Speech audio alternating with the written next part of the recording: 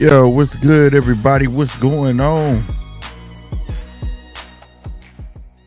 What's good? What's good, man? Real spit. Excuse me. Whew. Hope y'all had a hell of a Christmas just like I did. Hope everybody, kids had a great Christmas. All of that, man. Salutes. Everybody come on in. Y'all. Hey, you guys! Where y'all at? Did you hear me? Where y'all at?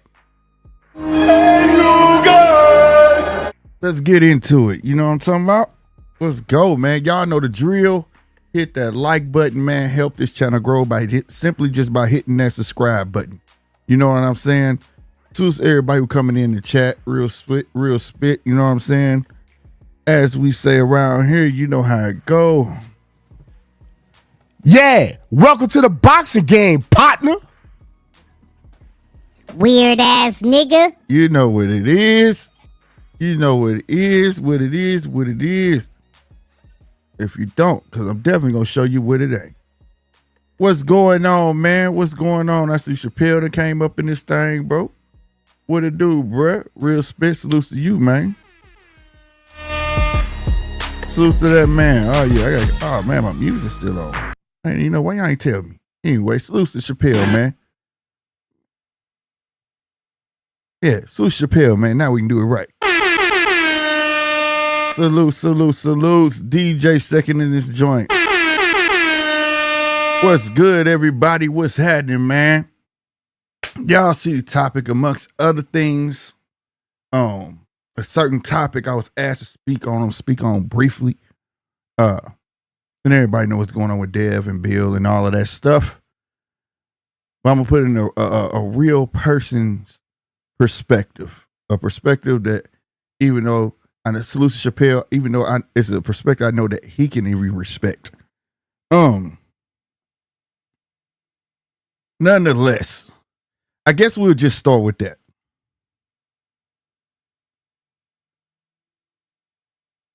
The whole thing. Salute to Punch. I just see you now. What's up, Punch? My guy. What's going on with you? I see you. All day. Hey, you guys! I see y'all. What's good, man? But I'm gonna go on and jump in it. The link. Let everybody know when you hear the ding ding, the ding dong. When you hear this,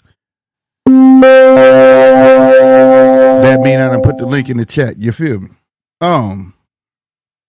Just to speak on it briefly, like I was saying about the whole Devin, his gal, and Bill, all of that stuff.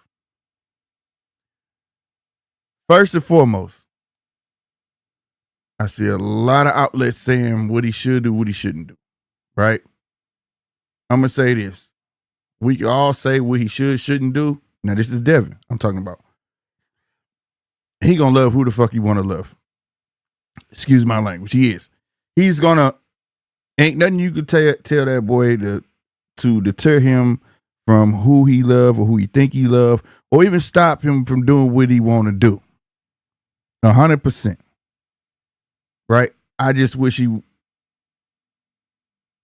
not going to say that. Just not going to be able to stop him. It is what it is. Call him what you want to call him. Want to call him stupid, whatever the case may be. Hey, his love is his love. Now, for me, from the post that was sent to me about Bill saying salute to the DAZN, pointing out certain podcasts, I guess those podcasts are going against him or something like that. And all of the memes, he's going at everybody. He made tweets about people, kids, and look. Overall, this all stems from Bill doing all the talking. And this is why people tend to take that, look through the glasses they look it through at Devin. Like, does he have a mouth? Why doesn't he talk? Is he still a baby? They come with these names and all this and so forth, right? I think if people knew him a little more, if we knew Devin a little more, maybe what he's doing be acceptable. I'm not saying that you have to prove anything to anybody else. But one thing, Mr. Haney, and suits to you, like I said, this ain't no slander to you. There's no reason to complain when it's being put out on social media. You goddamn right. I'm going to say it one more time. There's no reason to complain when you're putting your business out on social media. You goddamn right. When you do that, you have to accept what comes back with it. Payday. And it ain't that. It's all negativity. Right? Social media is supposed to be for fun and business purposes in my book. You know what I'm saying? But sadly, we have people who think that what they're doing with the memes and everything is fun. Right? And it's sad today that a lot of people are not thick-skinned as we were raised to be. And I'm talking about my generation. Like, that wouldn't have bothered us. That wouldn't have been considered bullying. That wouldn't have been warranted. Or y'all better stop, or I'm gonna let everybody know, as Travis said, or some bad things gonna happen to you. Don't put it out there. Control your woman. Control don't mean like she gotta be your robot, but she should at least have that respect. And I'm still talking to Bill, because Bill know what I'm saying is true. Because if his Bill old lady get out and put her titties out or catch her in some phone lines, he gonna say she out of pocket. Hey, this ain't what's up. He know he gonna say that. So the perspective I'm looking at is having a son, granted, let me reverse a little bit before I say that, because we all know Dev's not from the street. Nothing wrong with it. It's okay to be a square, straight up. Just be a square that don't care. And if that's what you're going to do, like say, I wish you would get it. Dev would say something about this before Bill did, and people probably would respect the situation a lot more. Right? But knowing that, we've seen this tale over and over again. I think that's why certain other pundits are talking, because we've seen the street girl prey on the square kid. And we seen the square guy that likes the bad girls. But we're supposed to have those fathers in our life that say, hey, son, keep your eyes peeled. I'm not knowing about this one. Now, we know as kids, we was all hard-headed, but if you had a good father, he know how to get to you. He may suggest it to you. He may tell you straight out. Mine would have told me straight out. You know what I'm saying? Like, yo, I don't know about that one. If you get played, don't come crying to me, because I'm telling you, this ain't it. So my thing is, if you know that, knowing the background that you have, why it feels as such, because you're going on this whole spiel. Everybody heard the interview. We seeing the tweets from Bill. You're doing all the talking. You're putting it out there and then say, I'm going to say something because I'm different. We see that. But I know some squares that know how to maneuver too. Was any of that imputed in that young man?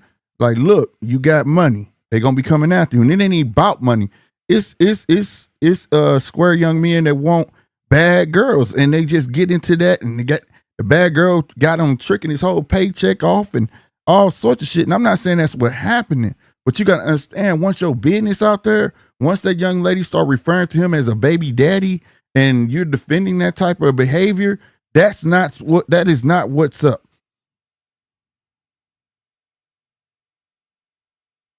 That's not what's up. I'm sorry. If that's her husband, you have to ask yourself, Bill, would your wife refer to you as such? Would you refer to your wife as, that's my broad? Mine would. So these are the things that I think people want to hear if you are going to talk. Yo, I tell my boy that, but that's how they roll. You know what I'm saying? He like it, I love it type shit. He'll get at y'all when he get at y'all. I'm going to let him handle that. I think that's what people want to hear. Not you being so definitive, talking about she could be one man's trash and another man's treasure. That shit don't add up, bro.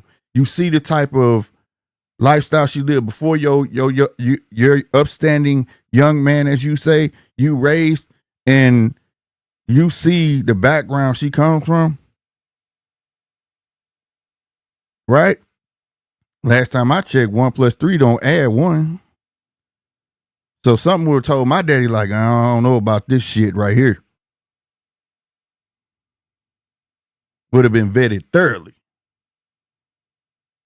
So I think just in that perspective of this tirade, I think Bill should never said nothing. And I'm saying this with all due respect.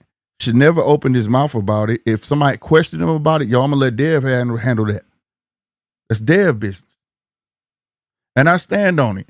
Dev, if that's what you like, that's who you love, dog, let it be known.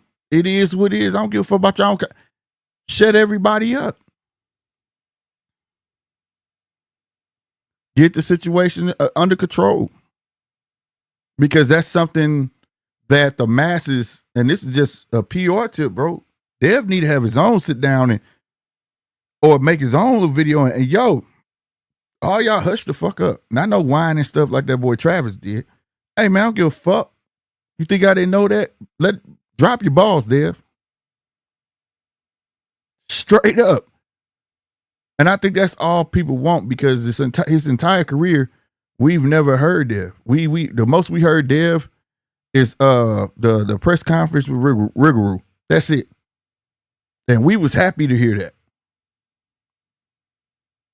But when you tiptoeing and dancing on the situation, ask you question, one man's trash is another man's treasure, and if she was this, she had to learn that from you, and da.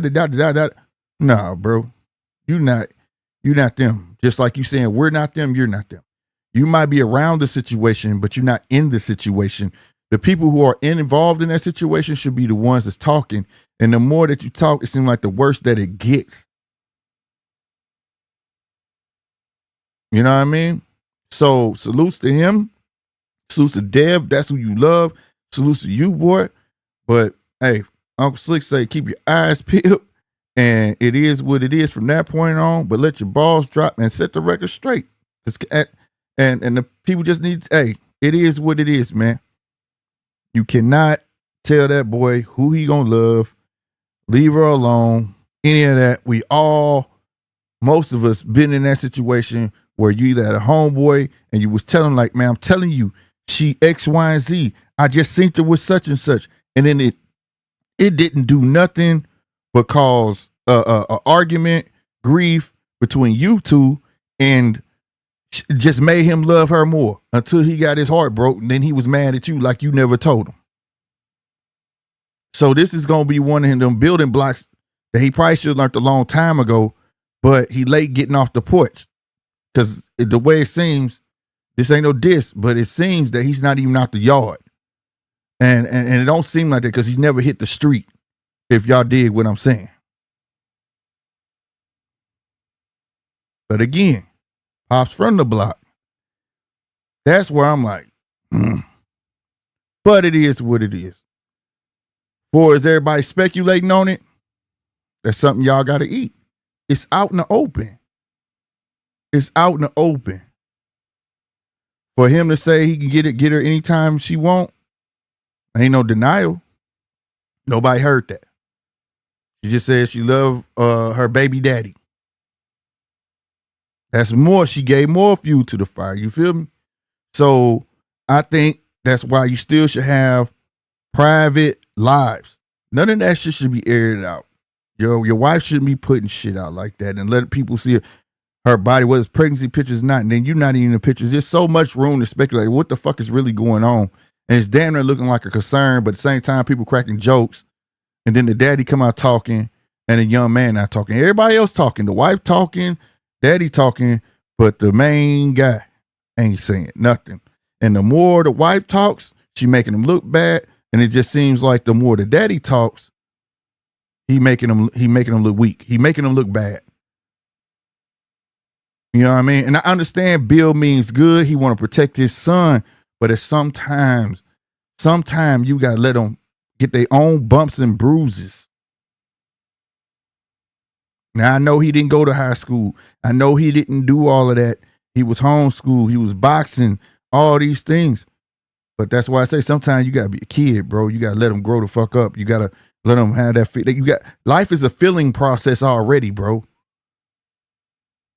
Everything can't just be taught. We can get references of what we think it happened. It's not. That's what wisdom is.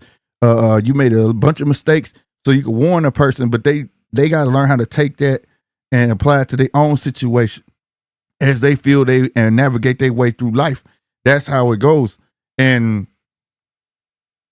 this is one of those things. And it's not just Deb. It's a lot of young men out here that are late bloomers that just think because they jumped off the porch, you ain't even reached the sidewalk, let alone the street.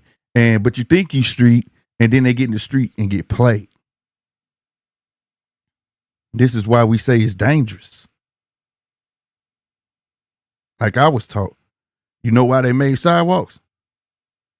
For niggas, certain niggas, because they don't belong in the street. It's 100% real. And I just wanted to say that, and I didn't want to say it to sound rude, and I promise you I wasn't trying to come off rude. I just want to put it out there because it seemed like a lot of backlash, especially the way Bill taking to X. He's like pointing a finger, but that finger should be pointed at who putting their business out there. Once it's out there, you going to get that. You going to get that speculation. You going to get people being negative. You going to get the trolls. It's up from there, bro. It's up from there, bro. And like I said, Bill say from the streets, I believe him. Then you know, if you stay ready, you ain't got to get ready. There wasn't no such thing 1 to 100 with us. We was already on 100 when we left the door. And that's how I look at the internet. Anything that we put on here can be used against you, whether it's law, people, trolls, and you got to accept what come with that. And the only way to get to calm everything down is to get out ahead of it. But the person that's involved got to get out ahead of it. The person that is involving has to get ahead of it. And the way things look, when she keep posting and you talking, it looked like a PR cleanup, but it's the worst PR cleanup in history. She calling the man baby daddy, posting pictures, granted pregnancy pictures, but without him, and it's a bad look. And you got me, it's a bad look to the world. Because your son is out here, he's an athlete, and he's for the world. He's the world's entertainment. And you want to be the number one world's entertainment. I know they say bad publicity, good publicity, it's all good publicity, but it's not. Some of it is really not. Especially in this day and age where people get attached to certain sports figures and they get turned off because of little controversy, you know what I mean? So that's just my little spiel on it. Let me know what y'all think about that. But I just feel like overall, the blame is being pointed at the wrong way.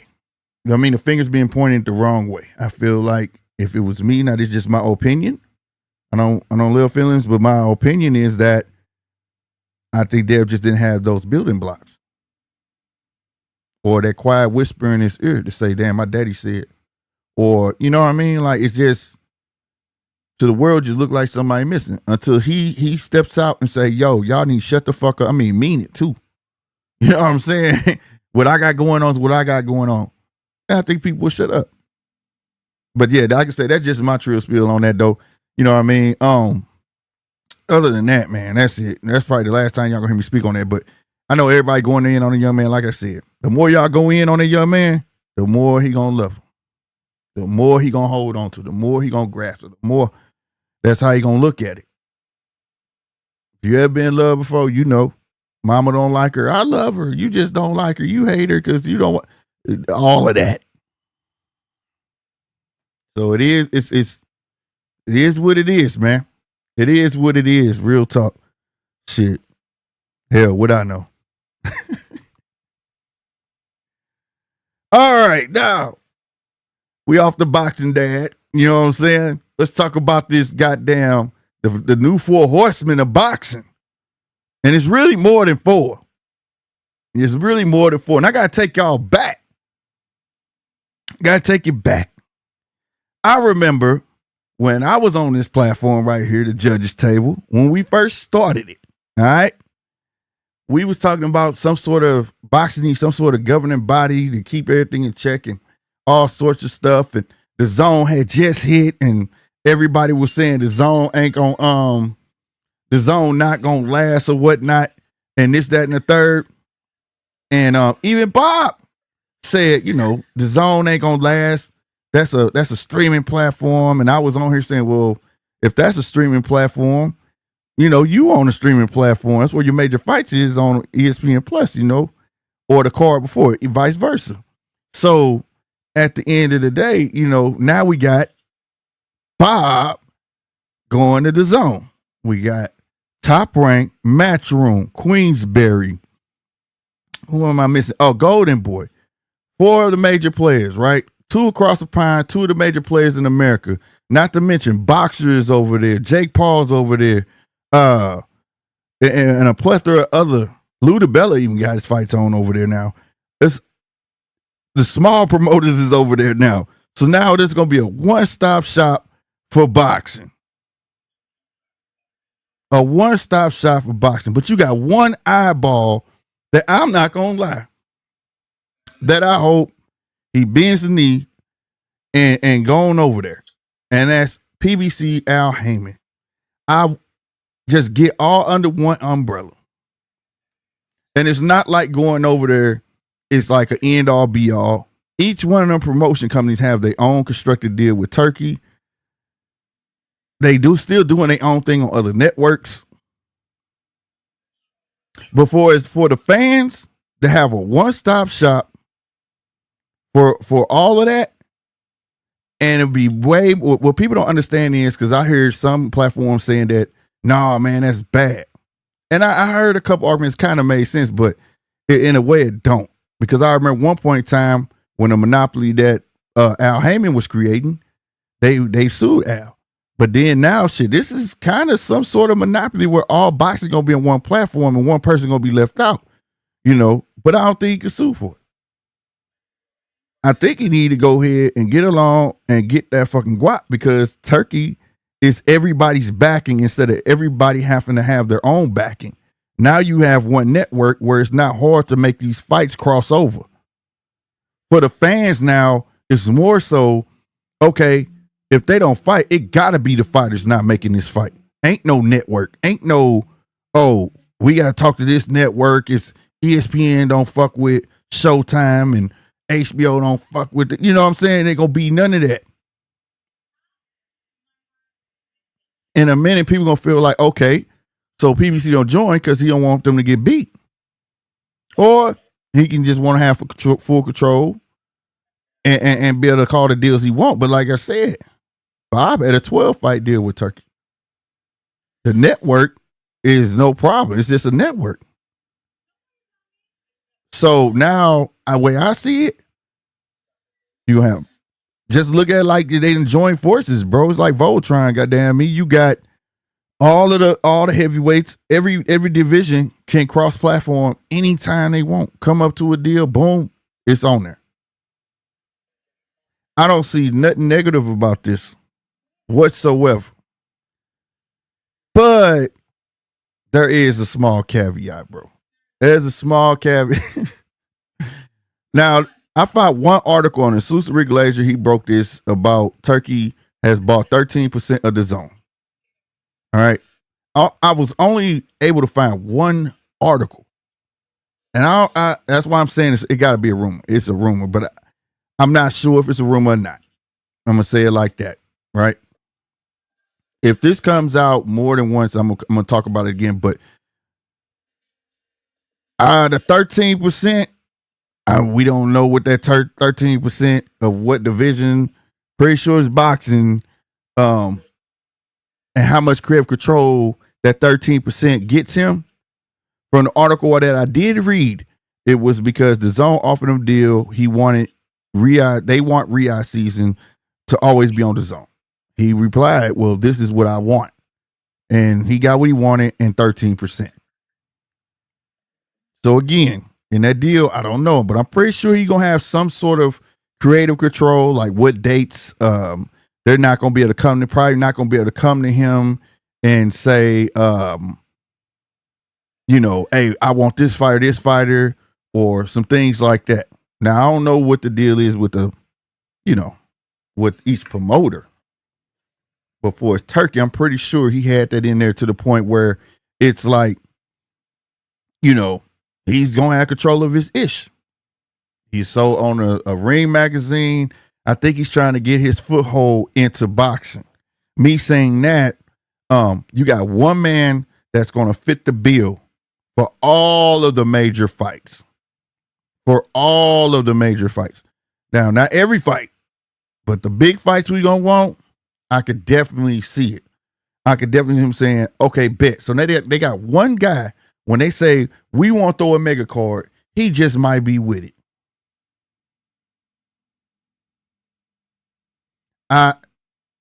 It started to look like that umbrella is starting to you know, come over boxing. That can keep everybody playing nice. No shortage of money. You're going to get your airtime. And it can't help but help DAZN grow. Mess around, see DAZN have a cable channel over here in America. You never know. Not to mention NFL, baseball's over there, soccer, pool, any other sport is over there as well. You know, they're really trying to become a real rival. A real rival. Despite the stuff we heard them losing all that money and all that stuff, they're still making moves. And that's why I tell you, sometimes it takes money to make money. You know? So, I mean, the way I see it, then you got, I didn't think Mauricio was going to bend the knee, but we didn't think Mauricio done partnered up with Turkey. The WBA done partnered up with Turkey. I don't know if he got the IBF yet, but I'm pretty sure he's working on it. I'm pretty sure he's working on IBF, IBO, all of that.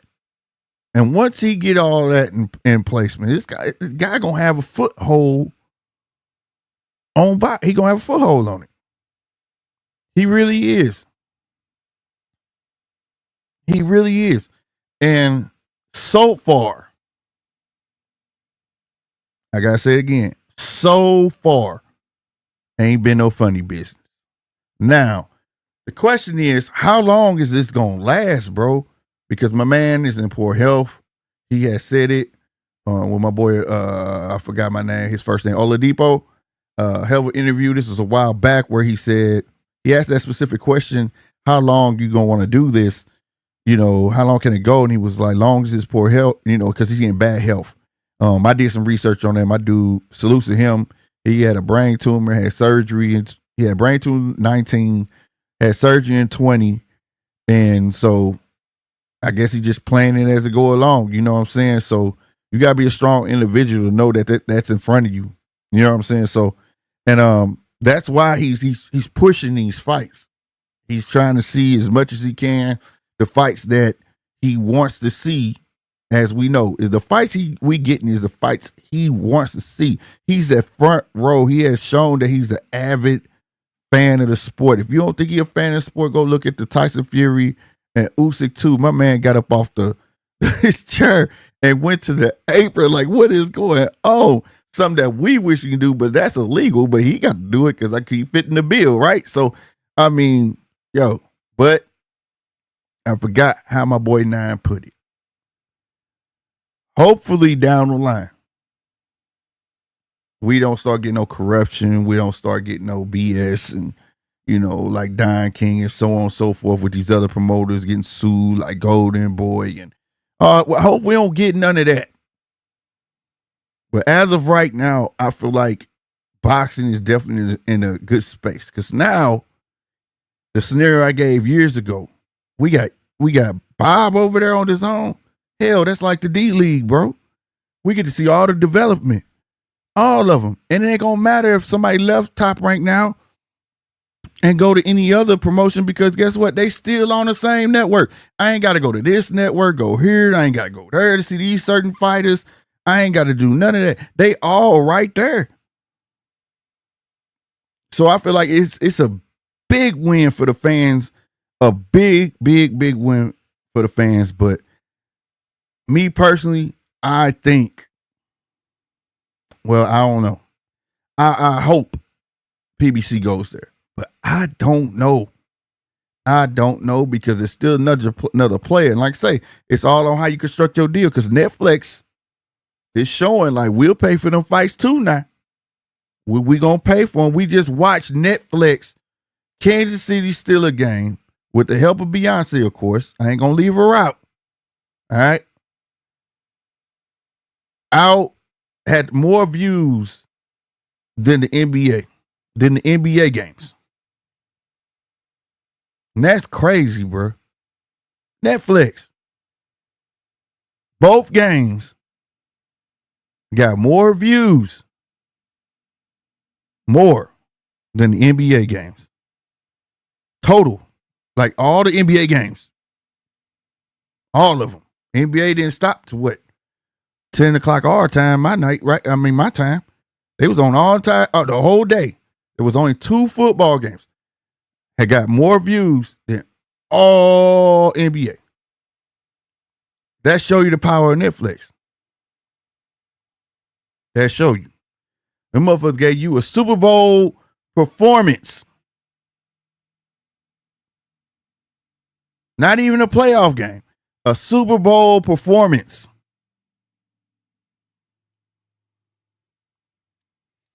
I'm just saying, so I don't know. They still a major player.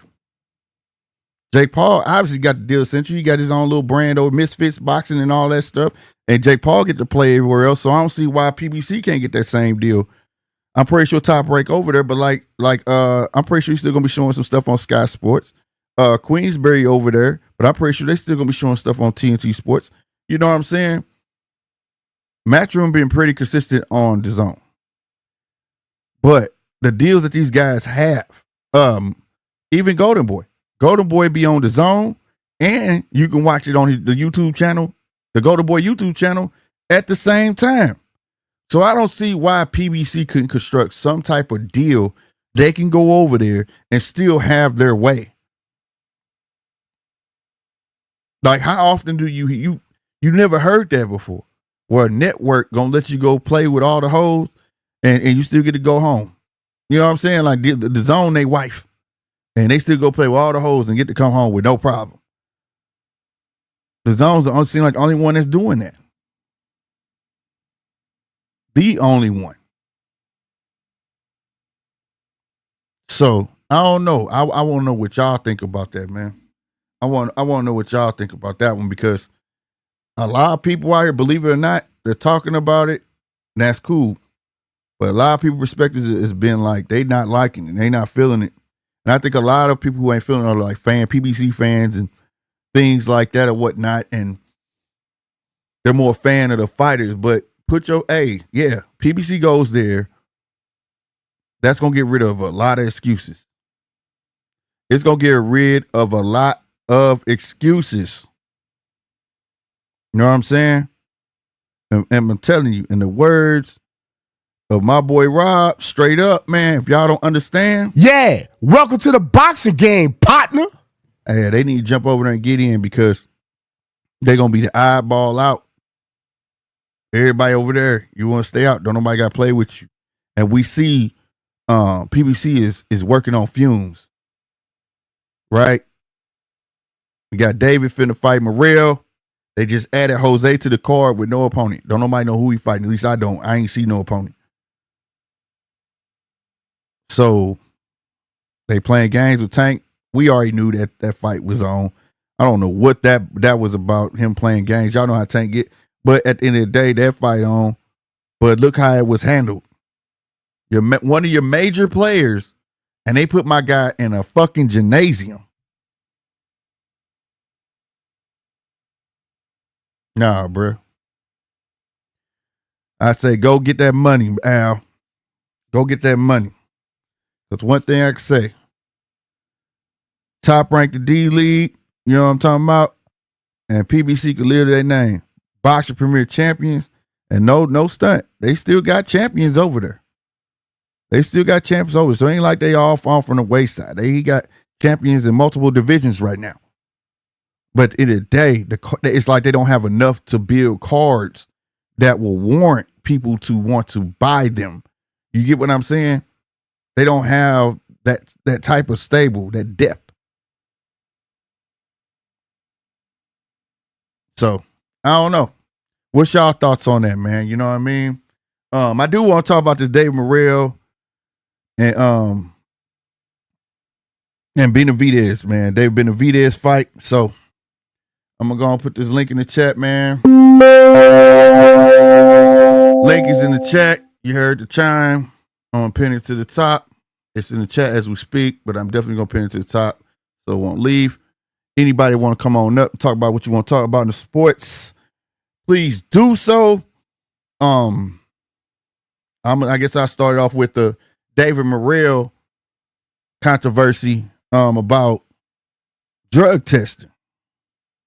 I saw I don't know if I'm pretty sure everybody saw it when they was like, "You signed the drug testing, sign the drug testing." Nigga, when PBC been doing drug testing? Like, let's be real, bro.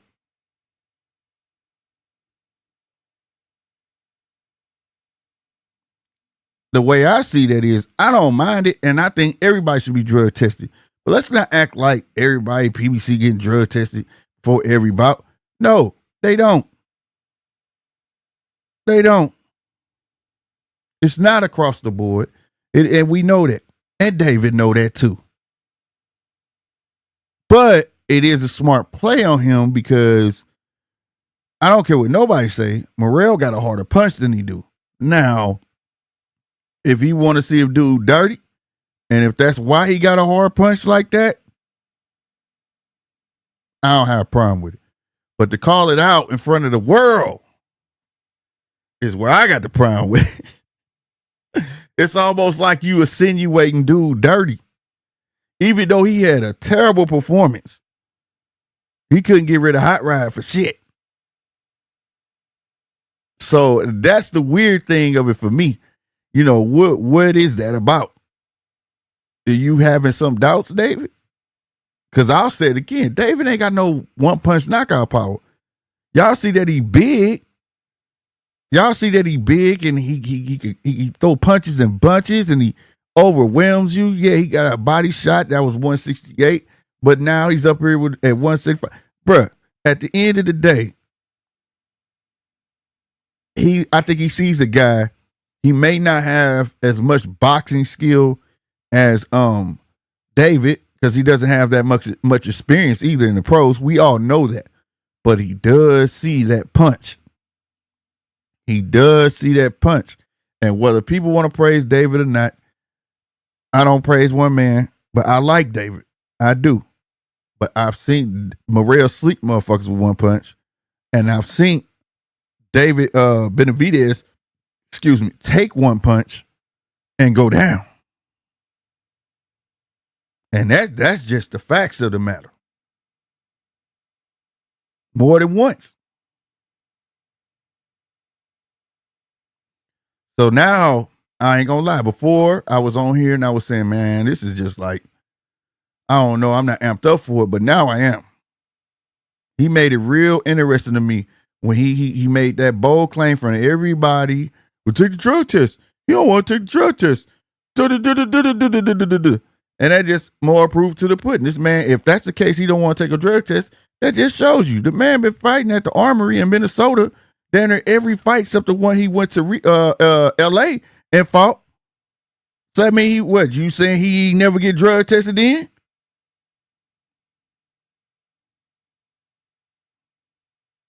If you trying to make claims that he don't want to, a person that's used to getting drug tests would never have a problem getting drug tests. That's what you're trying to insinuate. But it's crazy because it's not cross-platform. Both of you guys are on the same goddamn promotion.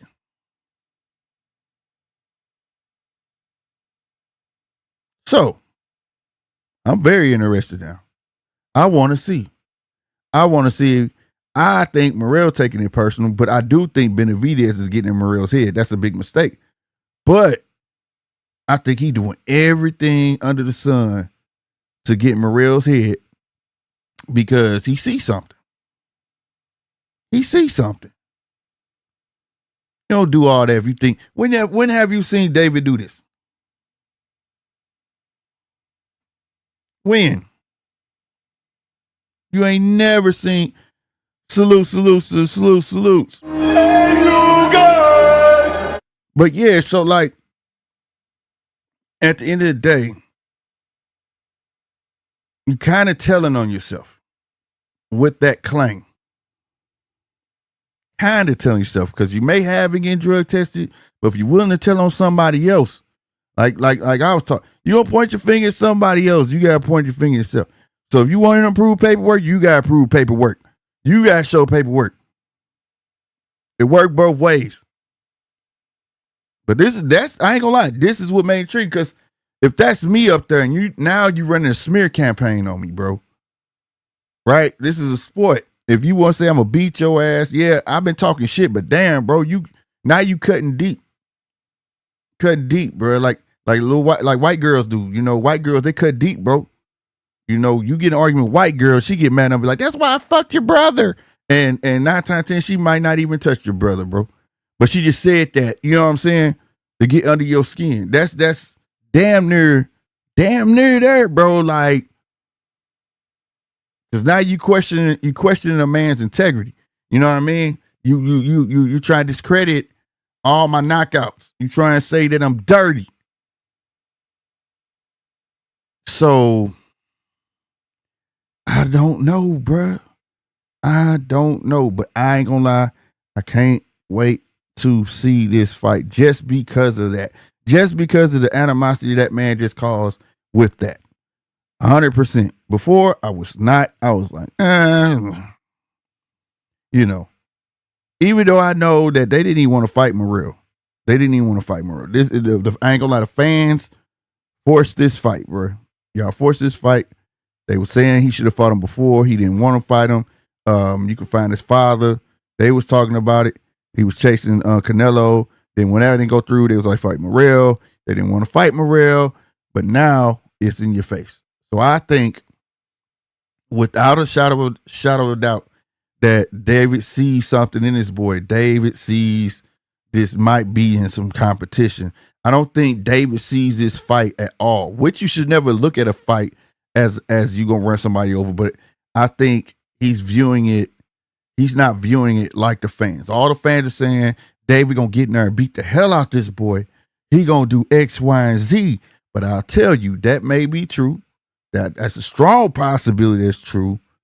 But it's nights like this that stars are born. Like I said, ain't nothing old under the sun. Nothing is old under the sun. We've seen stars be born. Spinks beat Ali. Had no business beating Ali, but he beat him. Even during the rematch, he got his ass spanked. But salute to Spinks, St. Louis native. But he beat him. So I'm telling you, ain't nothing old under the sun. If he get in there, David get in there and get rocked, I wonder what people gonna say. Now, I ain't gonna lie. I like Morrell. I'm favoring David a little bit. Just because I think he didn't got in Morrell head though, bro. Just because he got in Morrell head. I still stand on that. I don't see David rushing in like he rushed everybody at 168.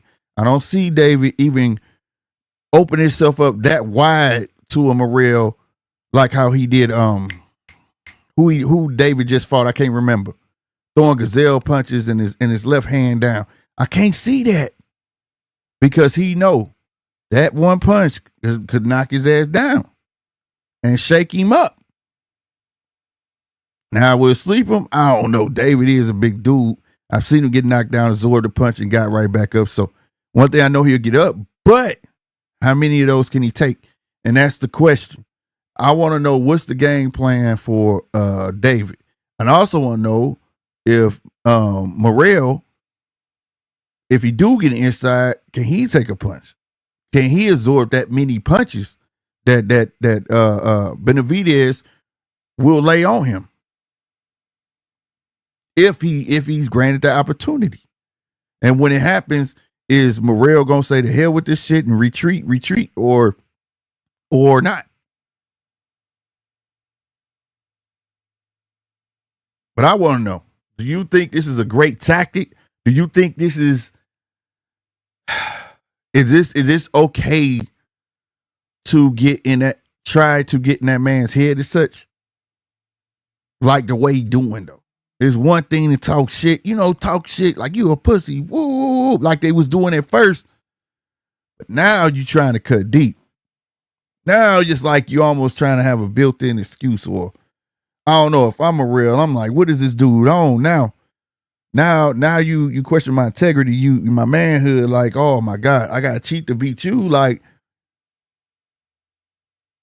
that shit could play two ways, bro.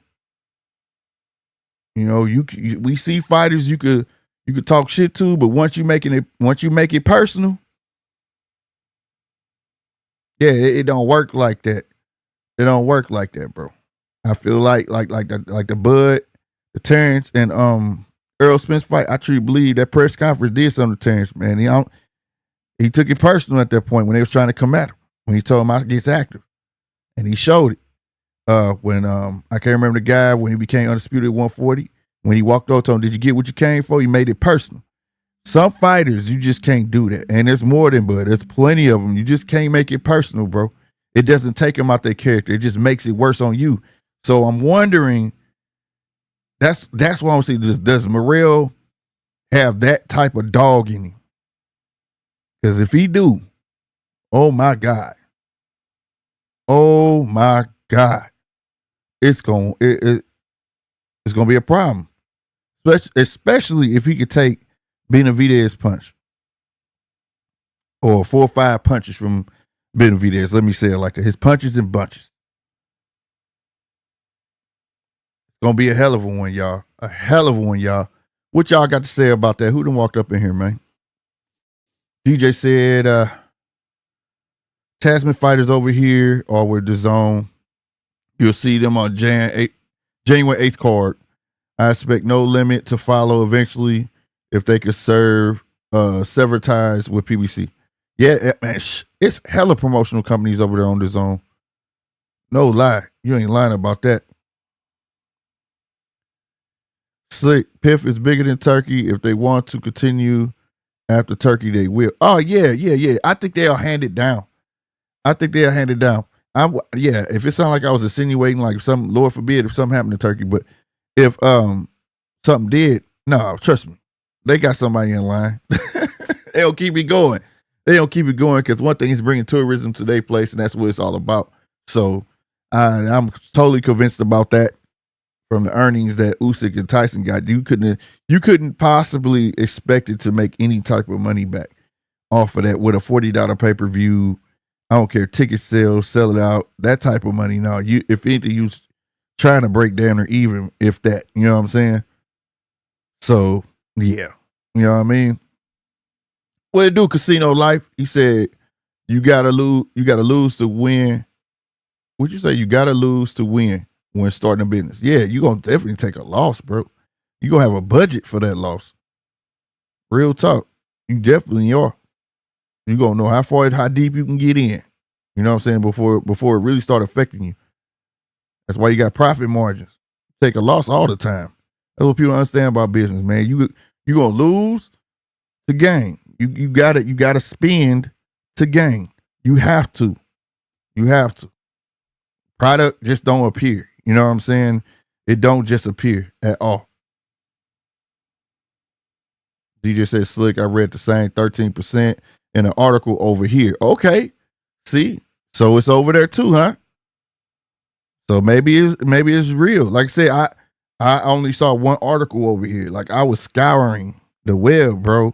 And I saw it on Rick Glazer reported it first on X. And then I found the article online, but that was the only article that specifically, said 13%. I found articles saying that he was buying into DAZN, but it didn't have the percentage. I found one article that actually said that. Adam Hurley, what's good, bro? He said the best thing that could to Dev is he get knocked out by someone, then he can forget about Ryan. That's not a joke, man. I don't know, man. You see Dev back working out. Me personally, I want to see him come back. Not against a puncher. Get his bearings, and then go after the shit. You know what I'm saying? And if it don't work out, don't work out. But I'm not in the business of, you know what I'm saying, want to see fighters get hurt or dog walk. You know what I'm saying? If you ain't got the goods, you just ain't got goods, and then that's up to that fighter if he want to bow gracefully, or you just want to be a punching bag. Which one of those will Devin be? I don't know. He has to come back and show that. You know what I mean? But we at the end of the year, man. 2025, we got a bunch of great fights. I saw Teofimo, Sabril Matias. I wonder if that's really gonna happen. I would like to see Teofimo fight Richardson Hitchens more than Matias. I think kind of it serves no purpose now. That fight don't serve, because after Paro beat him, it serves no purpose. Then you got Hitchison that beat Paro, so why not fight Hitchison? Why fight? I mean, you're not even fighting the guy that beat Sabril Matias. You know what I'm saying? You're not even fighting Paro, so why do that? And then Paro just lost to Richard Hitchens. I don't know why I can't say that boy name for nothing. Hitchens. So why not fight Hitchens, bro? I agree with Hitchens. Put that shit in Brooklyn. Make it one of the biggest fights out there. That's just me, though. I mean, I think that would be nice. And how that fight would go, I don't know. It depends on what and I know I say this a lot, but it depends what TO we get. You know what I'm saying? Now I know a lot of people say, "Shh, are you rocking with TO?" Let me tell you something. It's boxing, bro. That's a win-win for me. He get his ass whooped, he get his fucking ass whooped.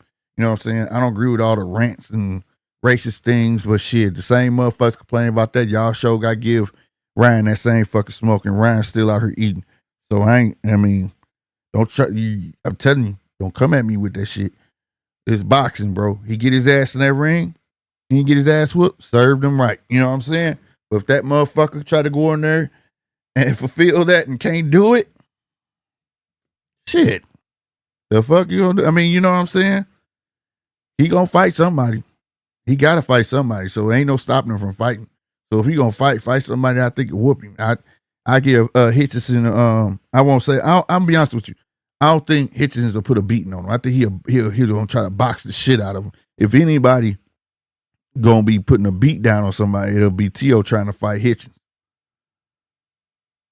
When I mean, you saw the fight with Paro. Let's be real. The smaller guy was giving Hitchens fits, giving him fits in the first 3-4 rounds. The smaller guy, it ain't like that. That's not Hitchens' style. Hitchens box. You know what I'm saying? He not coming there with the to knock your head off style. You know what I mean?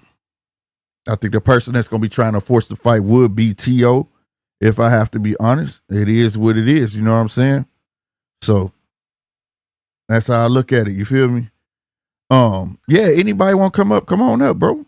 I mean, shit. This the people's show, man. I already rang the bell. That's why I put it out there. But like I said, this year, we got Job Patai January 8th. February finna be a hell of a month. Who else we got? It was something I missed. I know we ain't got nothing this Saturday, do we? We don't have anything this Saturday. I don't think so. I remember seeing some Japan boxing, but I don't think that was Saturday though. Yeah, we don't have nothing. We don't have anything. It was something on tonight, but not where I could watch it though. Felix Alvarado versus Tobias Ramirez Reyes. That was a flyweight, IBF flyweight. Yeah, the 31st, the All Japan card. I don't know, I might do that one. But January 8th, yeah, I'm right. Damn, Terramona, they done added Terramona to that Joel Patai card he just fought. That's what's up, Terramona. I'm dead. My man, my man named so nice they had to name him twice. Terramona. That's his name. Swear to God. First name and last name. He fighting the 6th round. I like him, man. Y'all need to check Terramona out, bro. He's a nice prospect to be watching right now. But yeah, okay. So that's January 8th. January 10th. I don't know where they're gonna show this fight. I don't know nobody on this card, to be honest with you.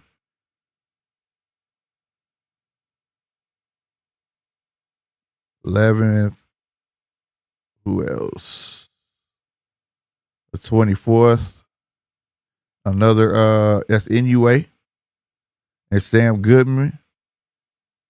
And then on my birthday, damn right, January 25th, Diego Pacheco and Steven Nelson. Oh, that's right.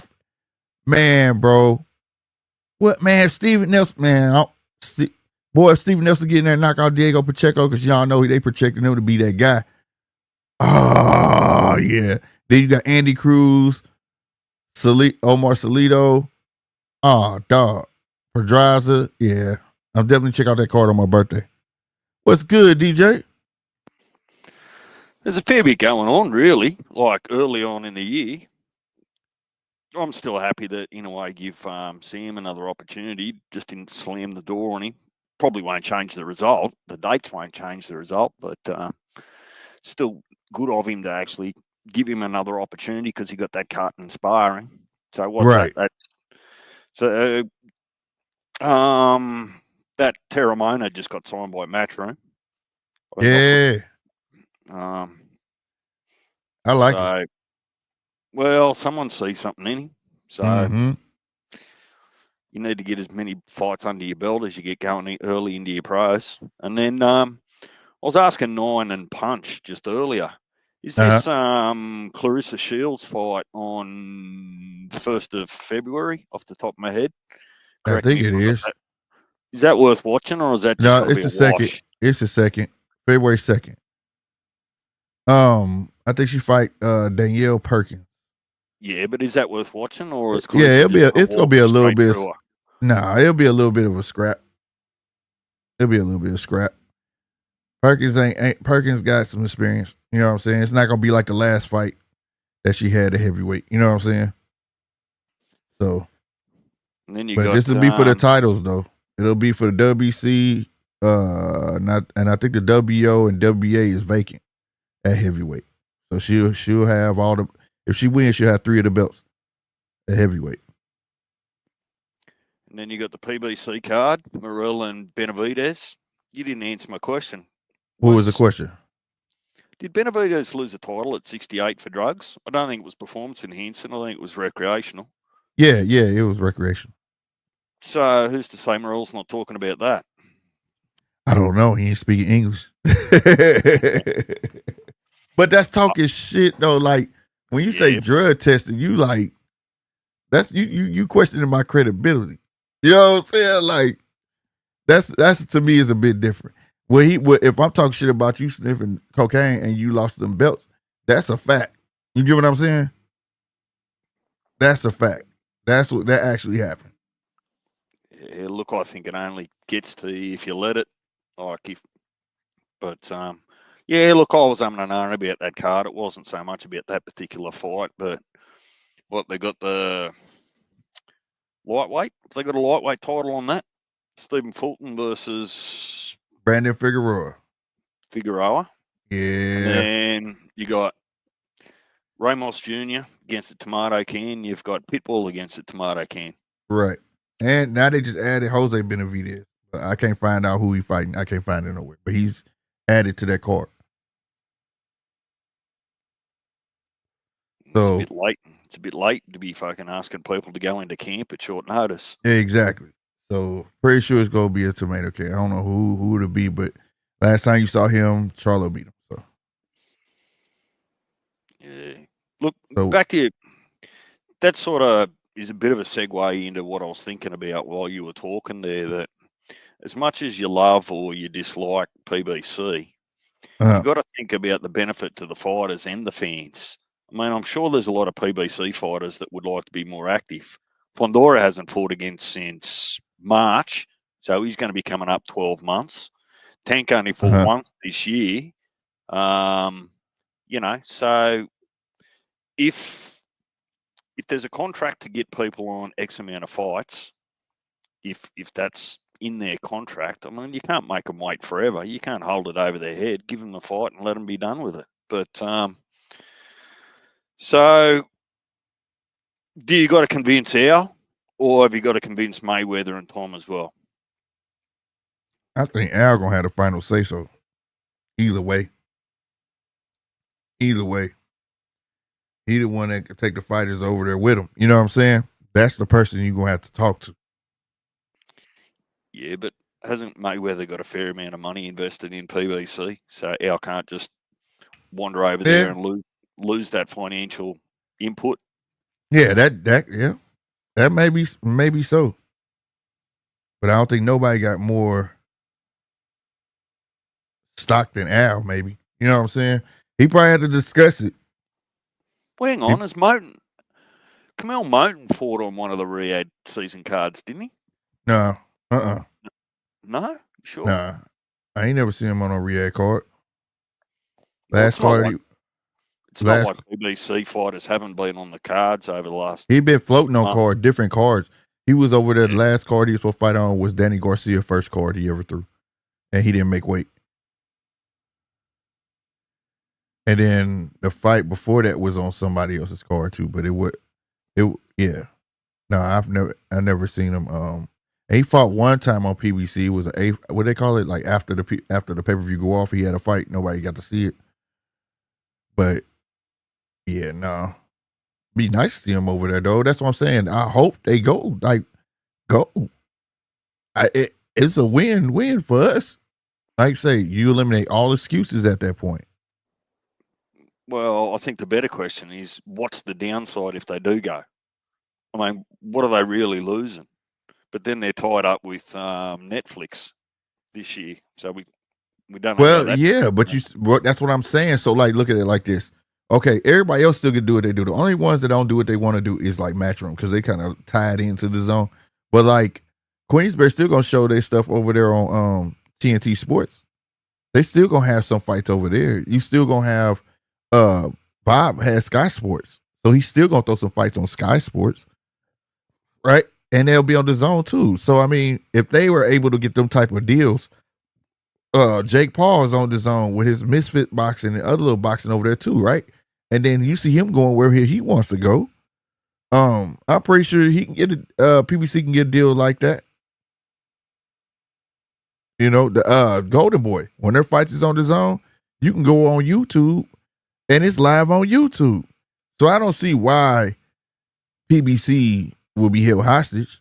You know what I'm saying? You still can put your big fights on Netflix if you want it. If say you didn't want to fight with Turkey, right? Say you didn't want your fighters on Riyadh, fine. He'll still be able to go to Netflix and just show, because he still needs a spot for those in between fights. You gotta be able to keep people interest. You know what I mean? What about all your other fighters that aren't like pay-per-view worthy? Well, they'll never be pay-per-view worthy if you don't get them in front of people and build their fan base. Right. So that's what I'm saying. The zone be perfect. Put them on. Show the world. And then your big fights, have them at, and take your Tank, if you get Canelo again and things like that, put that on Netflix. I don't think. Because going to the zone is not like going to Turkey, at least for the moment. You know what I mean? But like, you know, like Bob, this doesn't negate his contract. He had what, 12-fight deal for Riyadh. But Bob gonna showcase the free stuff. Abdullah Masons and all of them, they'll be on the zone. That's how I'm looking at it. That's why I say it's like a win-win for them over there. Nobody's locked down for real. You know what I mean? Well, you're only locked down if you sign a contract that locks you down. Right. So just don't sign a contract that locks you down. Yeah. But like, I mean, we were talking about this 12 months ago when PBC left Showtime before they picked up Amazon Prime. You know, all the rumours were swirling, saying, "Oh, PBC's broke. Are they going to go out of business?" You know, blah blah blah. Here we are again, 12 months later, on the eve of another contract that they've signed with Netflix, and the same rumours are circulating. Only this time, the only difference is now that you've got the 4 or 5 other bigger promotional groups across there working with DAZN. Right. Like you got, like I said, them the big players. You got Boxer on the rise, Salida Promotions over there. Like you named the Australian promotions over there, about to go over there. All the small time promoters are over there already. It's about to become like the mecca of digital boxing. You know what I'm saying? Streaming platforms for boxing. Yeah, and I think it shouldn't be forgotten that people shouldn't feel like that DAZN's taken over boxing. The reality is they just cover so many of the big worldwide sports. Like you can watch just about anything you want on DAZN. NFL, NBA, English Premier League, even the women's Premier League over there. They got cricket, they got Formula One, rally car, all sorts of stuff on there. So it's just a massive big sports broadcaster. They Right. just went pending board approval. They've just bought out Foxtel Australia. So the subsidiaries to Foxtel over here, like you've probably heard Mark and I mention KO, Right. right? Right. So that's where we would watch No Limit fights and those sorts of things. Well, that's under Foxtel, so that would become DAZN. Damn. That's huge, bro. That's huge. And is Foxtel like a regular station over there? It's like a cable, but you used to be able to get your pay-per-views on it, like Okay. main event and those sorts of things through it. But Foxtel's changed a little bit over the years. Basically, it's all your major Australian sports get broadcast through Foxtel. And that's crazy because what if they buy it and then become a DAZN channel in Australia? That would be Well, nuts. well, what you'll find is that all of those sports will become less Australian orientated and broadcast, and it'll just go straight on the DAZN app, so anyone everywhere across the world can tune in if they want it. That'd be crazy. Well, that's how you build your sport, right? Yeah. They making moves. They making some real moves over there at DAZN, bro. I just can't wait to see what this year gonna bring, bro. They get PBC, it's over. Then I'm gonna worry about, is the price gonna go up again? Is the price gonna go up again for DAZN? Because right now, what is it? $19.99? For what, the subscription? Yeah. I don't think so. I think that you just get more subscriptions. If you put your product in front of more people are going to actually sign up to it, particularly if they like your product. So it's not really about going into debt and then putting a price up to recover it. It's about going into investing back into yourself in the hope that you actually get more international viewers buying into your product. Yeah, that's what I hope.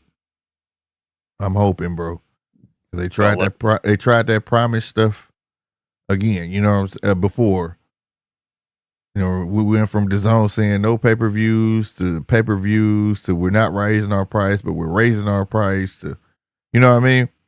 So I'm really hoping it stays. I'm all right with the $19.99, like I said, because I'm an avid boxing watcher. So, you know, I'll sit there and watch it all day. It don't feel like my money's lost, but I hope they don't go up though, because then you'll be getting steep. You'll be getting a little too steep.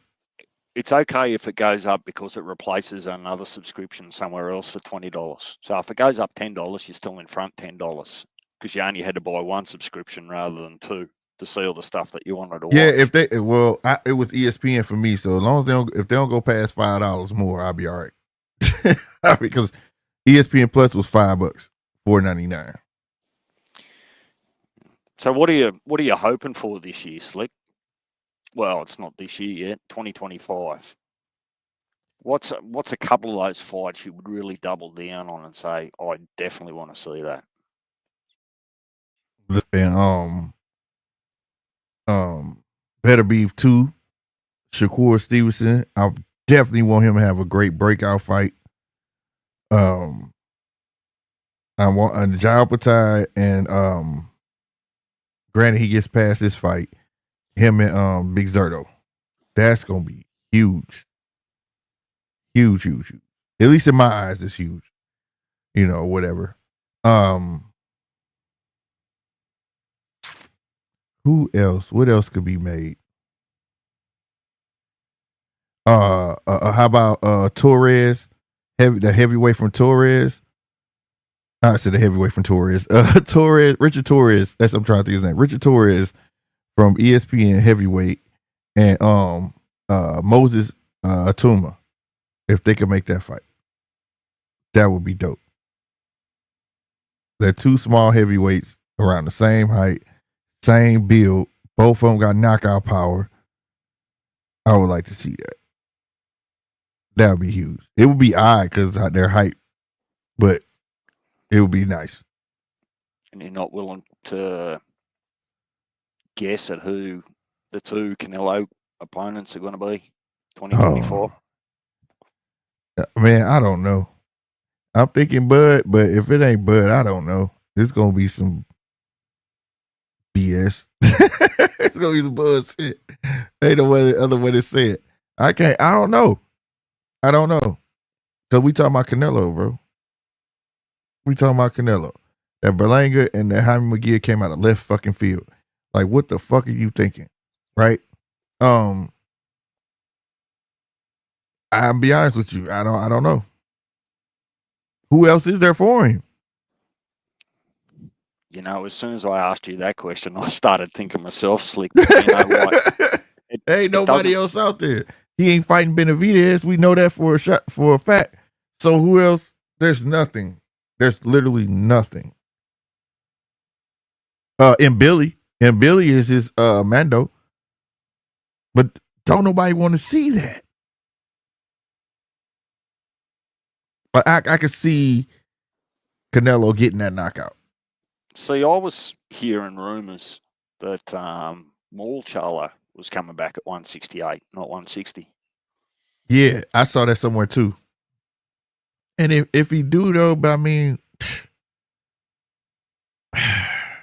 it's almost like we synced this already though, because it's well, yeah, but think about how they're going to promote it. You know, the other brother, the twin brother, wants to get his get back or his revenge for his other brother. You know how they're going to play it. Man, he better fight Caleb. He better fight Caleb. You better fight Caleb, bro. That's what I would. Hey, fuck that. You know what I'm saying? Don't Caleb got like the interim or something? Caleb got when he fought. What was that boy he fought and beat up? He knocked him down, then he beat him up. I can't think of his name. He had the porn star. He had that funny mustache. And he had a mullet. I can't think of his name. McCumbee. I think wasn't that for eliminator or interim? I'm just having a look. I think it was WBA interim. Caleb Plant. Yep. So you can have Jamil. He can fight Jamil, Caleb, Bud. But I think out of all three, people would rather see Bud. And I think everybody want to see Jamil fight Caleb. You know what I'm saying? That'd be huge. Hell, put them all on the same card. Put both of them fights on the same fucking card. Winner gets Canelo. Right. Yep. Granted, Canelo beat Bud. Shit. Yeah, I'm right. Win or lose, shit.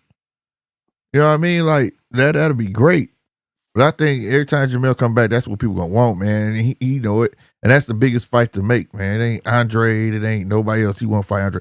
Man, I don't know why he wants to see you fight Andre. That shit should have happened a long time ago. Nobody wants to see that. You know what I mean? Nobody wants to see that. What about this, Slick, if you've got a crystal ball? If the Canelo-Bud fight does happen, considering how much money we expect that bag to be worth, does Canelo retire at the end of that fight as well? Yeah, especially if he lose.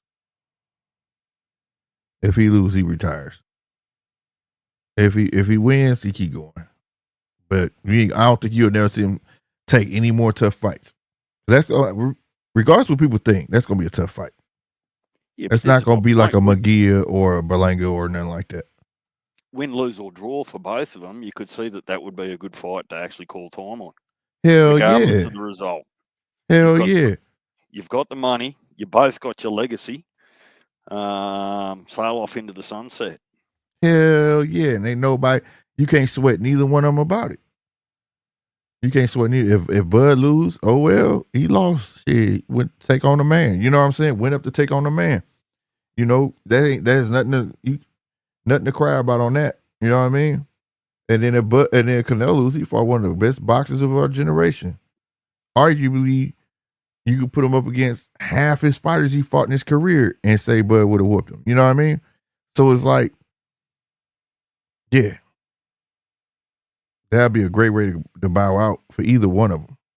Both of them, if they want to leave, say fuck it.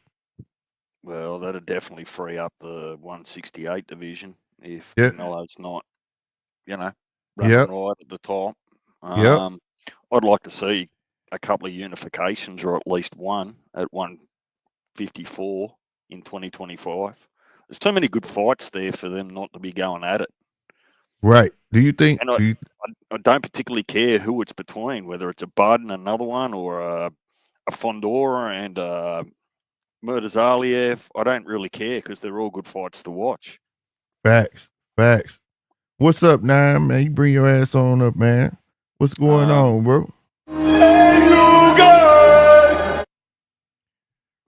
What else do I want to see? Yeah, I'd like to see the unification at cruiserweight. They had an interview with Jai. He went to the Usyk Fury, and they were interviewing him in the crowd. And the commentator asked him. He said, "Look, the people are already calling for you to fight Usyk." They said, "Would you go up to heavyweight to fight Usyk?" And he said, "Well, it'll be too big of an opportunity to say no." But he said his current focus is on attempting to unify at cruiserweight. Right. Because I don't see Usyk having to come down for that. The reason I say that is Usyk's the bigger name. He's the A side, so Jai would have to go up. Yeah. But the only reason I said him go down, because I can actually see Usyk saying I'll go down. Because he's such a good guy. You know what I'm saying? And also a person that like to challenge yourself. Like, I give you the upside just to show you I can still do it down there. You know what I mean? But I also can see, like you say, over time, take the opportunity in a heartbeat. You know what I mean? Well, Usyk, at his age now and after everything he's accomplished, if he still wants to make some extra dollars, he's probably sick of having to fight the big boys. Yeah.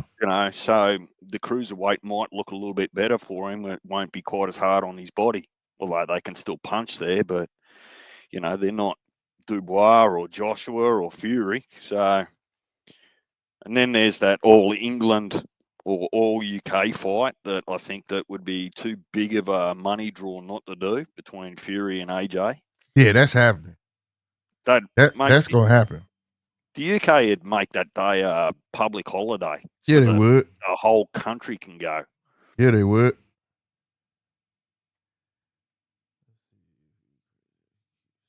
But yeah, no, like on everything, they definitely that fight has to happen. That's why they start talking about it immediately after that fight. That's too much money. That's too poor. Where did they have it the first time? Wembley. That well, they ain't never fought, but AJ when he filled that stadium up, that was Wembley, wasn't Klitschko. it? Yeah, that was against Klitschko. Yeah, 90-something thousand. Man, shit. And then Tyson Fury did it too, 90-something thousand. So they definitely gonna pack that house. That shit gonna be crazy. And I wonder, is Wembley their biggest venue over there? It's probably more iconic with its history, but I don't know by way of how many seats it could hold. It was 90-something thousand. I remember that. It was like 88,000, and then they opened up some more seats and they filled it all the way up. It was like 90-something thousand at capacity. Look, you're starting to split hairs between 90,000 and 100,000, right? You get 90,000 people to a boxing match. You've done your job. You're damn right. And they both done it. That's the thing. So both of them a major draw over there. So that's why I was thinking, like, is there a bigger stadium? Because they can fill all that shit up. That's some star power for your ass. Them two in a fight is definitely gonna happen. Definitely. And it's still gonna end up being a good fight. It's still gonna end up being a good fight. You know what I'm saying? Yeah, he is the head of boxing right now, bro. He is. He's definitely is. He's pushing the forefront. He got foresight. Straight up. But Turk can't hear this because we're gonna make his head too big. We don't want his head to get big, bro. You know what I'm saying? It's already big. So And be careful when you talk to Punch about Teofimo and Matthias. oh, I made the mistake on his what channel happened? just before, and he went scorched earth. I'm telling you, I had tears coming out my eyes. My face was hurting from smiling and laughing. What he mad at? What he mad for? He just doubled down on CO for being racist, and he hasn't won anything at 140, and you know how he goes. But I didn't know it was such a small sore point for him. Oh, he got started, huh? Yeah. Yeah, that's why I said, man, if he get his ass whooped, he get his ass whooped. That's what he deserved, bro. But either way, he gonna fight. That's one thing. It's not like he's out there like nobody's talking about him, like Devin. Nobody's talking about fighting Devin. You know what I'm saying? But there's chatter about Tio still fighting, so he's definitely finna get a fight. Well, that's what I said there in the chat. If Devin's healthy enough, just get back in the ring. Give everyone something else to talk about rather than your private life or Ryan Garcia. Just get back in the ring, get yourself a soft touch, and just move on. Put 2024 behind you, because poor old Dev's not ever going to forget about 2024 in his whole life. I promise you. But I still want to see him fight Ryan again. Just make 2025 a year of improvements. And I can't see it happening. Well, I can't see it either, but I'm just saying I would like to see it. But if that's something he would want to go after, he dropped the case, make 2025 a year of improvements, and 2026, mid 2026, end of 2026, Ryan and him too. You know what I'm saying? Part 2. You know, okay. that would be if I'm Devin, if I was Devin, let me say that. If I was Devin, of course the suit would never happen. But that would be my primary focus. To get my revenge. But I don't think that Haney's not in, either of the Haneys aren't in control of that. Get this, right? Uh-huh. Just before I let Nine say his piece, just while I've got it on my mind, get this. If you're Ryan Garcia, right? Uh-huh. Well, forget about if you and I have just fought slick, right? Uh-huh. And you've beat me in controversial circumstances, but give me a beat down anyway. And then for the next 6 months, I drag your name through the mud. I take you to court, right? You have to pay back your promoter, right? So you're just out of pocket everywhere you look potentially for the next 6 months. If I come knocking on your door after that and say, hey, can we do it again? And you're the actual A side, you're the one that's actually bringing in all the crowd, the numbers, and the bag. What are you going to tell me? You're not going to feel like you owe me a cent. Right. So what? Yeah, we can do it. You take 5% though, bitch. Right. I just look at it from that point of view and go, look, if there's any ego, right, from Ryan, he just says, well, if I was ever going to give you an opportunity to get your get back, that's gone now. As soon as we walk into that courtroom. Yeah, that shit need to be over with. The crazy thing is, though, Ryan kind of got the victory, even though it wasn't official, because with all the shenanigans, I mean, like, if you look at it, it's like he's been spiraling down, and now he's collected a lot more haters, good, bad, ugly, right, wrong, or indifferent. The man's got a lot more haters. He's got a lot more people that really just not rocking with him right now, be it for shit in the ring or shit outside the ring. They not rocking with him no more. And so it's really like if they made the fight, everybody would be making the fight right now to see Ryan whoop his ass. harsh reality. Yeah. You know what I mean? And so Ryan is the draw. You know what I mean? And I don't see him unless Ryan is really desperate for money, even trying to make that fight with him. Because Ryan can go to Teofimo Lopez. Fuck, Ryan can go to Rolly because they had like a little underlying beef and make just as much money. Yep. That's just true. He could go to Rolly and make money. He could go, he could go all these other places and make money. Yeah, Ryan got avenues. He could talk shit to Boots. And just because he's a name, Boots would fight him, and that would be money. He's got so much money out there right now. Whereas, like, some of those possibilities, like when you pull somebody in the courtroom, it's hard to want to make business with them. You know, DJ, if I sue Slick, you know, for some bullshit, walking on my grass or something, it would be hard for you to want to do business with me too. If you see me sue him, you feel me? Yeah, that's exactly right. But the only way to get some of that, to change some of that mindset, Nine, is, look, I'm not going to buy into their private, do the law. I don't believe they should go to court, but that's not for me to decide, right? But I do agree with everything you said, and I had that opinion also, Nine, to say, well, you know, you're going to scare off other opportunities if you do that. That's kind of what you're saying, isn't it? Because other promoters that might have been thinking about knock on your door might not now.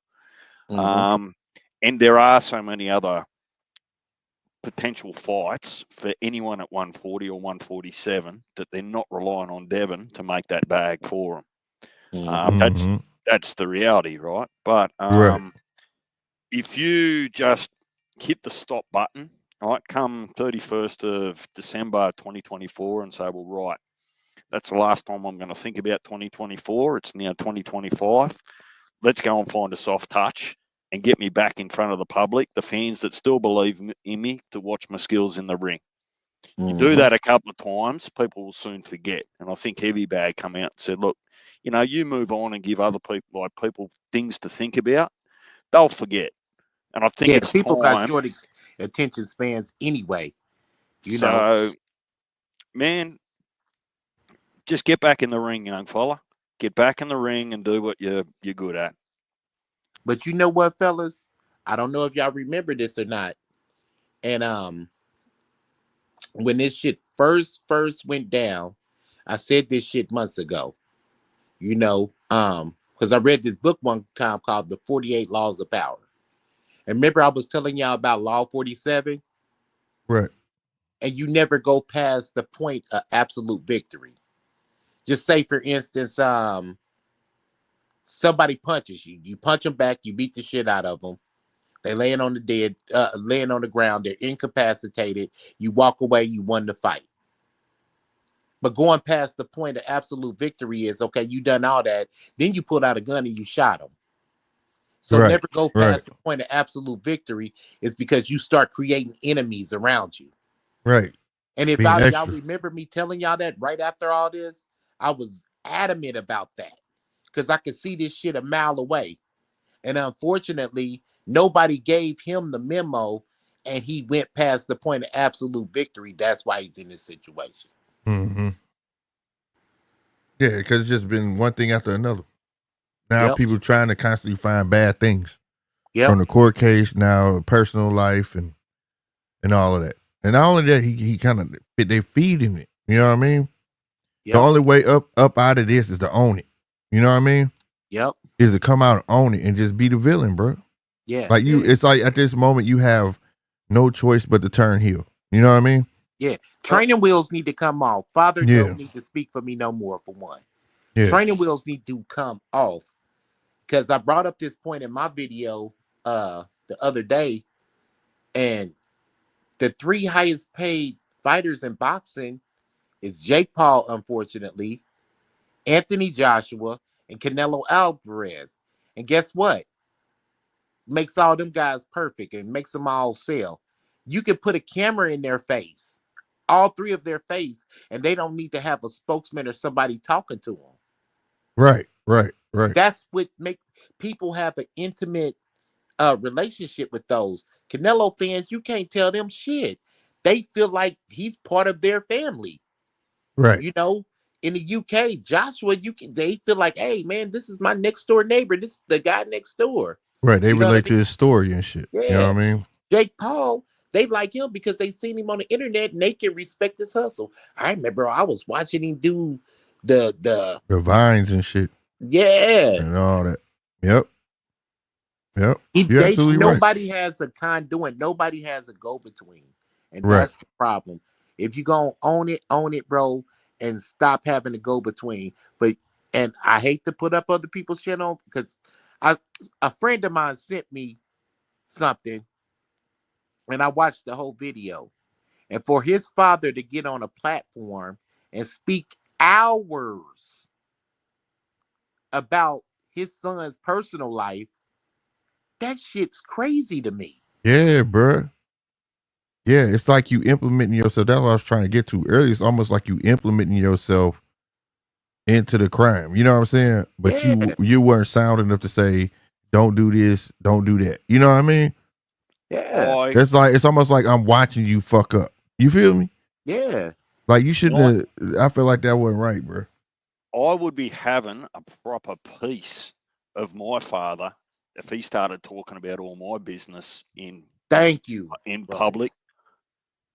Yep. I would have a proper piece of him. And it's weird because like I think I could talk about, like you say, all our parents, bro. Like my dad would have had a fit to see the stuff that she posts. He would have burned to me like, what the fuck she doing? Fuck you with, bro. Like that ain't what's up. Ain't you married, bro? She call you baby daddy. What's up? Was y'all breaking up? Like my dad would have been on some shit like that. You know what I'm saying? What the fuck wrong with y'all? But it's being like that interview made it seem like, oh, this is normal. That shit not normal, bro. Nah. That's not normal. You'll never be able to make that normal. Never. And in my situation, it'd be worse. I'm just thinking about it. I got 6 sisters. You see, right? You hear me? You hear me? I got one, and shout out to RC. He met her, and he pointed a whole lot of things out. I was like, I told you. He know. Right. I gave him the ups on my. He was like, yeah, you was right, bro. He was I'm telling you, you don't play that shit. You don't play that shit. Like all of that, bro. And like even just homeboys. If you got a real friend, a homeboy. Like me, I like I say, I always use myself as an example, bro. I call my homies, bro, and I know me. Like I say, when I walk outside, it's 100 already. And sometimes you gotta have good friends around you, so good friends that you could trust to be vulnerable and ask them questions without judging. Me, if I'm hot, if I'm upset, I'm glad I got good friends I can call and be like, "Yo, this is a situation. Am I tripping?" You know what I'm saying? You didn't call me 8 o'clock in the morning a couple of times. I'm like, nigga, what the fuck you doing up? Yeah, bro. I couldn't sleep. I was thinking about this shit, bro. Yeah, and if and I need somebody that I trust to tell me, yeah, you tripping. You know what I'm saying? And that should have put my mind at ease. So like, that's part of knowing yourself, and that's part of that feeling process I was talking about earlier. Life is a feeling process. Like you could take what people say, but sometimes you gotta walk the walk. You know what I'm saying? And it's sad, but at least you have that in the back of your mind as a reference, so you'll know what to do. You know what I mean? How to handle it. So like, that's what I was saying for him. Like I said, he think he jumped off the porch, but he ain't never left the yard. Amen.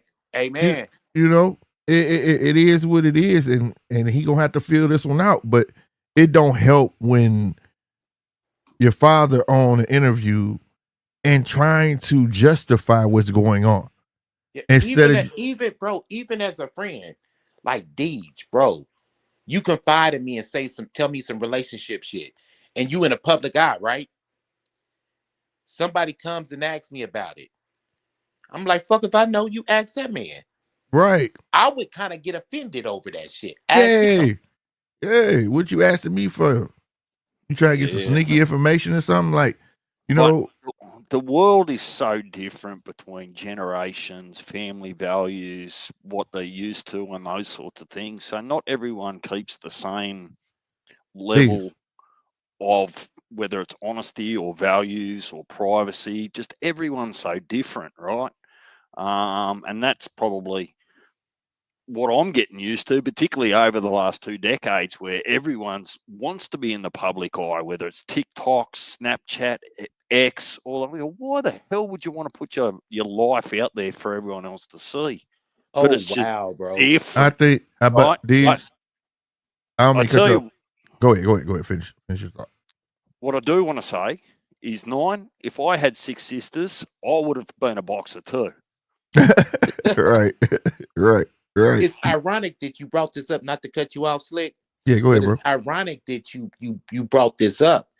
You know what I'm saying? Because I was talking to my sister earlier, and she was kind of bringing up the exact same thing that you brought up, Deej. She's like, this is like the look at me now era. Everybody's on TikTok. Everybody has to post everything about, oh shit, I ordered McDonald's. I ate it. I Take took your a food. shit. I Right.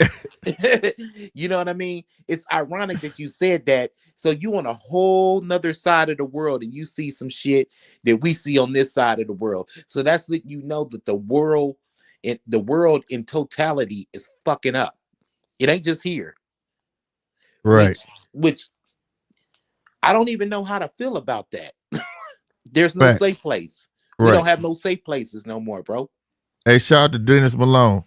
I hope you hit that like button, that subscribe button, my man. He said Bill Haney does it, but he has Devin's back. See, when I hear stuff like that, and this ain't no disrespect for you, and this ain't towards you. When I hear that I hear them comments coming from, I think them come from people who didn't have their father, or y'all didn't have a good relationship with your father, or stuff like that. I can't speak from that standpoint. I had a very good relationship with my father, right? It had its ups and downs, or whatever the case may be, but we had a very good relationship, bro. But I can tell you this, my father would not be airing my dirty laundry out on nobody's fucking platform at all. Like Nine said, he'd look at you like you was crazy. What the fuck you asking me for? That ain't none of your fucking business. That's what he would have told you. It ain't none of your fucking business. You know what I mean? Piggyback off what you said, though. Hold on, real quick. And then to these, what I want to tell these, I think that's where we failed them, right? Letting them think that shit was cool, right? That to put your business out there because you got access to do so. At the end of the day, when I grew up, right, your mouth is the greatest form of advertisement is by mouth, by word of mouth. And it's still today. The greatest form of advertisement is by word of mouth because people tend to take validation from another person on something, right? Especially if you experienced it. If I say, damn, Nine, hey, I know you don't fuck with hamburgers like that, but McDonald's got this new fucking jalapeno cheeseburger, my guy. That motherfucker fire. Now I'm gonna say, you know what? I might fuck around and try it. You see what I'm saying? Because he heard it from somebody who's tried it. You get what I mean? You know, so when we grew up, there was a saying in everybody's household that I grew up with: what goes on in his house stays in his house. So that and you do that as a child. You don't go talk about what goes on in his house. When you outside, y'all talk about outside shit. You don't talk about what goes on inside. And a lot of these parents want to hold on to, you can't control the kids. You can't do it. The hell you can't. The problem is you gave them the keys and these motherfuckers don't even know how to drive. You see what I'm saying? That's why they crashing every goddamn where. That's why they post this shit. You know how they post, I see all the time, motherfucker come back, go live and they be like, y'all want to talk shit. Y'all act like y'all ain't been through nothing, blah, blah, blah, blah, blah, blah, blah. And it kills me because they really don't understand that reason people talking because you put it out there. Amen. You know what I mean? And I think that's where we feel like, I got nephews and Nine to tell you, hey, I done told them, don't put your shit out there, bro. You let people see what you want them to see. But at this rate, these youngins are out of control. They have no control. Like Nine said, ooh, I'm in a fancy restaurant. I gotta take a picture of this and post this. Ooh, this shit was good. Let me take a picture with the spoon in my mouth. Ooh, you know what I'm saying? Like, no, that ain't it, bro. The look at me now era, bro. Yeah, that ain't it. And when I heard Bill talking, I'm like, bro, what are you doing? You justifying what's going on? Like, yo, that when they called you for that, I would have went. I'm like, what y'all want to know? Man, they out here making fun of me. I'm like, what y'all think? I would put it on them. What you call me for, bro? You tell me what you think. And soon they're like, well, we think Devin, need to do this. I'm like, well, guess what? Tell them that. Until then, shut the fuck up. Simple as that, bro. Like, hey, bruh. And you know what? Doppelganger shit. You just hit my piggyback. When I was a child, and yes, I had a father. When I was a child and I had my father around, if somebody said something, my father would get on my ass and look at me and say, boy, speak up. Speak up. That's right. Whether it was ordering food, somebody was cracking jokes on you, or something. Tell her what you want. I'm right. You had to have a voice. Yeah. Like we was taught off the rip. Closed mouths don't get fed. Yeah. Off the rip. Like, and it's just weird to see that. And it's what makes it weird for us. It's a person from our generation that's doing the justification. You understand me? Bill is conforming to what's going on now. And it's like, dude, what you see is not right.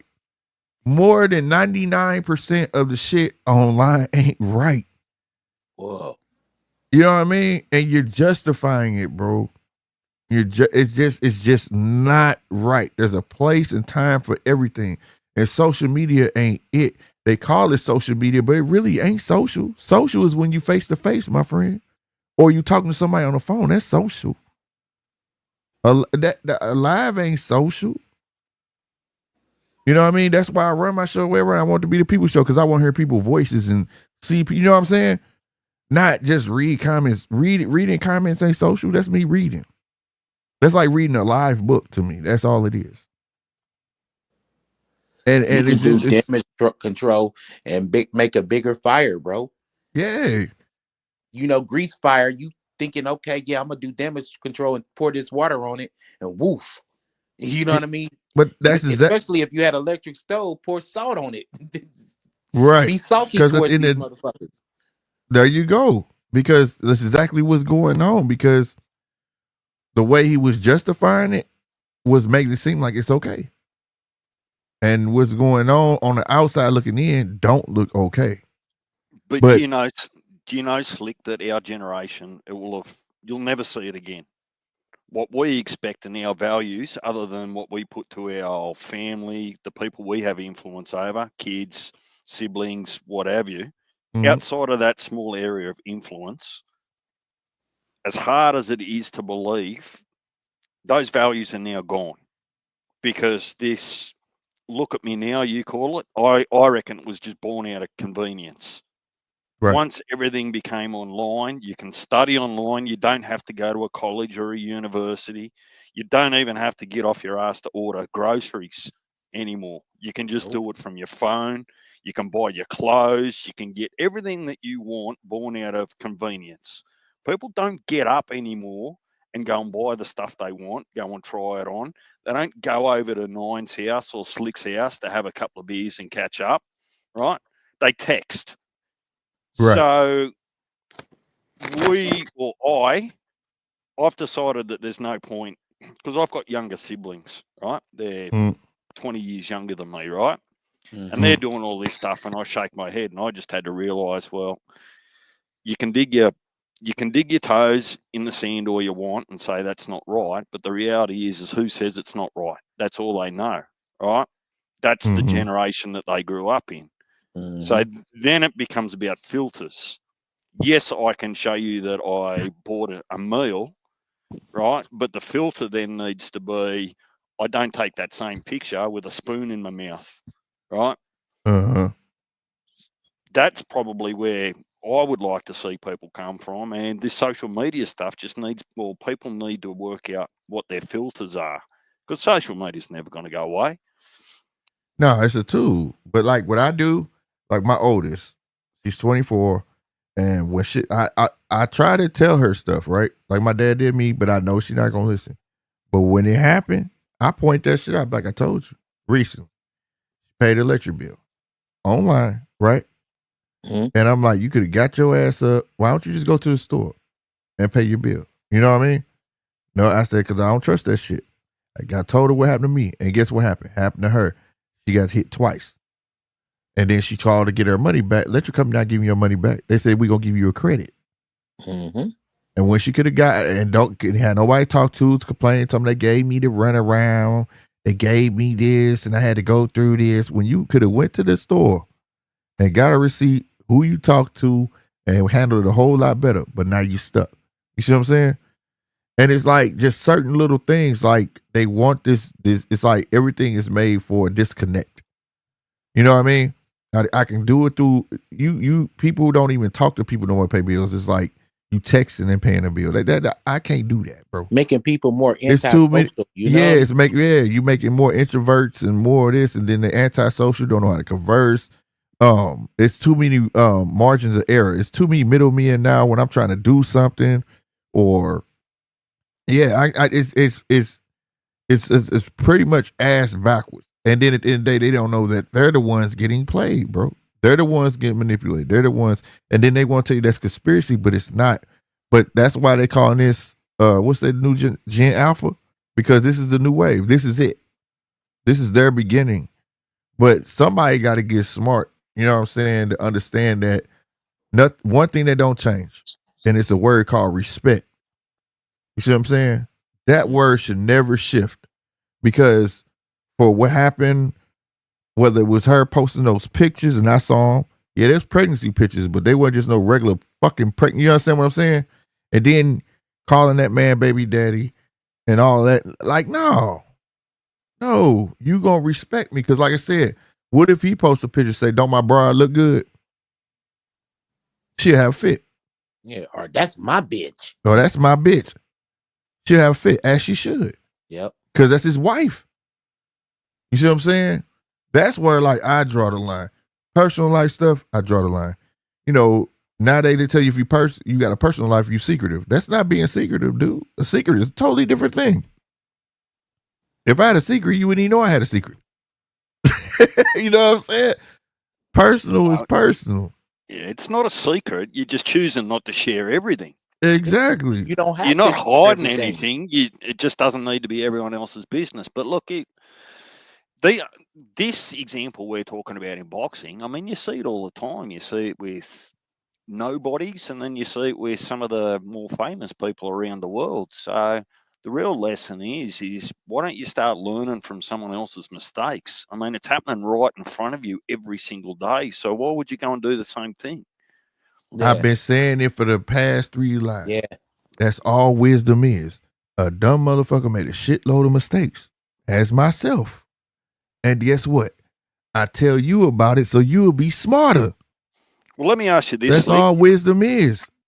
If all the kids were riding around on motorbikes without a helmet and you saw them crash and split their head open, would you want to be riding around on a motorbike with no helmet? Well, you've just watched all these kids break legs, smash their head open, die, right? So what's the difference when social media, when you make exactly the same mistakes other people are making? Mm-hmm. Like, why can't you just look at it and go, because they didn't have to be me? I got the perfect answer. Because like I said, you gave the keys to these kids and they don't even know how to drive. That's come from parenting, from them being an adolescent on up, right? You not raising these kids. They're raising themselves. Like I said last live, I had a slogan in my house I heard time after fucking time. And I asked Nine, I said, Nine, you probably heard the same shit. If Brandon jump off a bridge, are you going to jump off a bridge? Mm-hmm. That's parenting. When your parents are monitoring. Makes it a clusterfuck, bro. What if the parent can't resist the spotlight just like these kids? Exactly, bro. It's an example that you putting out there, bro. Like they everything have to be on in the face of the camera. Right. You know what I mean? What if the parent is like that? Right. Then now you got a clusterfuck now. Right. So like your parents was like the head of the household when I came up. So they was the role models, what you looked at, right? I watched my dad get dressed every day. I watched him keep his car clean, wash his own car, pay his own bills, had a pocket full of fucking money. So guess what I got? What I wanted to do? I ain't give a fuck. I was going to the fucking mailbox. I had clothes on before I went outside. Because between, like my dad told me, between this damn door and you walking to that street at mailbox, you don't never know who you gonna bump into. It could be your $1 million ticket, but because you look like shit, he ain't gonna say nothing to you. It's the way you raise your kids up to have that train of thought. These kids, like I said, they gave them the keys and said, go on out there. You didn't give them nothing to go off of. And now they jumping off the porch. Like when I was 18, 16, fuck that, 15 had a car going to the junkyard. I didn't even have a license, bro. You hear me? Didn't even have a license. I learned how to drive because I convinced my grandma, hey, they said that if you need help, I could drive you around and they'll let me get my thing. Okay, got that little piece of paper. I was there to drive my grandma. That's how I learned to drive. I got my own cars, all that type of stuff, man. And by 18, I couldn't wait to get out the fucking house. These kids don't want to leave the fucking house. They want to stay in the house 21. Mama kick them the fuck out. They ain't had no proper guidance. And now this is what you get because the whole thing is social media. I don't care who you watch on there or whatever. Everybody on there that's young is trying to seek some sort of validation that they didn't get at home. When I came up, the only person I want to make proud was my father. Anybody else I could give a fuck about, fuck you. I don't give a fuck what you think. And he was the true head of the household. My dad, though, nigga, he looked down on me, and my grandma too. Susan, my grandma, bruh, she used to make this sound. You know how old people suck their teeth, like she do that. That shit used to do something to me. That meant shame. Like she couldn't look at me the same way. That shit bothered me. You know what I'm saying? You know what I mean? Like I was taught early, dog. Like I was saying before, your name supposed to have equity, bro. That last name supposed to mean something. But no, these youngsters on social media looking for validation. They happy when people hit that like button, and when they don't, they sad. So what that tell you about their household? What that tell you who they looking up to? That tells me they don't got nobody to look up to. The person at home, they looking at them like shit. She on the same shit, like I'm doing. That shit that burns me, bro. That burns me, bro. Like parents used to monitor and shit like that. I used to get mad. My grandma was constantly in my sock drawer, bro, looking for shit, being nosy. But as I got older, she knew what type of grandson she had. You get what I'm saying? And she just wanted to keep me out of fucking harm's way. But now you got parents saying, I heard parents say, well, she's 16. She know what's up. She knows she can go to jail if she do something stupid. But did you actually tell her that? Did you actually talk to her about that? That's common sense. How is it common sense to her if you never told her that it was? That's what I'm saying. So it's definitely ass backwards to me to go online and justify something, especially a person that's from my era, and justify what the fuck's going on instead of just being 100% real. At the least you could say, yeah, I talked to my son about that, man. That shit nothing. At the least, that's all he should have said. You know what I'm saying? You had to say. And you should have known better to say that. Like, that shit is weird. That shit is weird. Now, I get that now it's kind of late to say this shit should just revert. You know what I'm saying? But the rules ain't changed. Like I tell people, Facebook, you probably 18 years old to get on Facebook. So that tells me right there, your parents just letting you do what the fuck. They letting you lie right there. You get what I'm saying? Oh, they on Facebook. Kids got Facebook at fucking 8 years old, 10 years old. And then somebody lured that kid off of Facebook, and then you want to blame Facebook? Stop playing, bro. When does the stupidity end? Remember on my live, man, when I asked everybody, I asked you, I asked Deej, I asked Heavy, okay, so what's the solution to the problem? Right? Right. And everybody gave different answers, but it all seemed practical. Right. So that shows you it's more than one way to skin a rabbit, right? Right. And I swear to God, they got up there and did the exact fucking opposite of what everybody said. He got up there. The only thing he had to do, the only consensus like between all of us is, Bill, don't speak on this. Yes, leave it alone. Leave it alone. And that's the first thing he did. And if he say he's some real pimping, bro, you mispimped that one. You ain't Yeah. got to address that. Because a No. pimp know a well-placed truth is better than any lie. Facts. You see what I'm saying? Hey, that's his business. Truth. Facts. Facts, bro. I No ain't here lie to on talk that one. about that. I swear to God, bro. Like I said, and like I said, people could look. That's gonna come with the territory. When you put your business out there, man, look, Bill Man, all on would have X talking about redirected people, that shit so kids, and quick, man.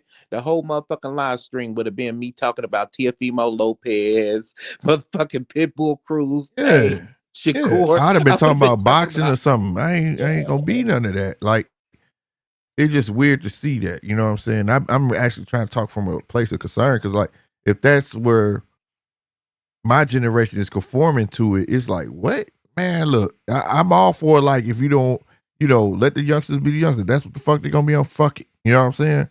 But that don't mean I gotta subject myself to that bullshit. You know what I'm saying? Like, I'm very, very, very, very, very cautious. Like, even when I take pictures, bro, right? If I take a picture of Nine or my homies and say I want to post it, I'm gonna call everybody in that picture and make sure it's all right. I'm not just finna post that shit. You know what I mean? One of my homies could have called off from work. You know what I'm saying? yeah. You know what I'm saying? And just to come hang out, and I didn't know that, and I posted. Now he fired. You get what I'm saying? Yeah. But shit be a two-way street, bro. You know, you got out-of-pocket answers, and most of the time people think about the out-of-pocket answers. You know what I mean? But Yeah, there's out-of-pocket questions too. yeah, And for niggas to even ask you about that, that's out-of-pocket too. yeah, bro. Man, I never asked you about your daughter's relationship. I just say, hey, how your grandbaby? That, You ain't never asked me about my daughter's relationship. You just asked me, hey, bro, how your grandbabies? I hear them in right, the background. right. Think about that. That the whole process is a clusterfuck. And to make a clusterfuck, you need more than one fuck up. That's like That's when it becomes a clusterfuck. that's like me inviting him on the show and just come out the woodwork and say, "Hey, he checked that bra yet?"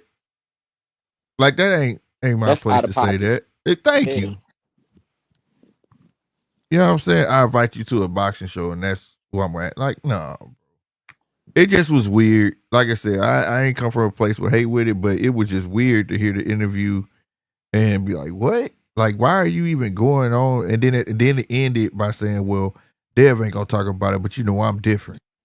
That shit just didn't. I Bro, was like, wow. but see, you want to know why he went on with the interview? Because he's a glory whore. And they was stroking his ego all through that. Every last person that came up on that panel has something to do with stroking his ego. Oh man. It was one nigga that he was like, yeah, man, introducing Bill Haney, father of the year. Another nigga said, nah, man, he father of the decade. And anybody who had any kind of, it's like a woman, anybody who had any kind of opposition to what they was doing, they tried to shame you. Oh, you must not even have a woman. Well, then show your woman in. All that shit. I'm not showing my woman Nah, internet from nah. all these weird motherfuckers out here. That's the whole thing. She Weird yours. motherfuckers fuck around be jacking off to my wife and shit on the motherfucking internet. Man, fuck all that. Yeah, Niggas bro. weird out here. Nah, Cause that you shit niggas weird. Cause I see y'all doing weird shit over a man. So if I bring my beautiful ass wife up here, y'all know y'all gonna do some weird shit over a motherfucking woman. This shit Yeah. got it in, man. It got it in. But like DJ say, it's not because you I got know. the parents, you got the blind leading the blind now. You got parents giving these, like I said, giving them the keys and they crashing the car. That's just all it is. But it ain't over there. Like I say, if they'll just come out and be like, man, I don't give a fuck. I know what I got going on. That shit's everything to fuck up. Yeah. Simple as that. I know fuck everybody who talking. I know what the fuck I got going on. Y'all just worry about my next boxing match, motherfuckers. You know what I'm saying? That's it. That's it. There's in all. It just felt like when Dad started talking, it just made Dev look weak. Yep. It made Dev Yep. look bad. You know what I And that's a mean? bad look in boxing where it's a gladiator sport and you're posturing. Why do you think you got stare downs Because and it's like, weigh-ins and all that shit. It's because you want to appear the strongest motherfucker in the room. And when you right, got a motherfucker speaking for you, that waters that down and you no longer looking like the strongest motherfucker in the room, bro. right. What's good, Mark? But yeah, you absolutely right, bro. It just because it's like one thing you talk you his mouthpiece for boxing, right? But then now you his mouthpiece for relationships online. That ain't, and I'm be real with you. It ain't nothing wrong with your dad being your mouthpiece in relationships, but that shit behind closed doors. Ain't nothing wrong with your dad come sit down on the porch with you and then bump your shoulder and say, "Hey man, I know that's your girl, but that shit I saw there ain't right." You know what I'm saying?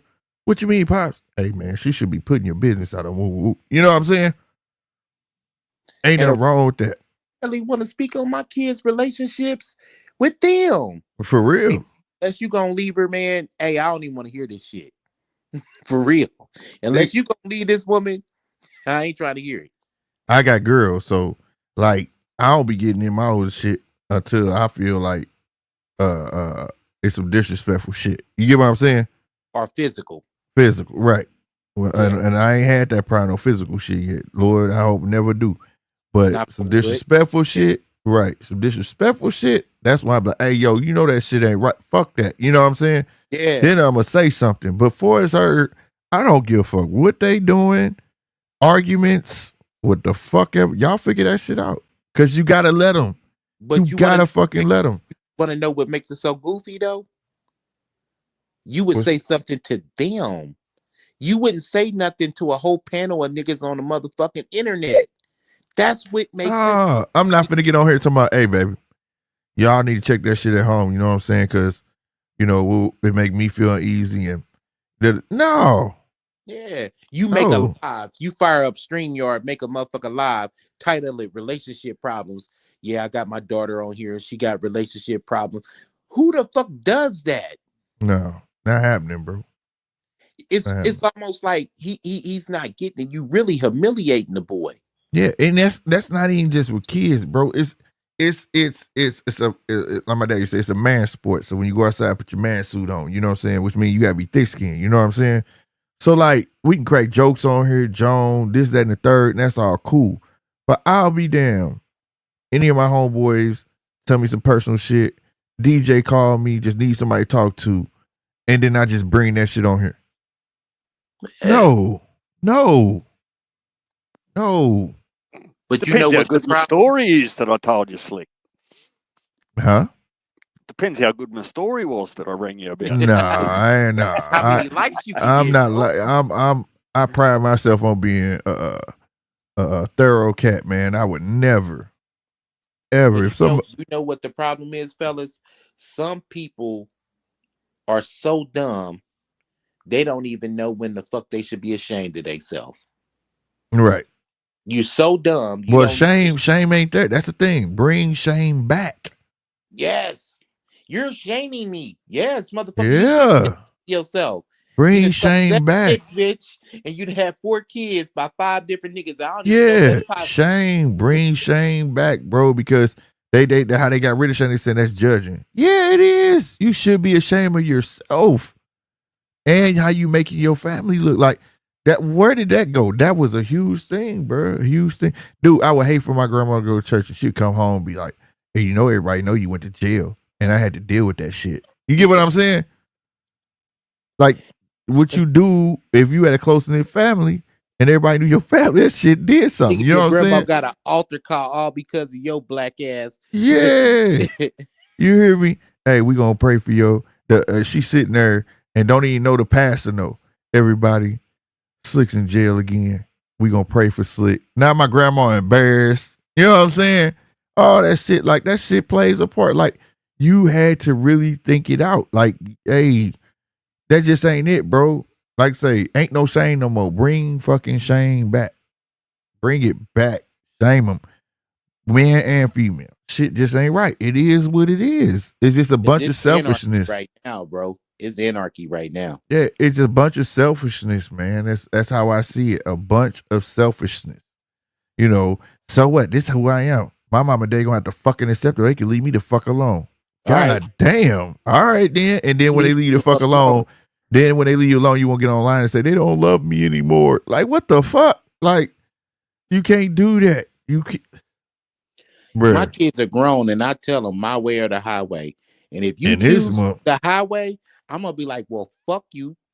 Don't do get in you? the car, bitch. You Yeah, feel me? right. Yeah, my oldest will tell you the same thing. Do you? I promise to God, dude, don't call me when shit goes sideways. Cause I'm trying to tell you. And I swear to God, now you can test 9 times 10 what happened. It goes sideways. Yep. And I don't want to hear it after that. Figure it out. Yep. Figure it the fuck out. I gave you instructions where it wouldn't go sideways. You chose to do you went left on me. I'm not all right. On no planes. I'm not about to send no Vimos, no cash, Nope. no Zelles, none of that. It's the only way you gonna learn. It's the only way you gonna learn. I told you before this shit happened. Bro, I done told everybody on here, I used to get locked up. And my dad tell me, when you go to jail, don't call this house. Dude, when you hear that, this is the party for woo-woo jail, and then all of a sudden it cut off. Your party has disconnected. My dad will hang that bitch up. You ain't call her no collect. You have a collect call from my family, even know I'm the one on bullshit. You have a collect call from me. Mm-hmm. Real shit. Here go my dumb ass. I call back, and my name was Don't Hang Up. And then it clicked. Your party has disconnected. Bruh, shit was real, bro. Like, you have to learn. You sometimes you have to make them bumps and bruises. I'm sorry. You have to do it. Life is a feeling process. It's something that you cannot avoid. Every parent wants to parent their kid to be the best thing there is out there. But if it's in that kid's blood, DNA, personality, and they out there fucking up and they making bruises, yes, you stop them from making the dire ones. You try to prevent them from the minor ones. But you gotta understand that he has to figure it out. If that dummy gonna keep going out, you know what I'm saying? It ain't shit you could do. And if you stop him from making the minor ones, you did you are successful. You know what I'm saying? Or if you made the minor ones, you stopped them from making the big ones. You are very successful as a fucking parent. There's no way you're gonna stop a kid unless you're gonna hold them hostage in the house. You see what I'm saying? From making mistakes. But you know what though? This is another side effect of another miscalculation that he did with his son. Like my old man used to say, I'm don't want to fuck it up, but he's like, oh man, my son is a devout Muslim. He's a good kid. I homeschool my son. And what happened was this: he had a self-righteous halo on him. Now you seeing the effects of the halo falling, and it became a noose. Right. And he's getting suffocated from media and anybody who got pretty much common motherfucking sense to know that something's going on, that something's foul. And why are you having this issue? Think about it. He's getting excluded in every shape, form, or fashion. He's got her pregnant, right? Mm-hmm. And she's got pictures of her pregnancy. He's not in the pictures. Yeah. Then it was this incident with Slim Thug. He's excluded because he didn't even address it. She addressed it, and his dad addressed it. So you're excluded out of your own life. Boy, you better get some motherfucking manhood about you, nigga. You the breadwinner. Fuck that. Yeah, and that's what the talk should be though, between him and the son. Yeah. Boy, get your wife together. But if I can't resist the spotlight, if I can't resist the spot, and I told you that story last night about that family member too. Yeah. It's one of them situations. If I can't resist the spotlight, then guess what? Everything is held for destruction because he's the head. And wherever the head goes, everything else falls too. You know what I'm saying? And Bill is the head of it, and he's not leading this shit right. Kudos to you, man, for getting your son to a high level in the sport. I'm not knocking you for that. Man, hey, real shit. I coached my son and I didn't achieve that. Shout out to you for that. That's very, very difficult to keep an inner city kid focused, with all the trappings of life and shit. So, man, shout out to you for that. You know what I'm saying? See, this is the thing, bro. Like, I don't understand if people can understand the two-way street. You can do some good shit and some bad shit at the same time. Yeah. Yeah. And Everything you do, that's the problem with these uploaders, bro. When they have a fighter, everything they do, every last thing they do is justified. mm-hmm. You feel me? Mm-hmm. And they can never bring up nothing bad that they do. They never are objective and unbiased about none of this shit. You know what I'm saying? You can Right. walk and chew bubble gum at the same motherfucking time. You can be an amazing motherfucker and be the best motherfucking artist I've ever seen and draw pictures and this, that, and the third. But guess what, nigga? You keep a nasty ass house. Right. You Right. feel me? Yeah, you could be Two things extraordinary. can be true at the You same could be time. extraordinary motherfucking an asshole at the same time. Yeah. You could be great and be an asshole. I mean, you're Man, right. Gil Scott Heron, one of the best jazz singers that ever graced our black community. Widely the godfather of hip hop. Yes. Crack addict. Yep. Yep. I know that's things one of can my be favorite true. songs. That's one of my what's that song? Walk with the Devil. That was my Boy, shit. I didn't even know you was up on that type of shit. Oh, nigga, stop it, bro. I got the record behind me, bro. Okay, I hear you. Okay. Hey. Yeah, you didn't pull that out when I was there. I would have tried to, hey man, look, man, you know, I got like a little $50 on me, man. You know, I would have tried to talk to you about it that one. But anyway, though, he was a drug addict. Yeah. Billie Holiday, she was on heroin. Yep. Two things can be true at the same time. Facts. But one hand washes the other. Yep. This is real. Jimi Hendrix too. So everything under the sun. But like, no, it's just I just feel like the building blocks wasn't put in him. Like I say, you know, he never got a chance to get out the yard. Certain building blocks should have been put in place. And again, we not shitting on them by far. It's just we look on the outside looking in, and we ain't saying some of these talks didn't take place. It just we only go off what we see. But at the same time, though, man, I'm leaning more so it wasn't. And the biggest issue, the only reason I talked about it in the beginning because he went to X and was talking about other people's kids and shit. You know what I'm saying? Mm-hmm. And he put salutes to the DAZN for putting, because they posted Devin working out and then he had a rant connected to it. And I'm like, come on, bro.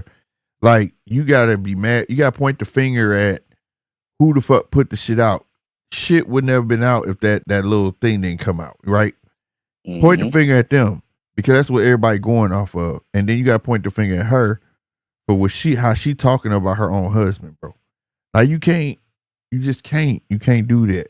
And then you gotta point the finger at yourself because then you try to turn everything that's going on and you trying to make it sound normal. And that's not normal. What you're doing wasn't normal. You should have got on there and said, well, that's my son. You know, whether if you want to say, that's my son, y'all, he gonna do what the fuck he want to do. It is what it is. That's all should have been said. Or, I talked to my son know what the fuck he doing. Y'all ain't gotta worry about that shit. Okay, fine. But not this whole thing, well, like the saying say, one man's trash is another man's treasure. That is not a way to talk about. You know, that's your wife. That shit was weird, bro. I was like, what? These niggas was like, yeah. Now picture your wife, the nigga which she was with before, and she was sucking his dick. I was like, what kind of shit these niggas on? That shit is weird, bro. Like, what? Y'all don't want to see it like that. But if your wife wasn't a virgin, she was sucking somebody's dick before you. So now what? You can't knock him. I'm like, God damn. What's happening? If you flick onto Matchroom through your DAZN app, Kevin Johnson's about to fight over in the UK. Right now. Live. Right now? It's a fight on now? Sky Sports. Well, Matchroom's always got live stuff on, but they're over in England at the moment, and they've got what looks to be some hall full of people, and they got these heavyweights about to go at it. I just found it while I was listening to you guys chatting. Oh, good shit. Good shit, Deej. Good shit. And 9, I want to hear your thoughts on Catterall versus Barboza in February. Oh, I forgot about that. That's a good February one. Looks pretty good, man. Yeah. These are not blockbuster fights, but these are solid fights. Right. And And I kind of like this DAZN shit because, bro, it's like everybody is in the same sandbox. They all can play with each other. So it shouldn't be no problem making no fucking fights. I tell you what, there's going to be no running in this fight. That ring is tiny with these big boys in it. What? Man, I'm trying to find this shit. So if you just open the DAZN app, and then there'll be a Matchroom Live icon on it. Matchroom boxing. Oh yeah, I see this shit. Hey fellas, hey, I'm about to get off the phone so I can look for it, man. I'll holler at y'all a little bit later. That's what's up, fam. All right, bro. I don't know why my shit running slow, but come on, load up.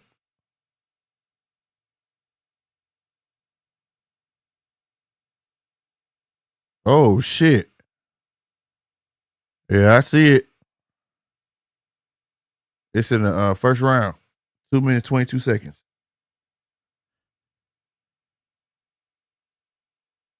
Damn, I hate when they don't put the names up there, man. Oh, it must be a round robin or something. This is the quarterfinal. Yeah, it's a quarterfinals.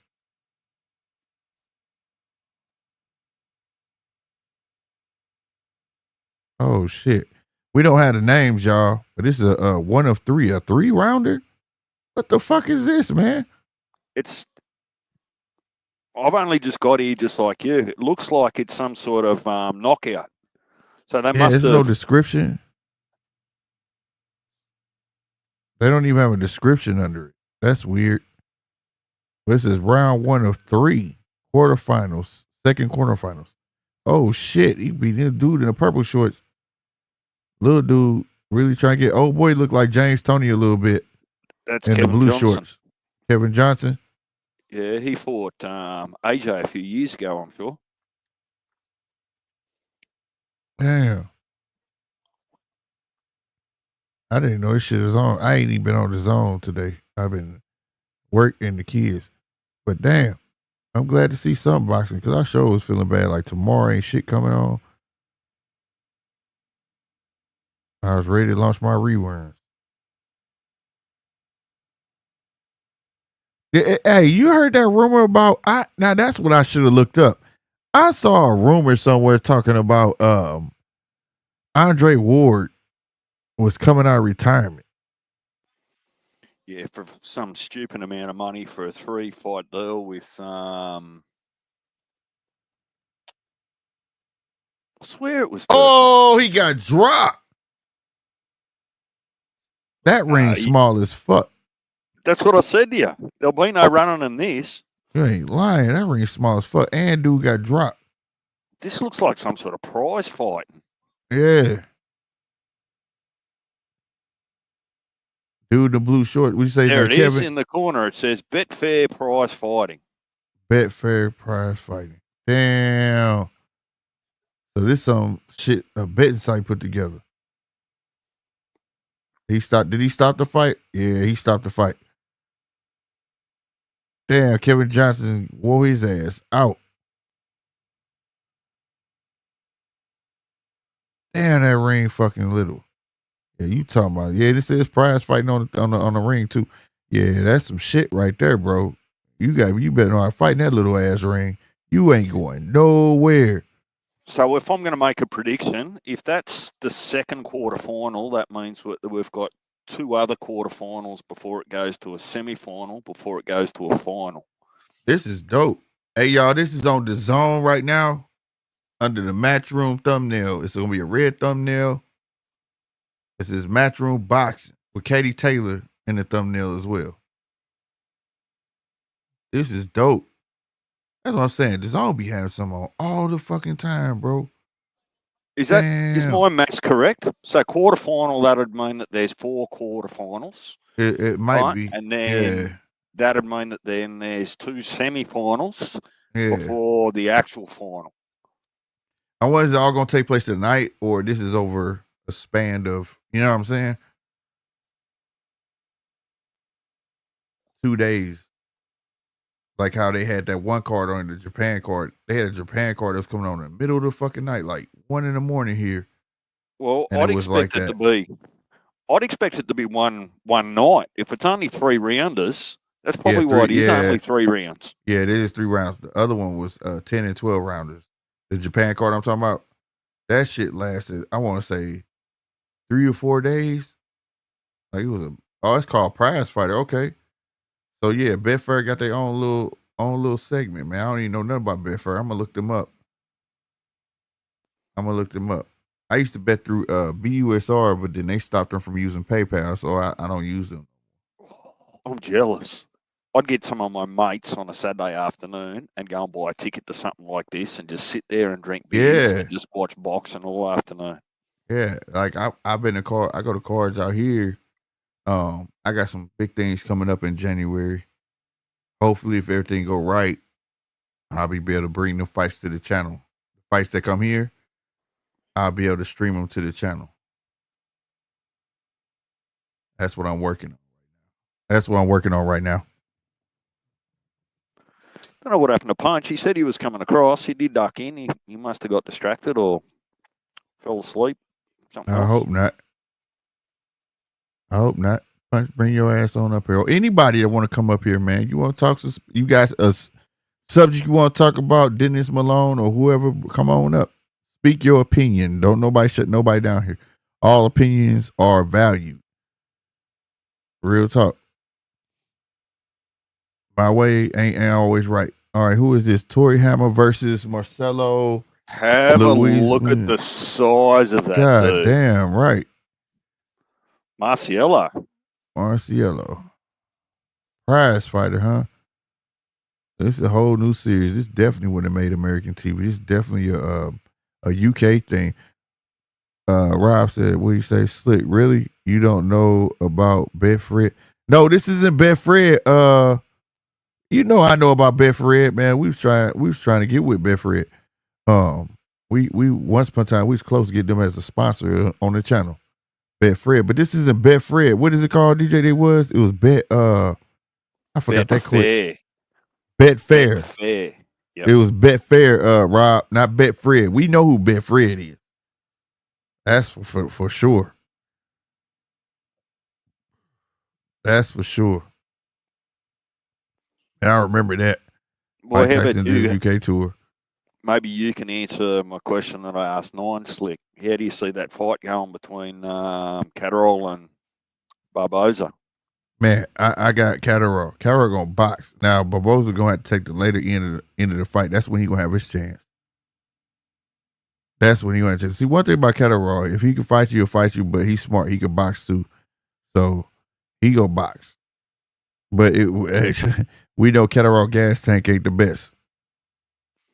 Yeah, see, I disagree. Did you see him slowing down against Prograis? Huh? Yeah, he slowed down a bit. Yeah, he did. Yeah, he started hunching over. He started reaching his punches. Yeah, he slowed down. I'm not saying that like he get dead tired or something like that. I'm just saying that how he comes out by round 6, he's not going to be the same person he came out. So you can start pressing him. I think Regis I don't know. I think Regis is, I hate to say the word shot, you know what I'm saying? But he just wasn't pulling that trigger. You know what I mean? He wasn't pulling that trigger. It's like he had something in his mind that he wanted to fucking capitalize on, and it just wasn't it. You know what I'm saying? And it wasn't working. He wasn't changing his game plan. But no, Jack Catterall, his gas tank's still the same. You know, it ain't shot like a Caleb Plant where you can see Caleb get dead tired like round 6, round 7. You know what I'm saying? But he gets winded. He gets winded, bro, and he'll start like leaning forward and all of that stuff, you know. Yeah, this is definitely local fighting right here. It's actually international. I was just listening to him while you were talking there. So, but I mean, I had sand pits as a kid bigger than that ring. You ain't lying. No, I'm not talking about like local, like to one city or nothing like that. What I'm saying is like it's in a central location where they holding it. Like, cause you can tell how dude dress and shit. This is a very small card. You know what I'm saying? Small promotion. That's what I'm saying. That's what I'm trying to say. Brian said, "Oh, that's a St. Louis accent." Yeah, it probably is. I talk too fast sometimes. Well, I'm working on slowing down. They got a big Sky. They got a big Sky Sports banner there. Yeah, they got Sky Sports. I saw some other stuff around the bottom of the ring too. Who's that? Is that Queensbury with Sky Sports? Yeah. No. Queensbury's with TNT Sports. Bob is with Sky Sports. Yeah, you know Bob owned a piece of Sky Sports. But I've been wondering where all these heavyweights went. Now there was a thing about earlier the year after the Olympics. Bob had signed like a shitload of fucking heavyweights. And I'm like, where are they then? You know what I mean? Maybe these guys. I don't know.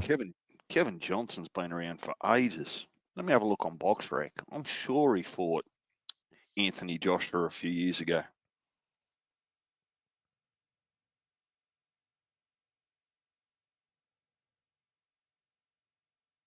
Yeah, this is Betfair, Rob. Betfair. I'm gonna look him up. I'm gonna definitely look him up. Now we got two big heavyweights. These heavyweights, right? Marcelo, 19 fights, 16 he won, 14 KOs. Look at the size of him, Slicky. He has to be a heavyweight. Shit, look at his trainer. What the fuck his trainer eat? Look at his neck. I'm more scared of the fucking trainer. You see him? I'm looking. God damn. All right, Tory Hammer, 16 fights, 15 won, 10 KOs.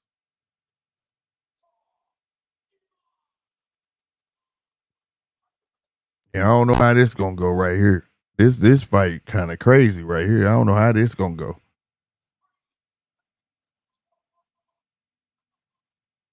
There's a Johnson.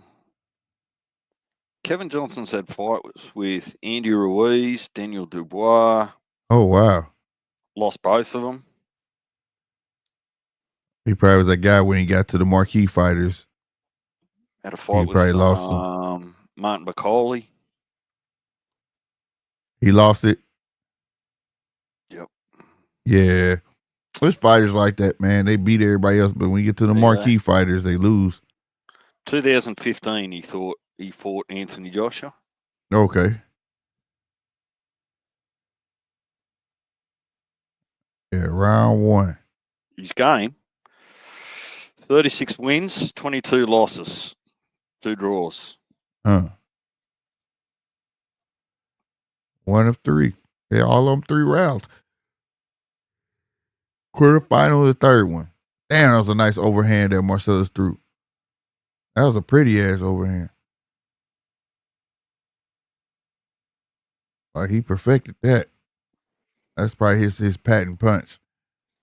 Man, it was nice. That big dude's in range from 3 yards away. He is. In with a big loop. Yeah, he is. Ooh, okay. Hammer. Hammer came to fight.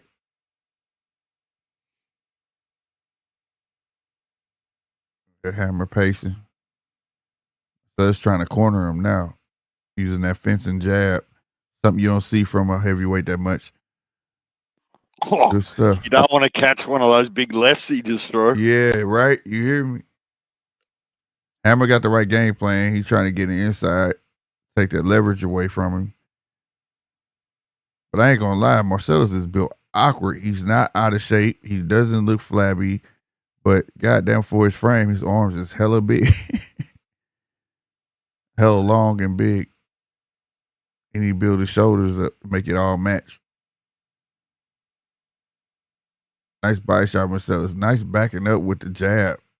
Or a check hook, rather, my bad. For Marcellus. Okay. Slick, if you didn't know, Mark's over in Bali with his feet up drinking beer today. Hey, that's what's up, Mark. He showed us a picture of the resort he was in. Looks very relaxing. Yeah. Man, I gotta come to the. I told you, man. Like I'm for when I'm on YouTube, like I don't be looking at boxing videos like that. If it is, it's a boxing match or some old school boxing match. But other than that, I'll be looking at other countries. Dude, I gotta come to the Gold Coast.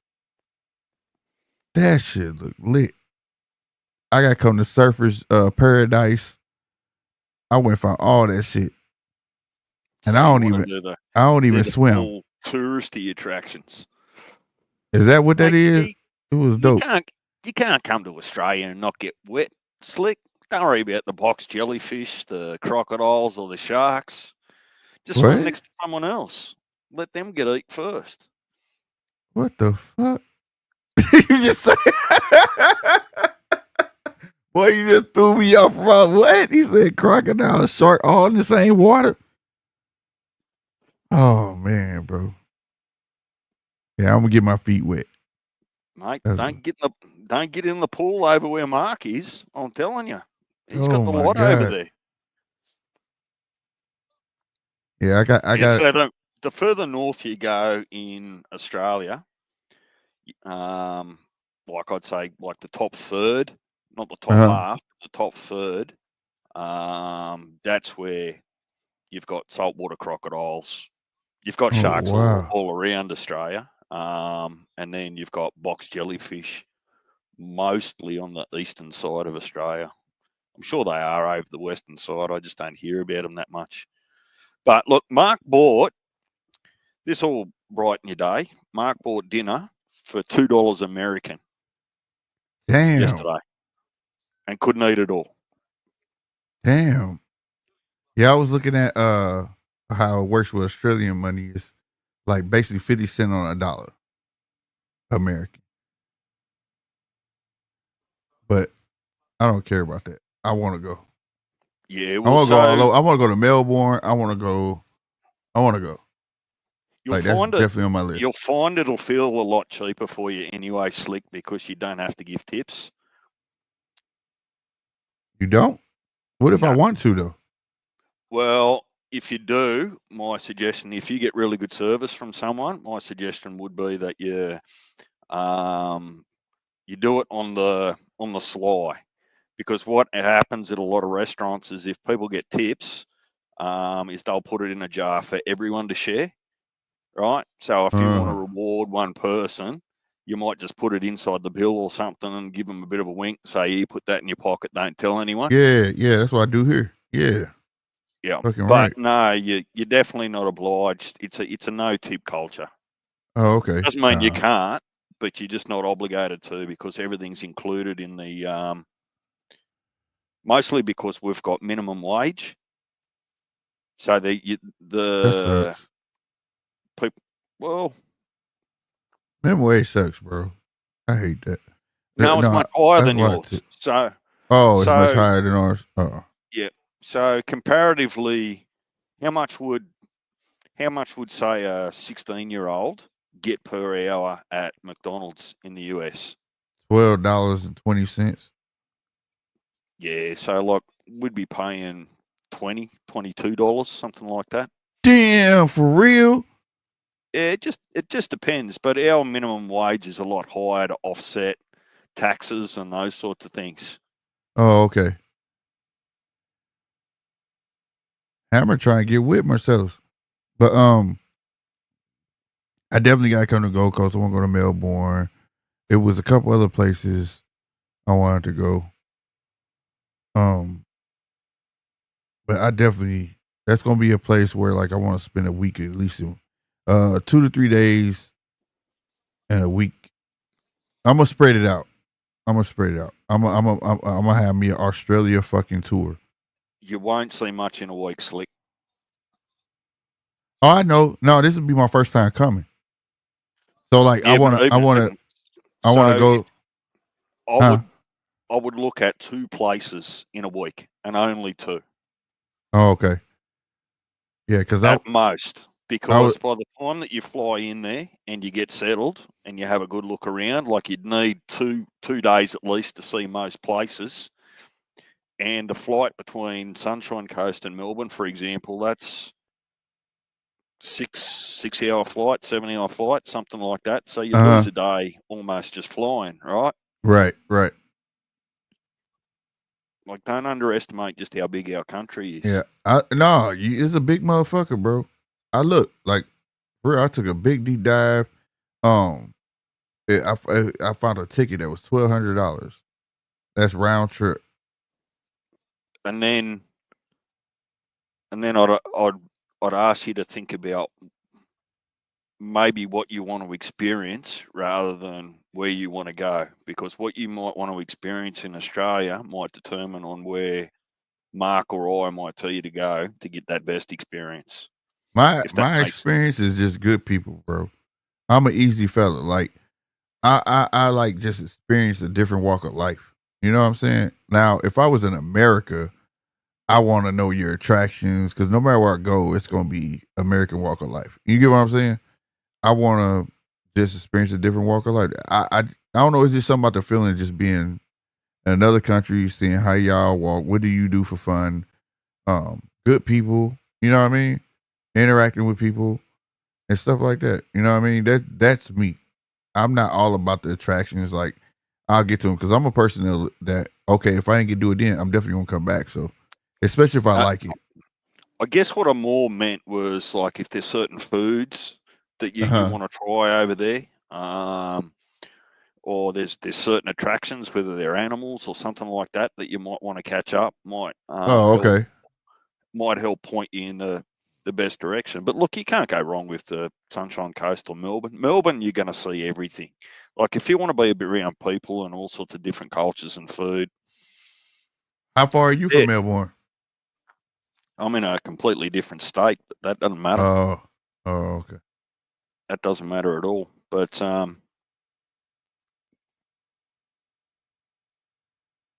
yeah, man. I just want to be, that's my thing. Stuff that you wouldn't base your trip on where me or Mark is, because we've seen it all in Australia. We live here. So you got to be selfish about getting what you want out of your trip in a week. Oh yeah, man. I mean, but shit. If I'm out there, I'm like, where y'all at? Like, that's just me. Shit. Y'all good people. I like share one of y'all favorite beers with y'all. One. No, that's just how I talk. Not just one. It would never be. I'm just saying one of your favorite beers, like that you would choose out of many. You know what I mean? Maybe I should say it like that, but it would be, you know. Well, this will do your head in. So if you want to order, you call them a pitcher of beer, don't you? Over in the States? Yeah, a pitcher of beer. So our equivalent is either a schooner or a pint. So if you're in Melbourne, you order a pint of beer, but if you're in New South Wales or Queensland, you order a schooner. Okay. Yeah, man. I sure been looking at them videos, man. I'm like, it looked nice. I'm like, oh my God, Hammer is all over Marcelo's, bro. He knocked him down. No, he pushed him down. That's a push for me, Slick. I gotta see. It looked like he did push him down, like on the backside. Yeah, he overwhelmed him with punches and pushed him straight down. Oh, that right hand called Marcelo's though. Yeah, and the videos I look at ain't like tourist videos. He got a woman tattooed on his back? It kind of looked like that. I was trying to figure out what it was myself. Oh, Marcelo. I was trying to figure it out too. Like a Japanese woman or something. It's a woman, but I was trying to see if it's like a Japanese tattoo, Spanish, something like that. But yeah, no, I'll be watching the videos of people who actually go there and they just basically like show you everything. Like they walking around and, you know. And then I was looking up the Airbnbs. They're not even expensive. I'm like, what the fuck? Airbnbs are expensive here and I live here. Yeah, okay, Mark. Well, then I'll speak for myself. I've seen a lot of Australia, different jobs and bits and pieces over the years. I've got to see a fair bit of Australia, so I've been lucky. LOL, I ain't seen fuck all of Australia, but I've seen Bali about 30 times. Australia coast too much. Is it? Gold Coast is too much? I ain't a million. It's really like that? Like the Airbnbs there didn't Seemed like it was like that. Comparative to Bali, like I just told you that Mark bought his dinner for $2 American, right? Oh, okay, yeah. So Because I found an Airbnb on there, man. It was like 130 a night, and it was like in a real nice part, and it was like connected to that little strip or some shit. It was like an apartment complex, and it was like maybe 2 blocks over from that strip that has Surfer's Paradise and all that shit. You walk down or whatever, and I'm like, that ain't bad, bro. all right. So if you're going to go there, my best advice to you is make sure that you pack or buy a pair of mirrored sunglasses. Mirrored sunglasses. Why do I need why mirrored? they need to be well, so they don't know you're looking at them slick. Oh, I got. I likes that. That was a good one, DJ. I swear to God, you had me lost for a minute, but okay, you right.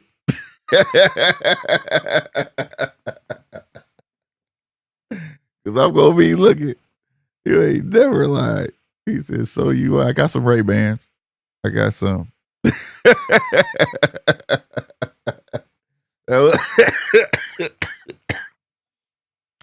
You got me choked up over here, boy. You all in my mind. You damn right I'll be looking. Oh shit. Yeah, that was a good one. Yeah, that was. But yeah, no, on everything that was dope. Yeah, I got some Ray-Bans already ready. They had this store there on the strip that messed me up. It was called Condom World. And I was like, what? And the guy was like, we've been open 20 years. I was like, get the fuck out of here. That shit tripped me out. Everyone's different, slick, shapes, sizes, whatever. Yeah. I was like, what in the world, bro? It was a huge store too, bro. I was like, hell no. I ain't having no bloke measure me up for the right fit, though. That shit was crazy, you know? I was like, what? Oh, man. But overall, that's definitely on. Yeah, I gotta go. There you go. But no, you find that about me, man. I'm very easygoing. I'm just like a different walk. I just want to experience a different walk of life. Like I want to go to England, Australia. Would you go to England right now with the craziness that's going on over there? Nah, I had to wait to come. That's why I ain't going to Mexico. They got too much shit going on for me, but and America ain't coming to get you. Ain't coming to get you. So no, I wouldn't. But France. And then what time of year would you come to Australia, do you think? Would you come in our summer or our winter? I would want to come in your summer.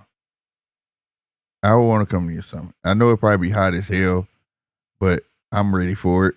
You know, I don't want to come with no type of cool wind coming through or nothing. I want to come when it's warm. Cause see, when I like to travel, I would like to book a ticket when our winter start. Like we 3 days in the winter here.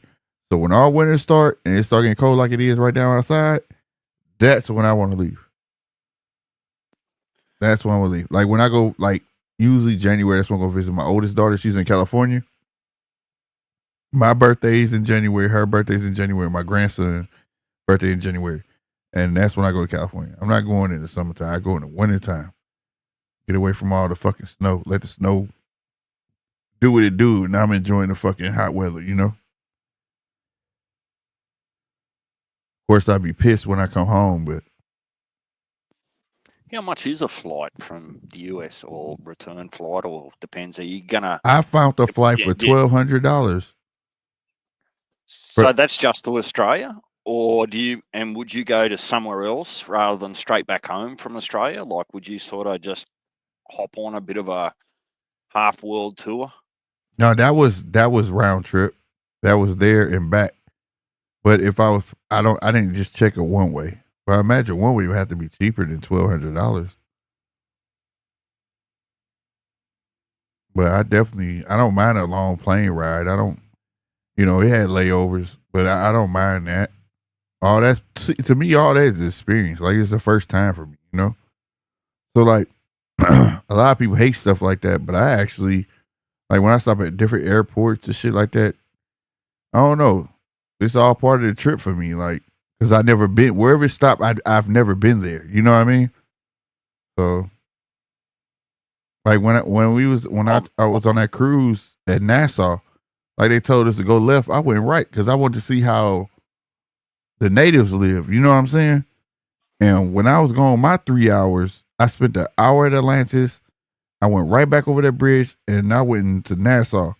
And it looked at run down and it was, you know what I mean? You tell it, the economy was fucked up over there. But when I tell you, I found this park over there. All the ladies was in the park braiding hair for money. And this little strip with bars and all of that stuff. I had a ball, and I did have one incident where, like, I was sitting at the bar, a guy came talking to me. He was like, "Da, are you from America?" And I'm like, "Yeah." And then he was like, "Oh man, so you came here all the way by yourself?" I said, "No, my friend in the bathroom." And then he was like, "Oh, okay." He told me like 2 more minutes, then left. So then I left. You know what I'm saying? I was by myself. You know what I'm saying? I ain't stupid, but like, I had fun. Like it was, I was like walking down the street. And they turned to houses, and this family was having a fish fry. And that's when I ate this fish they have what are called conch. And I never knew it, never heard of it. And I gave them a little money, and we was kicking. They was playing music, and I had a ball. It don't matter. Like it's just a whole new walk of life. You know what I'm saying? That's my experience. I don't care about if I go to Australia and y'all got Disneyland. I'm not coming to fucking Australia to go to no fucking Disneyland. You know what I mean? I ain't taking you to no Disneyland. Fuck that. But Yeah. I don't do well on long flights. I get too fidgety. If I can't sleep or something like that, like I'm just far too fidgety. I don't like flights, period, bro. I stay up all night. I stay up all night on purpose so I can go to sleep. I'm gonna fall asleep and then always have like 2 beers. Like when I'm gonna play, be like, yo, once we get there, let me get 2 cans of beer. That's gonna have me sleep the whole way there. You wouldn't consider doing New Zealand while you're over here? It'd be a shame to go all the way to Australia. I would. That's what I'm saying. Like, I find a place I like. I'm gonna come back and I'm gonna explore everywhere, bro. And if stuff is in driving distance and things like that, bro, yeah, I'm all for it. That's what I'm saying. Like, I'm the person that be like, shit, show me the real Australia. Show me the mom and pop shots. I don't care for the famous attractions like that. I liked the strip they had. That's fun. I get that, but that would be one day I done walked around that shit like, okay, now I'm about to figure out y'all bus. Well, the Gold That's Coast me. The Gold Coast is the closest thing to the US version of Vegas. Yeah, it's the party strip. Yeah, it looked like Vegas mixed with like Santa Monica Pier in Los Angeles. That's what it looked like the beach and the strip and all that. That looked like Santa Monica Pier, but the buildings were made quite like Vegas buildings. You know what I'm saying? Yeah. So if you're going to book accommodation in summertime over here up the Gold Coast, that's the biggest tourism time. So I would make a booking early to get cheap. Yeah. Like book it 6 months in advance. Oh yeah, like yeah, and you'll save like hundreds of dollars. Yeah, but I was like, man, but I know me. I'll get there, and then like I asked I would just, hey, where y'all bus line? Oh, where y'all mall? Where this? And I'm the type of person I get on the bus. I don't care. I'll ride the bus, and that to me that's part of experience. When I went to Chicago, first time I went to Chicago out here by myself, that's what I did. I rode the bus every fucking way. And believe it or not, riding the bus was part of my experience. And people be like, you rode the bus? I'm like, yeah, I rode the fucking bus, bro. I ain't never seen a bus like this. That's what I do. That's what I do.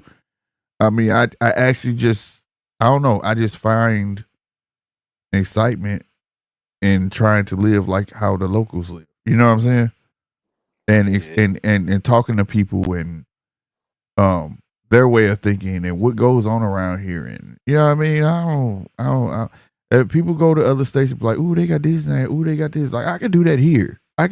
I can go to Six Flags here in St. Louis. I don't have to go. Fuck all that. I don't want that. You know what I mean? What's the nice local bar? Like Nine. I went to see Nine. Nine took us to the most hole in the wall spots ever, and I had a blast. I don't want to go to no famous bar. Take us to the neighborhood bar where everybody in there being themselves and having fun and talking to shit. You know what I mean? That's me. I always see myself retiring out. Like for real, DJ, I see myself retiring out of the country. Yeah, it wouldn't be to Australia. I don't know. It might. As long as they ain't them, I find a spot without the big spiders and shit, I'm good. Oh, everywhere's got something that it's gonna fuck you up. Everywhere in the world, but except England, I don't really think that they've got any creatures over there that'll do you in. But I haven't seen none, but I'm for real. As long as I around them big ass fucking spiders, I can see myself. Like, I don't know, man. It's like here. It's everywhere I go out and did it all. You know what I mean? I've been pushed around since a young kid, bro. Like, do you know how many people in Australia die from spider bites each year? None. Oh, good. I thought you was gonna tell me a different number. I'm about to say fuck Australia. I would say fuck that. Okay, good. That's good. Thank you, DJ. You had me. Oh my God. You had me scared for a minute. I was like, fuck Australia, man. I'm good. Like, fuck that. No, but it's made out worse than it actually is in real life because people play on the fact that people in other countries don't like them or think that they're big or they're hairy. Sure, we've got some really dangerous venom and they fighting on this one. Yeah, it's a street fight. This one, yeah, I'd expect to see something like this inside a pub. Damn. No, you're right though. I mean, see here we don't have all that, so like that's definitely something different. Like I said, in California, boy, they got all that shit. That shit scared the fuck out of me. Coming from the city here to go to, like, you know, you go to California, they don't even majority call themselves cities. They call them valleys. You know what I mean? You get to LA, that's a city. Really, the only city that calls itself a city in the valley is Moreno Valley. That's considered a city, but like, it's nothing like. I tell everybody, what you see on TV is not California. There's a certain streets in California. California is like one big wasteland, bro. It's like, well, I ain't gonna say like Oakland. Oakland is a city. The Bay got a lot of cities. Like when you get to San Francisco, that's a city, but that's towards the Bay. That's towards the water. You know what I'm saying? But like when you in San Bernardino and all that stuff, it's like one big wasteland. It's like a bunch of cities made in the middle of a desert type shit. You know what I mean? Slick. I'm smelling a bit of a rat here with this. Well, it's not a rat, but when they get back in the ring, have a look in the crowd, front row seat, bluish suit with purple something or other in the top pocket. I reckon that might be Eddie Hearn 20 years ago. Oh, what? Either that or it's his doppelganger. What? You said purple. You said bluish suit, purple handkerchief. He might be there scouting. I'm looking. I don't see him. I'm looking at the replays. That's what they're playing right now.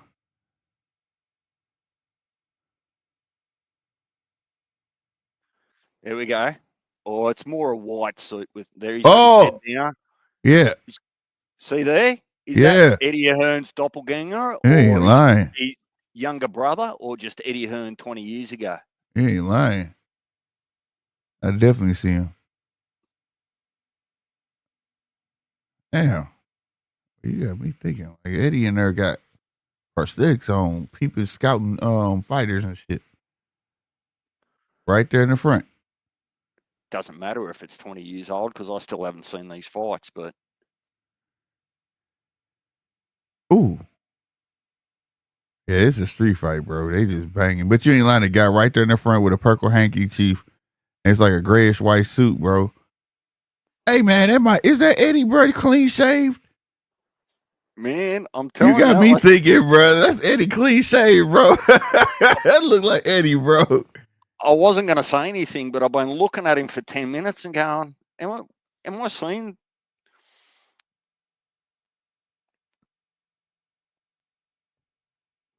Damn, Mark said Google says no one has died from spider bites in Australia since 1979, but only because of the anti-venoms we have.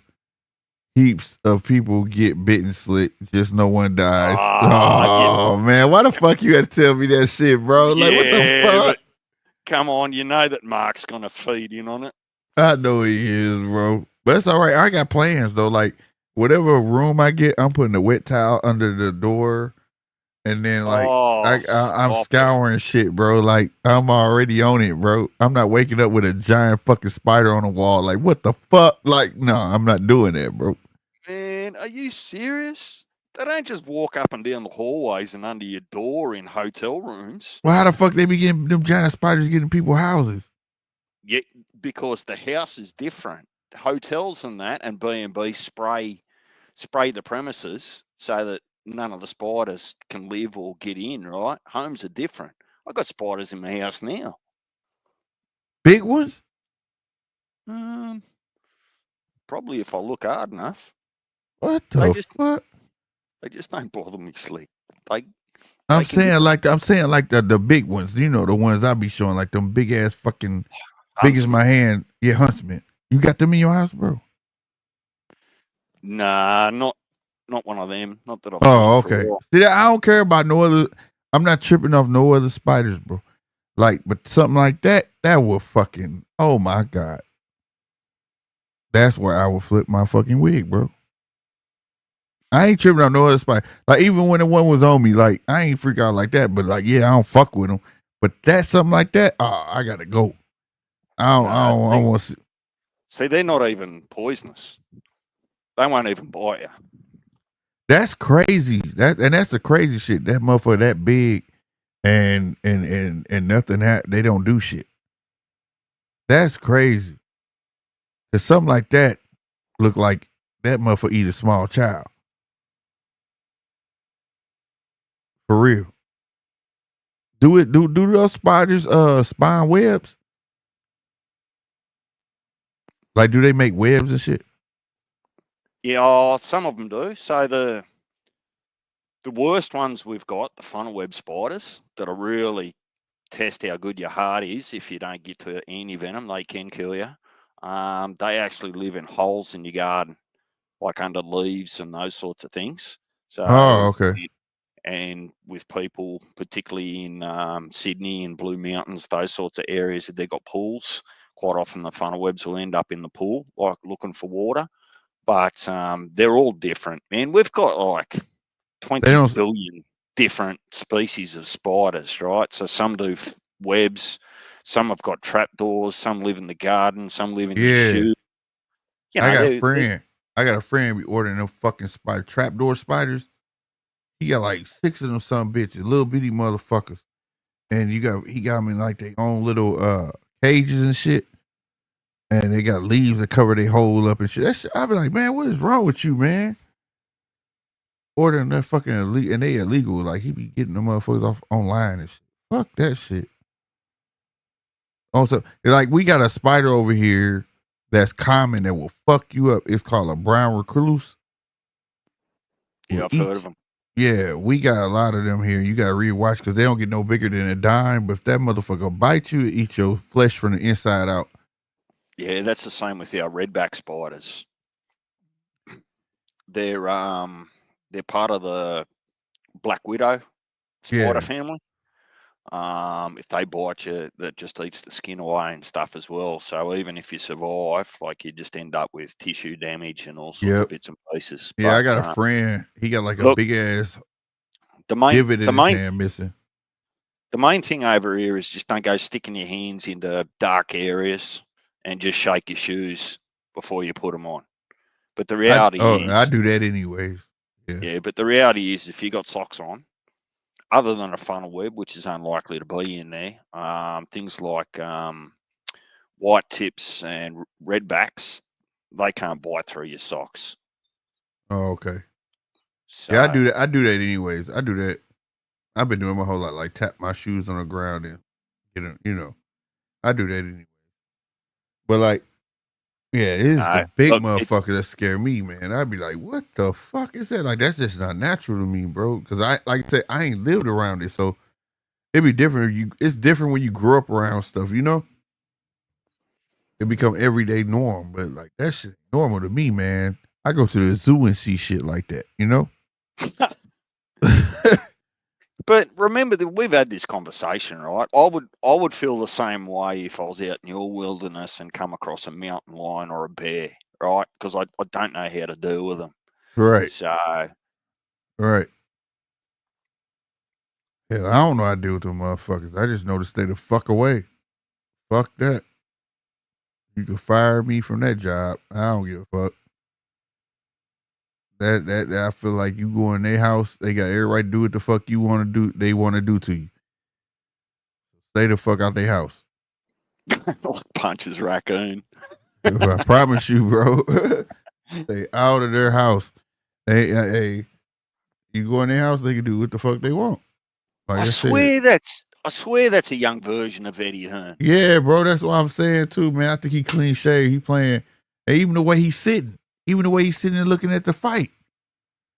It's like all his mannerisms and everything, man. You got me locked on him too.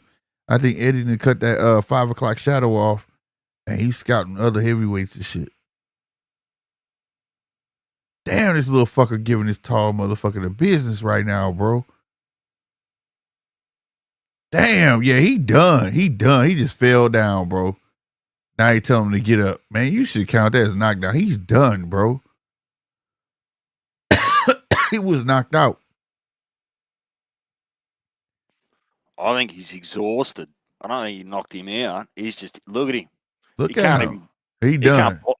He can't blow out a candle. Yeah, it's over. Damn. And shout out to dude, because he came back because he was getting the shit knocked out of him. Oh, he's standing up slick. We might get a, No, it's over. He mad too, pushing the ref and shit. Don't get mad, shit. You should swung back. Or you should have run the block a few extra times to get in condition for the fight. For real. That's true. Damn. Good comeback for dude, but the shit. You should know what you was getting into, partner. Like you said, you should have ran the fucking block. This fucking ring is deadly. Chappelle, yeah, it's on DAZN. I don't know none of these guys. But if you like fighting, this is fighting. This ain't boxing. This is fighting. They are in this little ass fucking ring, bro. These giants in this motherfucker fighting. They can't run. There's no footwork needed in this ring. You better know how to fucking fight. Your feet will not save you in this ring. Pearl, my God. This is what you're likely to see down your local bar. Yeah, for real. This yeah, it's on DAZN. DAZN. And it's a red it's on DAZN, red thumbnail. Man, it's gonna say Matchroom. Red thumbnail, and it's gonna say Matchroom. Katie Taylor blending in with the red. This shit is crazy, bro. Like, you gotta know how to fight to be in this gauntlet. God damn. Did they find the smallest judge in the world to look after the biggest blokes in the world? Swear, like shit. I'm talking about you gotta know how to fucking fight. This ring, for these big old cats in this ring, even the belts, not belts, but the ropes are loose, bro. The ropes are loose already on their own. It's like where the fuck they get this damn ring from? The Goodwill? God damn. Tory Hammer finna come back out? Oh my God, this is a real fucking knockout. Round robin, bro. Yeah. Like, he finna come back out and fight again. So that's telling me, Slick, we should get 2 semi-finals now. So the winners out of the 4 winners out of the quarters. So we'll get the 2 semi-finals, and the winners of those will go to the final. Man, shout out to DJ, bro. Boy, you made my fucking night because I was like, man, I'm about to get off this line. I'm about to be bored as fuck. This is what's up right here, bro. Like, I watch TV and shit. I was just telling now, I haven't cut my TV on in a long time. Like, well, not cut my TV on, but like when I go on my television, I come to DAZN or I go to YouTube and I be like, what box I'm gonna watch today? And I go watch like the old fights and stuff. But like, dude, this is what's up right here. Fuck that. Like, I don't watch TV shows like that. Things like that. This is literally when I tell you I watch boxing, I watch boxing. This is dope. Prize fighter. I'm really gonna look out for this shit. They bring this shit out. They need to keep this up right here. I wonder how often they do this now. I don't think that this is happening this year. I don't think this is actually like live. Right. Oh shit, your boy back out. Kevin Johnson. Johnson. I wonder how many rounds the final is. Damn, this is dope, bro. They need to do this shit type shit more often. I like this shit. I've been, as much as we talk about like this World Series of Boxing, the Super Six and things like that, man, I like stuff like this, bro. This some warrior shit right here, man. This dude just got done fighting 3 rounds, slugging, and it's 3 rounds, but these guys in this little ass ring slugging it out. Man, they equate to 12 rounds, bro. Fuck your feet. You gotta fight. 53 fights. God damn, who the fuck he fought? He doesn't look that old. You ain't lying. Big gorilla titty having motherfucker. God damn, 53 fights. You better be able to do something. I need you to put those shades on slick so I can't see where you're looking. Let's stop it, bro. Nah, for real, man. This is what I like right here, man. This is why we trying to tell everybody, man. It's all sorts of boxing for everybody, and I like it all. Fuck. And one of these dudes, they all pros, and one of these dudes might, like you said, Kevin Johnson fought all the top contenders. He just couldn't get over it. But then you got these other guys, man, that might get their shot and become a star, man. That's what I like about boxing, bro. My dude came, he is aggy as hell with his feet. Why is he moving like that? I didn't see his name. And the silver shorts, he jab stepping with his feet over and over. That's what's throwing Kevin Johnson off. He like jab stepping with his feet forward, like them over just up and down, up and down, up and down. Double pump with his front foot. You see it? With his lead foot. It's like a double. Da, da, da, da, da, da, da. It's like a cadence. Doom, doom, doom. Fainting with it. Throwing Kevin. No, that's right. Go to the body. Since you want to play with his feet, go to the body. That we stay out of trouble with them hooks. G Walls 77. What's up, baby? We watching this prize fighting on DAZN. If you want to check it out, it's a Matchroom. It's on Matchroom, but on DAZN. It's a red thumbnail with Katie Taylor blended in with it. Click it, and it's gonna take you to this shit called prize fighting. This shit crazy right here. And right now we're in the semifinals of 1. Each fight is 3 rounds, bro. And these guys got to keep coming back out fighting. Kevin Johnson fighting right now. I don't know the other guy name, but this ring so little, your feet don't fucking matter, bro. You might as well just stay in close proximity because you're not getting away. If you take one step back, you're back on the ropes. I actually don't think he's fainting with it. I think it's his little adjustments to actually control the range. Little double tap. Yeah.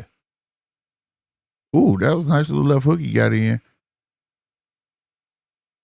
It's one of those rings, G-Walls. If you throw a rock, you're going to hit everybody. One rock will hit everybody in that ring. That's how small it is, bro.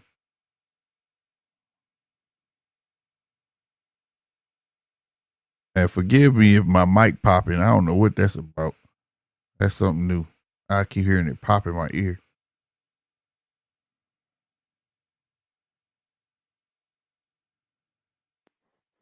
Kevin Johnson try to land a jab. I wish they'd advertise stuff like this bit better. Yeah. Swear to God.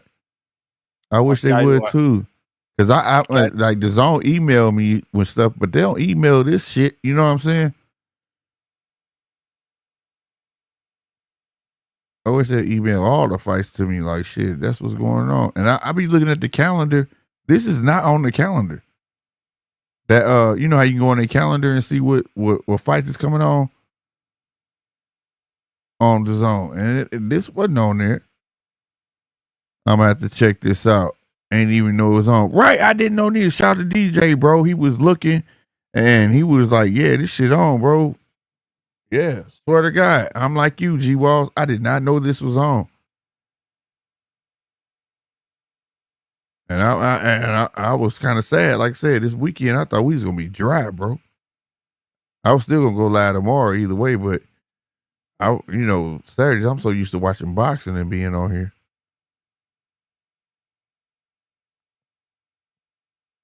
I like this. This is true. This right here is true proving grounds. 100% true proving grounds. Like if you ain't got it, you ain't got it. Because this ring gonna show all your flaws. All of your flaws. You don't have no reflexes. If you ain't got a hook, you ain't got a jab, it's gonna show it because you gotta know how to fight in this ring.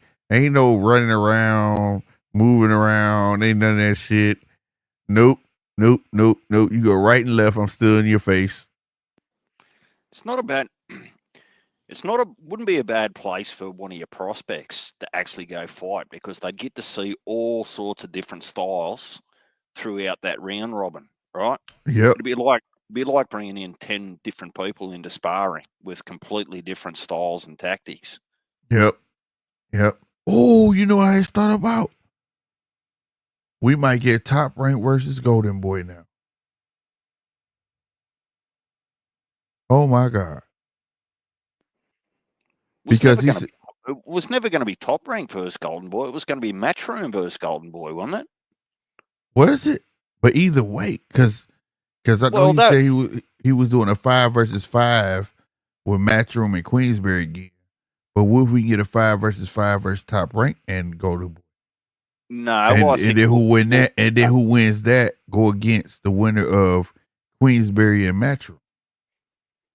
No, I think that you'll get a Matchroom versus Golden Boy first. We've already seen the names. Did we? Well, that's going to line up perfectly for Shakur to fight Zepeda. Oh, you're right. Oh, that'd be dope. See, I like this shit. That's right. Get them all under one umbrella, goddamn me. Make this shit happen. That would be dope. Shakur Zepeda, the headliner. And that would be so nice. Oh man, Matchroom Golden Boy. Oh yeah, you're right. Matchroom Golden Boy. Right. They did do the little matchup thing. Him and Oscar shit. You right. I remember that. Well, that's where Eddie and Oscar were joking that they would get in the ring as well. Yeah. Right. That's what they were saying. They could fight. Right. Kevin Johnson bouncing around like his legs getting tired, so he's trying to keep it. He bouncing around stiff. He's standing too tall. Like straight up and down bouncing. That's a sign of his legs.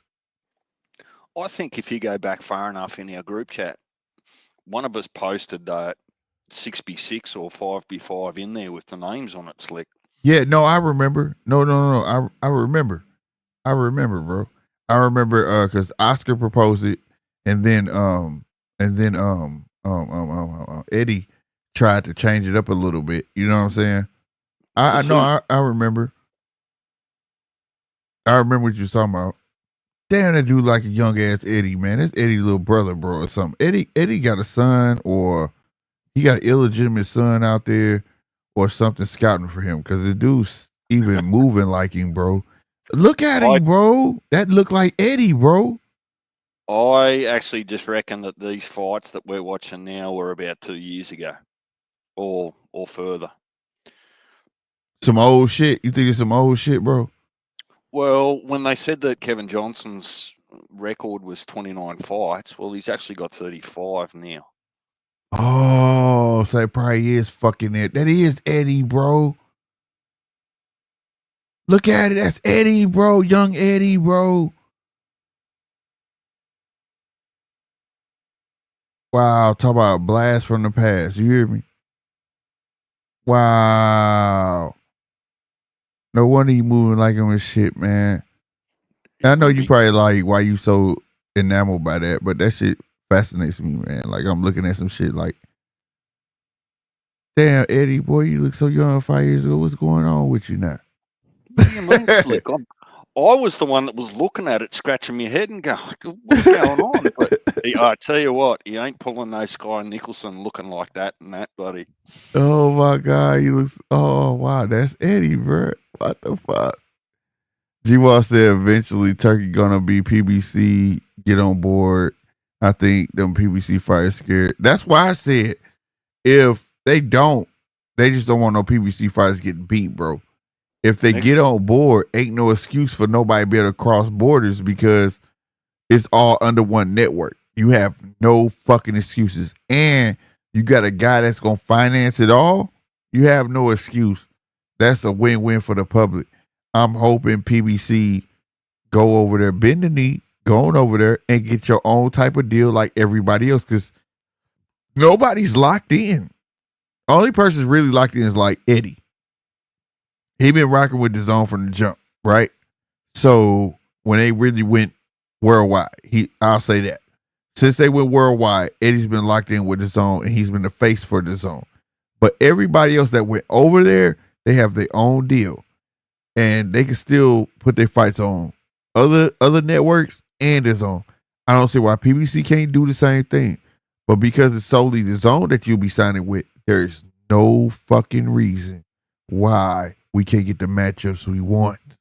And finally, boxing will be recognized as a wide world sport again. You get what I'm saying? Because now there won't be no, oh, he's across the pond. Oh, he's this. Oh, ESPN don't fuck with Showtime. Or ESPN don't mess with PBC. Or Top Rank don't mess with PBC. Or things like that. You know what I mean? Slick, I got news for you. Everyone else thinks it is a worldwide sport other than the US fans. Yeah. Yeah. I believe that. And let me do your head in a little bit more. Is that a younger Frank Warren sitting next to Eddie? Oh, I already was thinking of that. I was already thinking of that. But it don't, I don't know. That kind of don't look like Frank. It looked like him, but it don't. Swear to God. I was thinking the same thing, bro.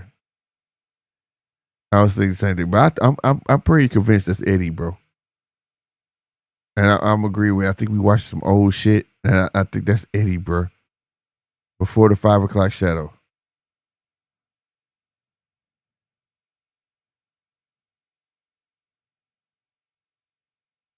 But I'm happy to see this shit though. I ain't gonna lie. Whoever it is, bring this shit back, bet whoever you are. Bring it back. I don't know why my mic got this little pop. Do you hear that little pop when I talk?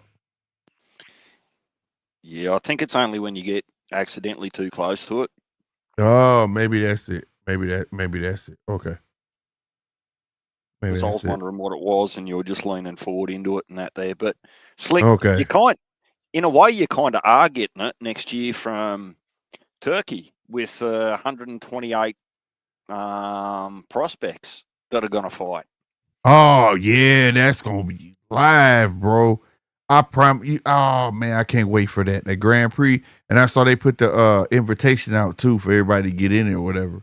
And that's gonna be a nice little payday for the prospects and shit. You know, ooh, shit, he done went through the ropes. He done went through the fucking ropes to get away from them punches.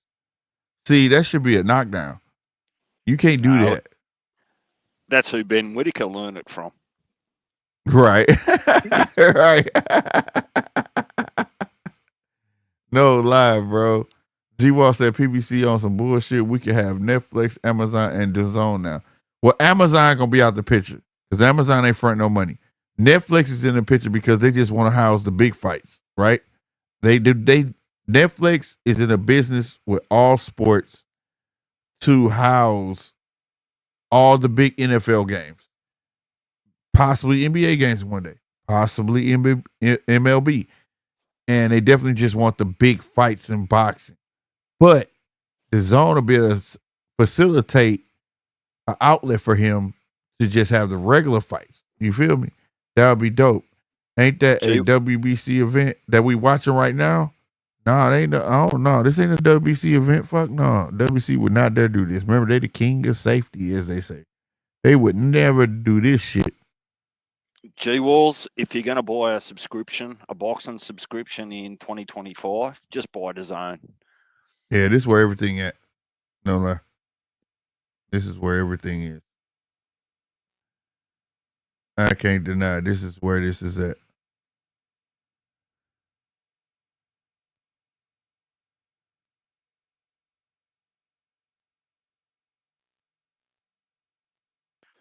Thinking about it from this perspective, Slick. Uh-huh. What boxing stars, other than Tank and Canelo, aren't on DAZN now? Say that again. What boxing stars besides you did? I'll make sure I heard it. You said besides Tank and Canelo. Yeah. So out of all the boxing stars, right, that there are in divisions, Inoue's across there, 2025, right? Out of all the boxing stars that there are, right, Tank and Canelo the only ones that aren't on a DAZN platform. Yeah, current stars, they're not. But the roster, okay, to answer your question, you're right. They're not. They are the stars of PBC. They are stars that are not on there as well.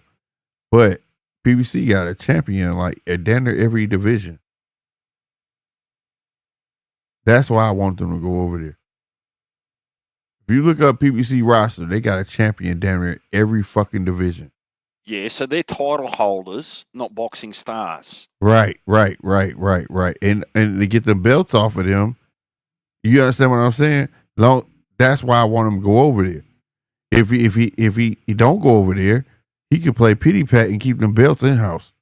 That's the other part of it that I'm sort of aiming at there. But what'll end up happening is that those belts or those sanctioning bodies that PBC might play pity pat, right? They become obsolete if those sanctioning bodies don't wise up to themselves. Because you're going to have 90% of the population over there on DAZN with WBA, WBO, IBF, whatever. Right? Yeah. And then you've got the WBC just in house with PBC as an example, right? So Barrios, Stanionis, who's Janabek with? Top rank. Top rank. Benavidez and Morel, they're PBC. Yep. Even in lower ranked divisions, he got champions. You got to look. I don't know him by name, but when I looked it up, I'm sure if Rob is listening, he could list them in the chat. But he definitely got champion every division.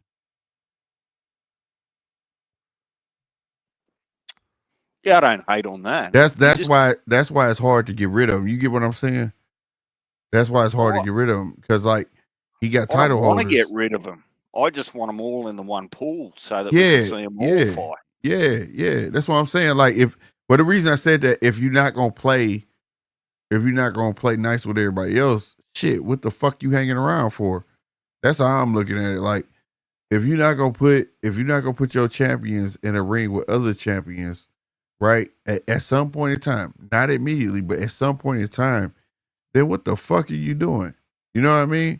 The only two champions you got one division is Stanionis and Barrios. I can understand it because you can make them fight each other, right? But after that, then what?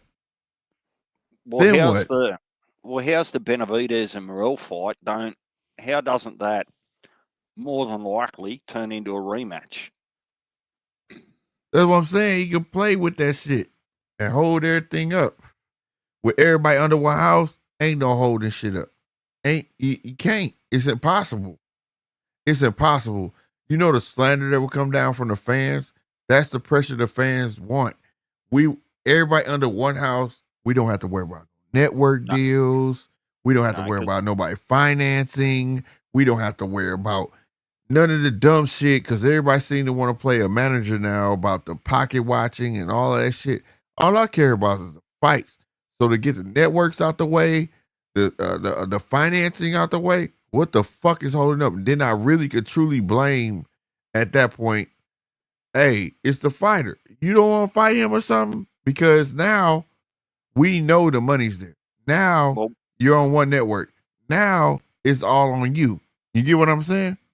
well, what'll end up happening is you'll get effectively stuck in the mud if you try to compete, because what'll end up happening, I see, is that you'll watch DAZN cards on it at exactly the same time as PBC cards, right?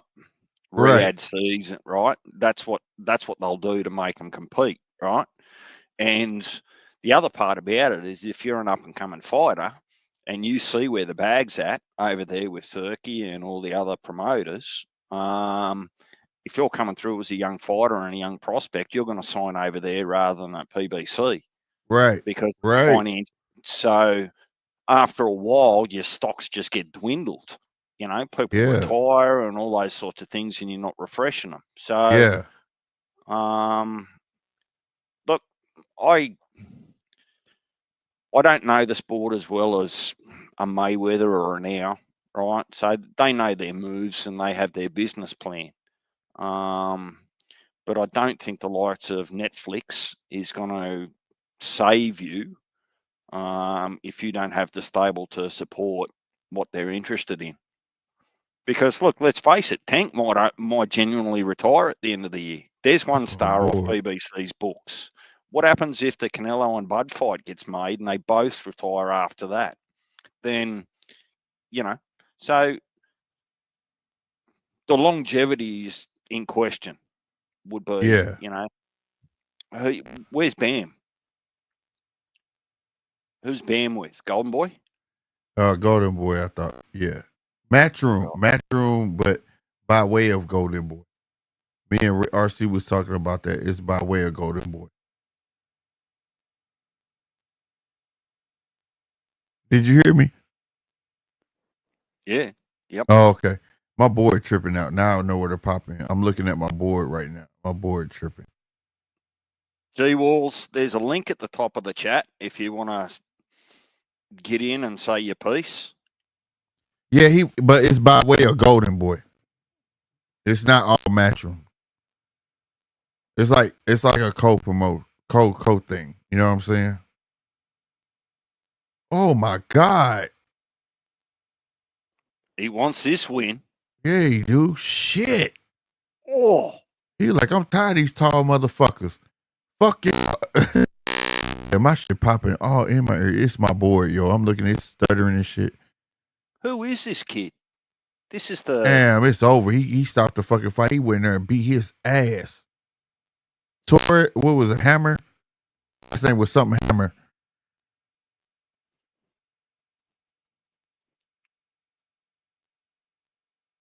Damn, that shit was crazy. Your mic is getting bad now, Slick.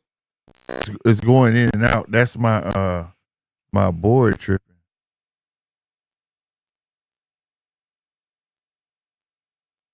Damn, I'm trying not to get off. My board need restarted.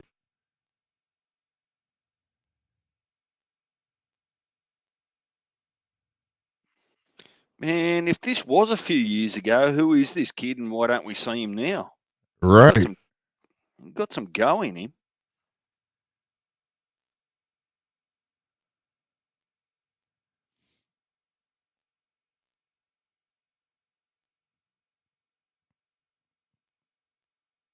He went there on a mission. Yeah, that's my fucking board, man. I want to make do this though. It keep cutting me out. I hear it. He cut me out. Huh. I never tried to. Hold on. I could try to restart it while I'm live. I've never done it before, but I might try it.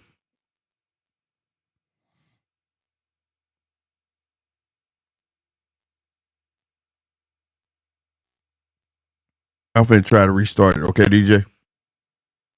Just stay on. You just probably not gonna hear me, but stay on. If it don't act right when it come back, like load it back in, I'm gonna wave and then that mean I'm gonna end the live, okay? We'll be right. We'll sort it out. All right.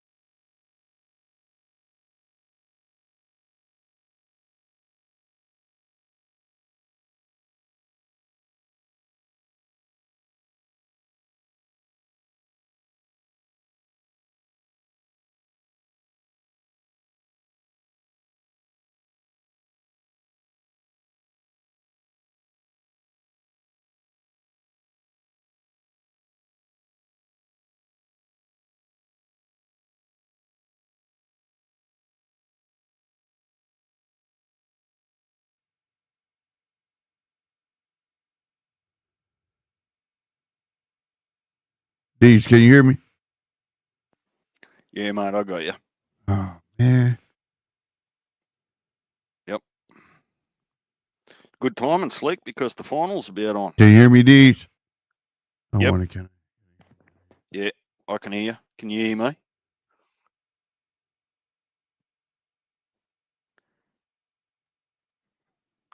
Can you hear me, Slick, or not?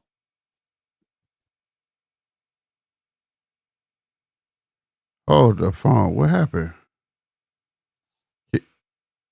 Yeah, I can hear you. Can you hear me? Yeah, I can hear you. Can you hear me? Yes. Uh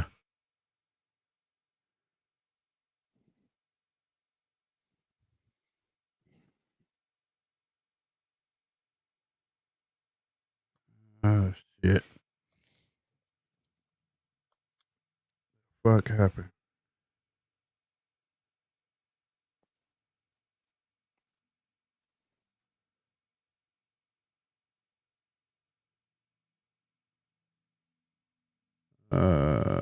What? Okay, hold on. Let's see. I can't hear him. He coming through you. You're coming through YouTube. I just heard you through YouTube, but I can't hear you through my headphones. Do. Popping on, but back right.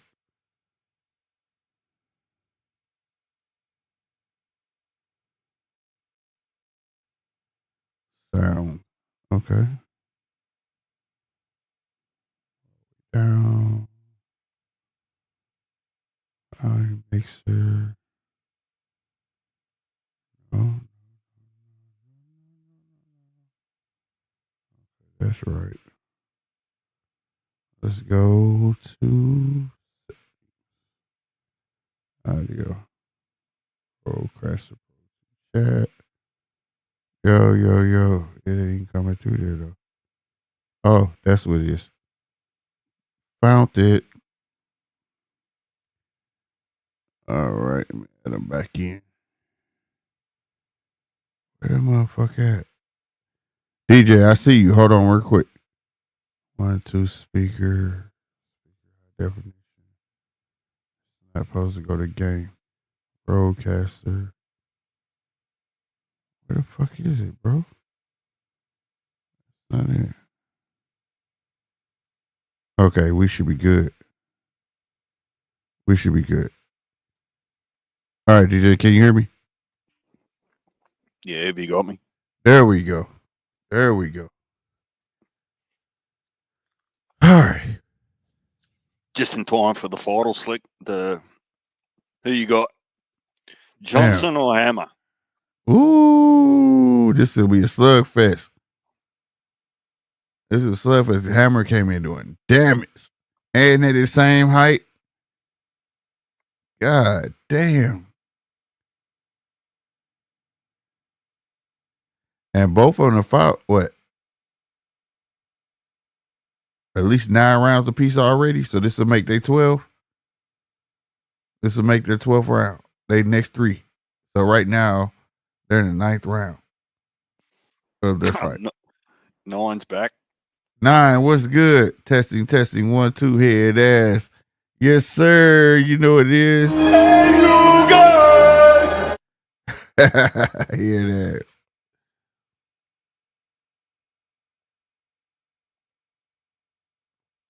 I like how Kevin did that jab from the hip. But Hammer gonna come in trying to fight. He's smaller. You can tell he's more agile. He got the feet of the two. Kevin trying to shoulder roll. Boy, this must be a nice size purse to go through this shit.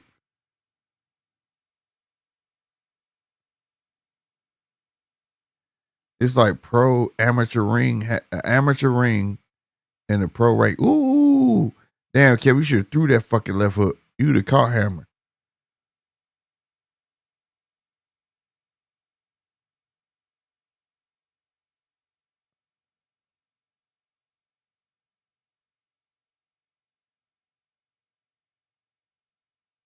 Good job, Kevin, keeping that jab. I keep Hammer off his ass.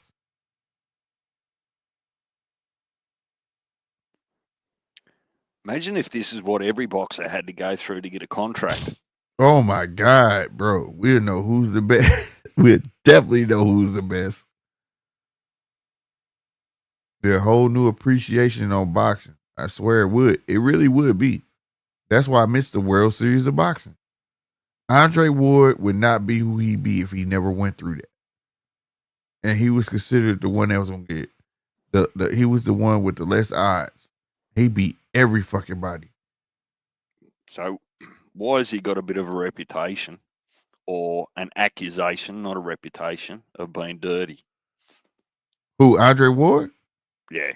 No, Andre Ward's not dirty, man. He's a classy ass boxer. And he wasn't that exciting. It's just that they said that he had some low blows against not Klitschko, Kovalev. It's funny you say that because I've been watching back some of Andre Ward's fights, and that was one thing that I picked up out of it. Yeah. They accuse him of dirty tactics. Yeah.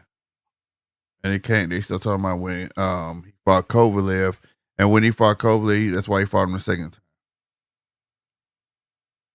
And made easy work of him. And what people don't understand too, though, a couple of them shots was a little low, but like that man had just had his knee drained. He cried in the ring while he was fighting. Getting in the ring, he was crying. Oh, that was dirty, Hammer. Why you gonna hit on the back of the head like that? But yeah, he literally, like, I got his book behind me right here. Andre Ward book. That's his book right there. Like, literally, he had his knee drained right before, and getting in the ring was like, oh my God. And it was too late to cancel the fight. He got in there, and when I went back watched the fight, you could really see him crying. I never noticed that. He was crying. After the first round, he was crying. Like, so he was like, he didn't have his balance like he wanted to or whatever. And that's why that first fight went the way it went. When he fought him the second time, that's why the fight went a whole lot smoother. Like he made easy work of Kovalev. You know what I'm saying? But his knee was tore up. Let's be clear. I'm not making the accusation he was dirty. I'm asking the question as to why. It was that fight. It was that fight, bro. It was that fight. And I can admit a couple of them was a little low, you know what I'm saying? But when I learned the reason, I was like, damn, my dude fought with a tore up knee. Like, that's some shit. That's some shit. He said he was in more pain. Like, no punch could amount to the pain that he had in his knee. It was fucked up. And like I said, I read his book. And when I went back and looked at that fight to see if he was lying, nah, I just didn't pay attention. He was in tears getting in the fucking ring, going between the ropes. He was in tears. I was like, damn. So he fought with a fucked up knee and still pulled the fight out. But yeah, a couple of them was a little below the belt line. And when he knocked down with the gut punch, everybody was like, oh, that was super low. That was super low. But that's why he rematched it. That is Eddie. Fuck that. This is old shit we watching, bro. I'm convinced. That's Eddie.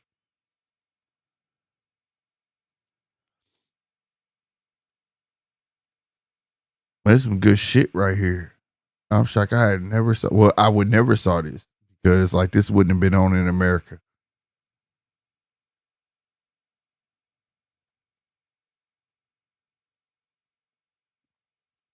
Hammer just want to fight, bro.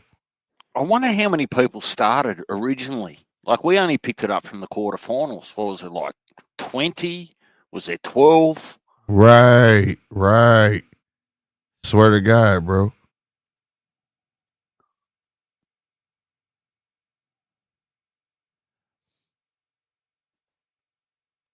Yeah, you're not lying. This is so dope. how many? So getting back to that Grand Prix, what's the maximum? What's the maximum amount of fights before you're not a prospect anymore, like to qualify for the Grand Prix? I don't know the entire rules of it. They said it was gonna be like 128 fighters from around the world. I don't know if it's gonna qualify them to be contenders when they're done, or it's just a strictly just a prospect tournament. You know what I mean? So I don't know that part yet. But I do know that the rounds get more rounds get added as they go further up into the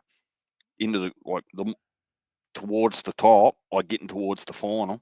Oh well, shit. Once they get to 10 rounds, they contenders. They finna be contenders. Like it's like your first 10 rounder and then your second 10 rounder, you a contender. So then if they make it to the end, then they contenders, dude. I didn't know that. That's dope. And I saw what my guy G Walls. Yeah, the WBC is sponsoring that tournament too. I saw you said ain't that a WBC event? Yeah. No, it's WBC and Turkey. Turkey financing it, but it was WBC's original idea. It was like a dream of theirs to do. And Turkey is bringing it to light for them. So that's how it's going. It's a WBC thing, but Turkey is paying for it. So I'm with it. I think that's dope as shit. The only embarrassment about that particular night when they actually was obviously after the event, Sky Nicholson not listening to Bud when Bud was trying to give us some tips. You saw that? You saw that? Yeah, I posted it on our group chat. I said, look, sometimes you've just got to know when to shut your mouth and listen. Yeah, she telling him, no, I'll do this, I'll do that. And I'm like, oh my God, girl, do you know who you're talking to? Like, take some tips for once. Like, what the fuck, bro? She study like, oh no, if you do this, I'll do this. I'll. Oh my God, bro! Like a typical woman. Like you just got to know it all, huh? Like, dude, you're trying to get where this guy is. He's trying to help you get there. Like, Slick, they breed them different over here. You can't tell them. man, I think that's all everywhere, bro. Like, I promise you, that's everywhere. That's tongue in cheek. They're not all like that. But I know you said something about white women, like just cutting you deep. Why you got to go after the white woman? No, man, that's my experience. That's why I said that. That's what I said. Like black women, they'll be like, "Fuck you, you old bitch." Like they'll hit you with the curse words. White women, that my experience, don't have curse words like that. Like they'll be like, "Fuck you, I don't love you anymore." And then all of a sudden, when they see they're not getting to you with that, then they be like, "You know what? I ain't give a fuck anyway. That's why I fucked your brother." You be like, "What the fuck you say?" And then now you upset, and then shit goes sideways on and shit. That's what they do. Now that's not worldwide. I'm just speaking from my experience. You know what I mean? Or they'll say some shit like "fuck you" and "fuck your mom." You be like, "What the fuck? What the fuck?" Now I'm mad. What you mean "fuck my mom"? My mom ain't got shit to do with this. You know what I mean? They'll do anything to get it. You know, if they're upset, you go be upset. You know, where, you know, my experience, black women, they don't call you a bitch. They go say every disrespectful curse word known to man, you know? And even maybe a black woman might even try to hit you. Now, I ain't had an experience where white woman would try to hit you at all. But the white woman gonna cut deep with them words, boy. Them words, oh my God. I promise you. And that's not no made up shit. That's why I fucked your brother. Like, what? What the fuck? And didn't do shit, but just to piss you off because she don't think you mad as her. That's all it is. They're different. They're different. I learned that. I've dated Hispanics, white women, black women. They're all different. Different personalities.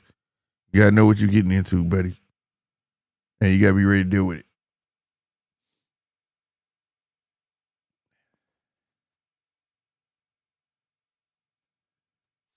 I actually don't know who's done enough to actually be in front in this fight at the moment, Slick.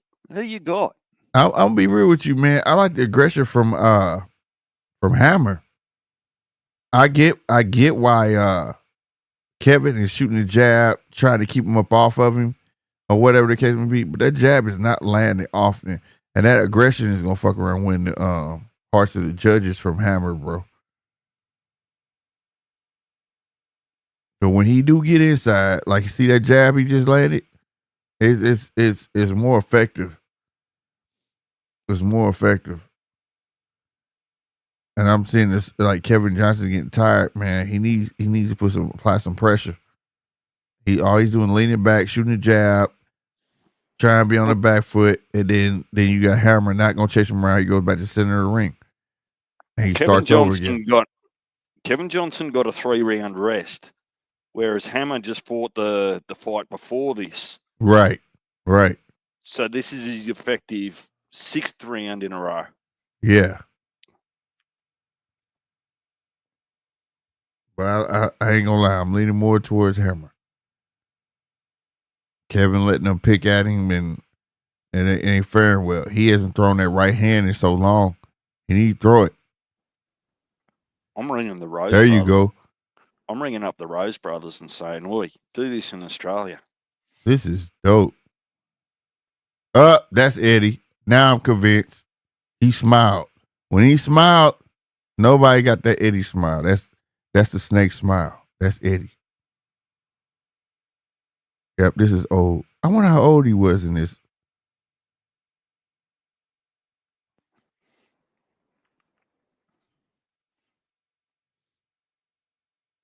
Fucking Eddie still look wet behind the ears in this damn fight.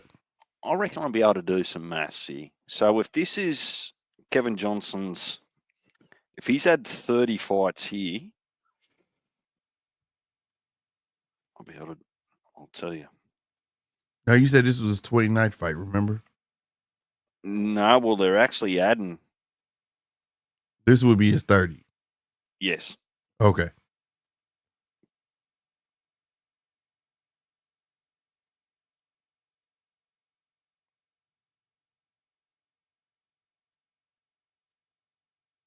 Damn. Got that uppercut down there and landed that bitch. Now you got him in the head Kevin in the headlock. Kevin tried to do some damage up close. In and around. Damn, I want to win this one. I think Hammer, but you ain't lying. Like, where's Hammer through the years?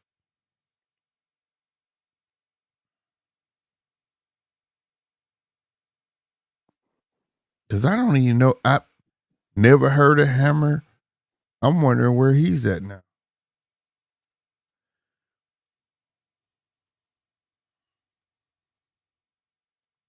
Damn, the punch stats is even different on here. This shit is dope. 37, 26, 27%, 24. I like the way they showing the stats on this shit. Is pretty dope. Yeah, Hammer doing it. Yeah, he did the most work. But that don't mean they gonna give it to him in his favor, though.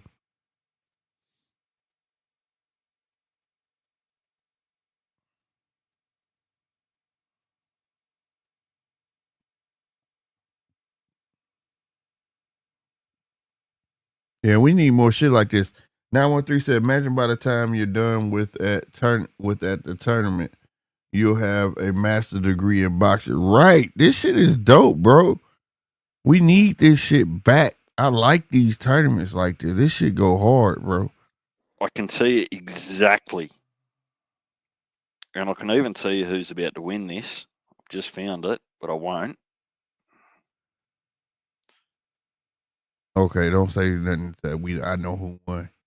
Don't take it from me.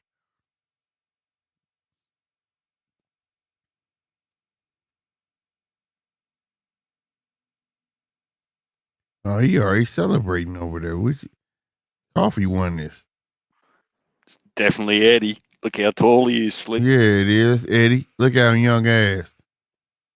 He ain't even got a receding hairline yet.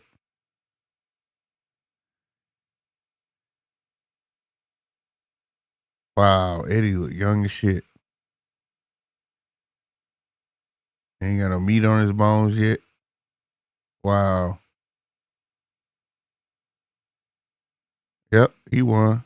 Hammer won. They was already celebrating on the other side. They already knew. They was jumping around and shit. So Hammer was a Eddie Hearn fighter. I don't know, but look, he in his corner, and he clapping it up for him.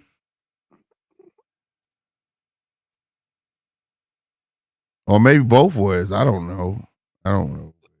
Well, it's still a Matchroom sponsored card. Yeah, like, right. We're watching a Matchroom channel, but so 20th of June 2012, this fight happened.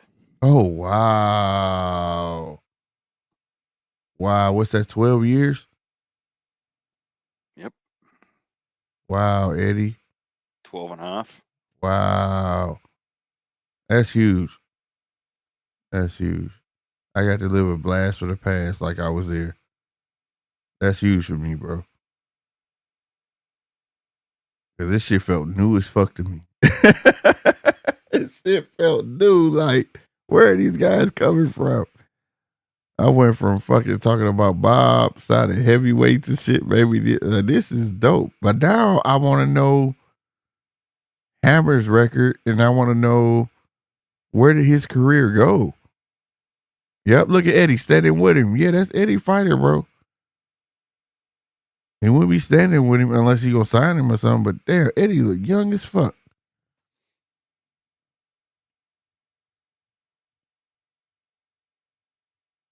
I think Eddie at this time was still ironing his own clothes. The suits don't look the same, but then you can tell the quality definitely changed. Damn.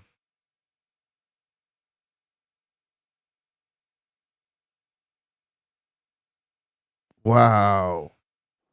Last fight for Hammer was 24th of November 2013 against Andy Ruiz. Andy, wow, really? Has not fought since. He lost. I gotta look that fucking fight up. He lost, retired. Damn, Andy ruined him like that. Unless the money was too good, he said, "Fuck it." Oh, he might have got injured. He still had He finished 21-3. Yeah, he might have got injured. That's kind of young, right? That career is kind of wow.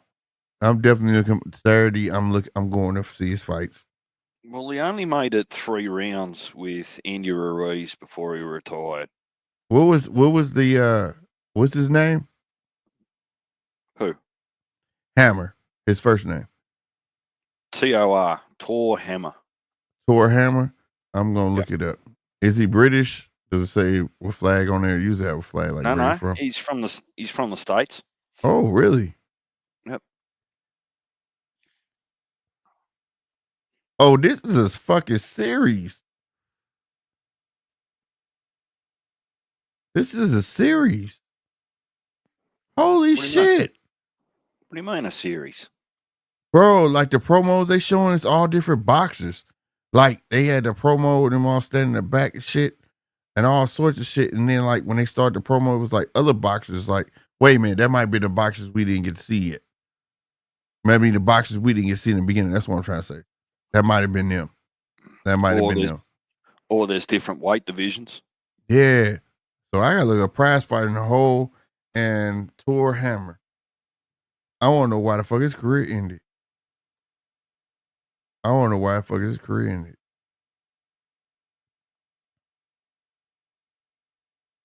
Yeah, no doubt. This is they need to bring this back.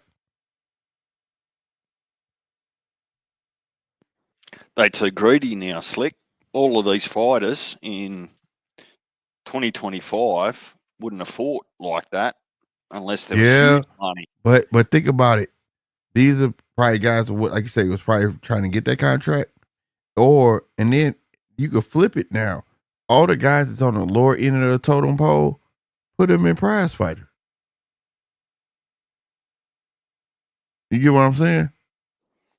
Yeah, I've got a feeling because after that, even Kevin Johnson went on to fight everyone. Chisora, Andy Ruiz. He might have been the soft touch for him too. Anthony Joshua, Kulev.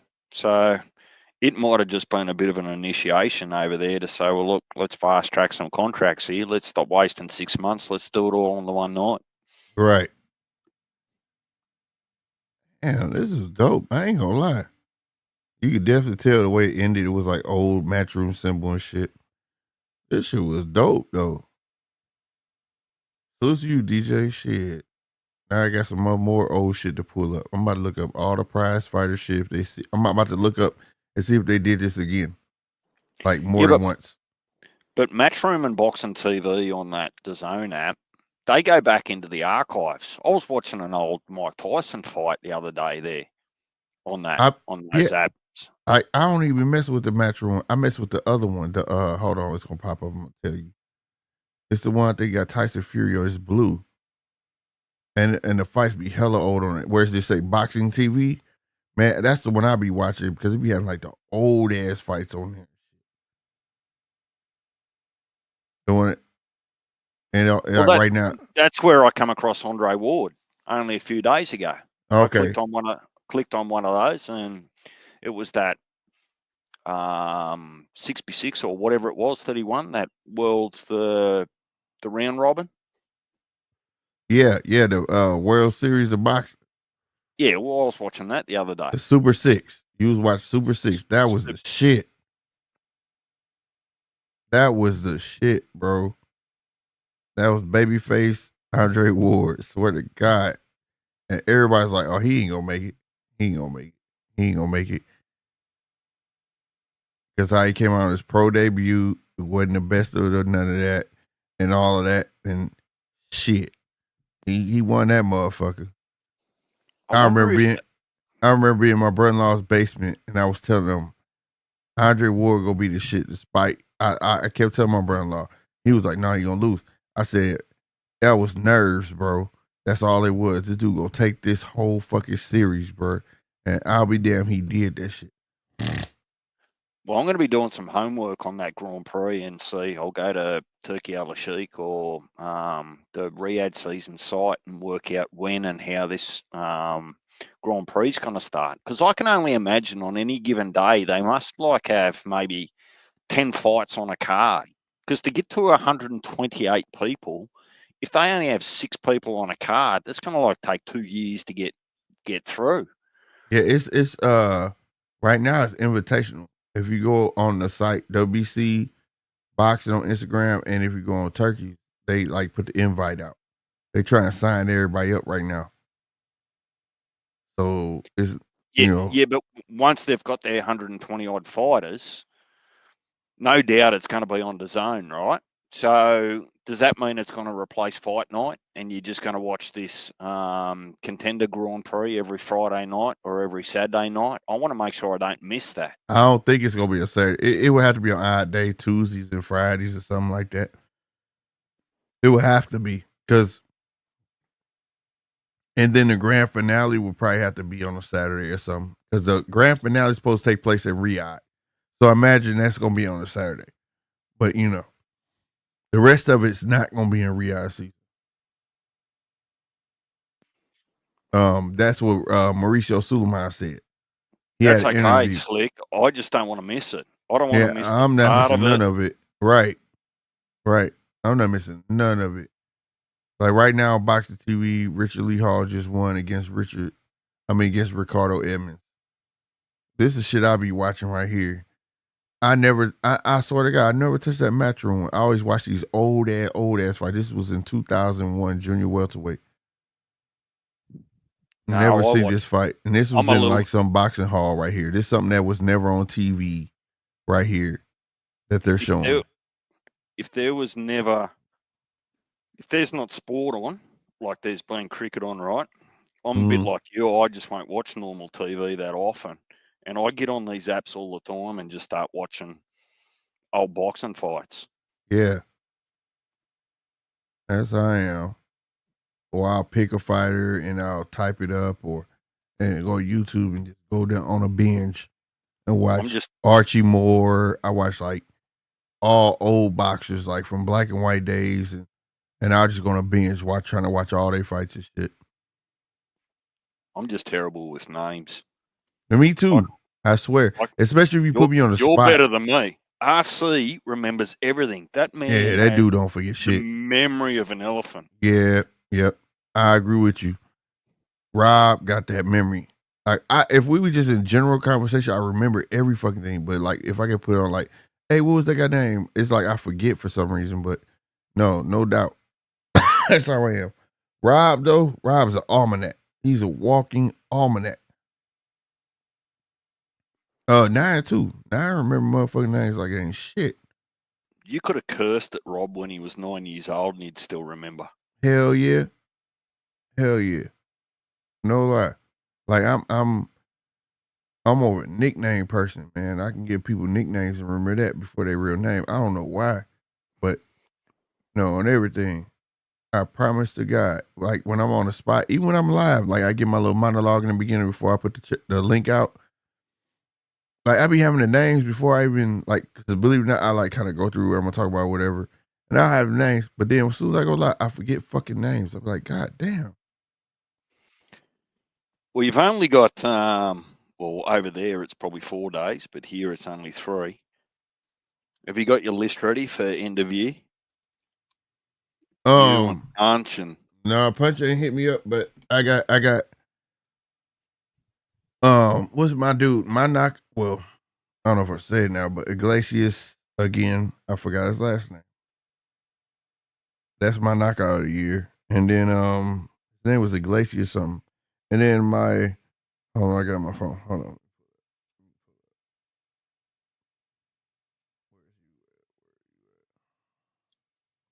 My upset of the year.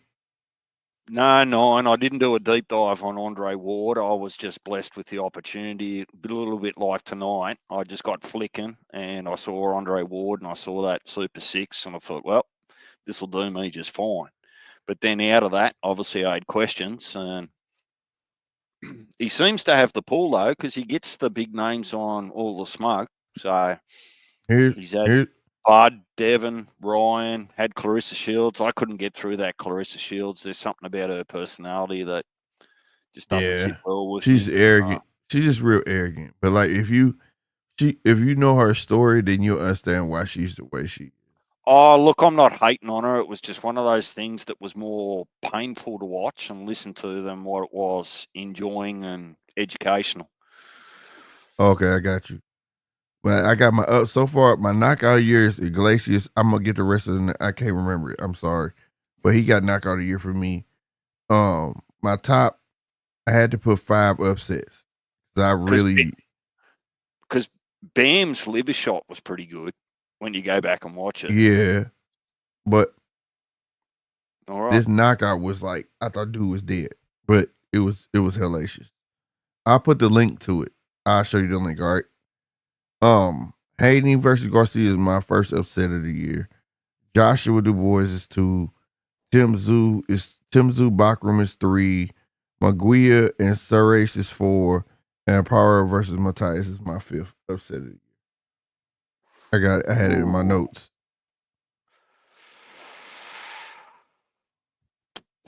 So you're only allowed to have one, right? Yeah, but I there was the 5 I settled on. There was more. There was more. But them the 5 I settled on. So it's like I haven't, I don't know. If the least one if I had to choose, it's a tie between Haney Garcia, Joshua Dubois. If I had to boil it down. See, I actually don't think that the Garcia and Haney was such a big upset because I think for me it was the way it happened. Well, I didn't think it was gonna be as dominant. You feel me? Like even though it was a spurts, but those spurts was like, damn, Yeah.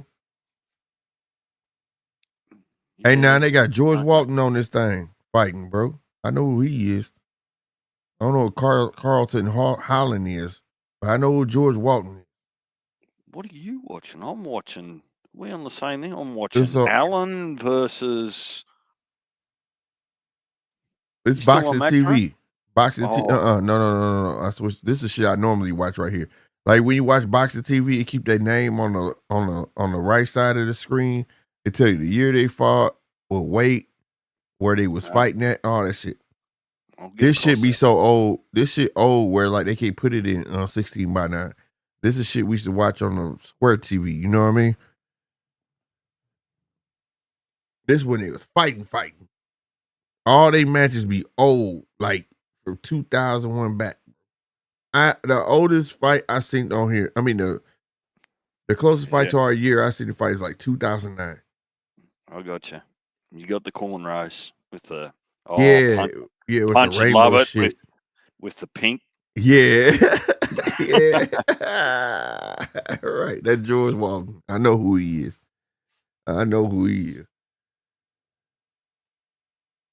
But yeah. Nah. You right, Chappelle. That Super 6 was hard, bro. And then like they lost funding. If you go to Super 6, if you go to World Series of Boxing on YouTube, they have a channel and they tried to do it again. I think it was like 5 years back or whatever. And that was the last one, bro. It wasn't a Super 6 though. It was a tournament, but it wasn't called Super 6. It was more than 6, fighters. But it was dope. But they lost funding. So like maybe Turkey tried to tap into that organization. Because once upon a time they was like Turkey. They handed that check out and people entered the tournament. So maybe Turkey could bring, you know what I'm saying? That type shit back because that tournament had all top tier fucking talent, bro. All top tier talent. Jermaine Taylor, Froch, Andre Ward. Like, dude, it was ridiculous. I think Kessler was in there, wasn't he? And that shit was crazy, right? To have those type of fights, that shit was nuts. That's what we dreamed of. That's what made it dope. You know what I mean? That's why, like, when Turkey came on, I'm like, shit, I don't know what y'all complaining about. This is what I want to see. So, like, maybe he could do that again. That would go hard. Can you imagine if Turkey was to put a card together with, like, straight, like, all top tier talent, like the Super Six, and the way shit look, he may be able to do it. He may be able to do it. He's kind of edging towards it with the 5v5 anyway. So Yeah.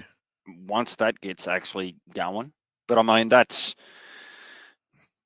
not one division, that's multiple divisions, so it's a little bit different. But yeah, right.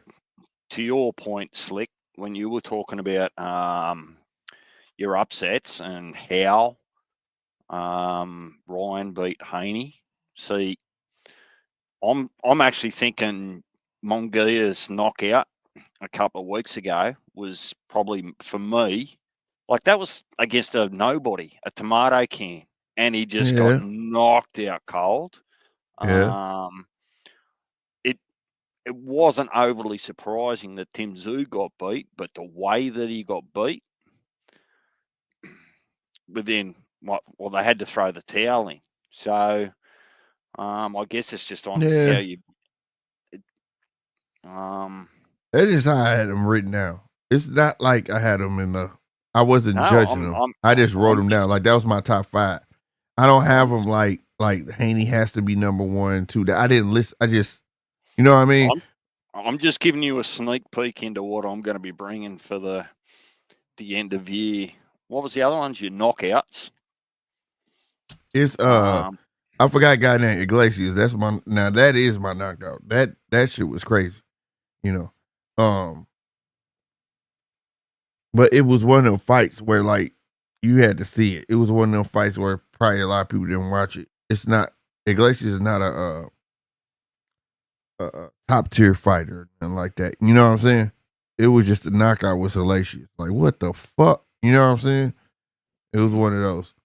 But all right, what else is on that list there? Upset of the year. Oh, there's a heap on there. I think probably I got AJ. Knocking out Nagano or getting knocked out? Huh? Him getting knocked out. Nagano wasn't upset. I figured that shit should have happened. See, this is why I think that Parker might have a little bit more of a chance than people are giving him credit for.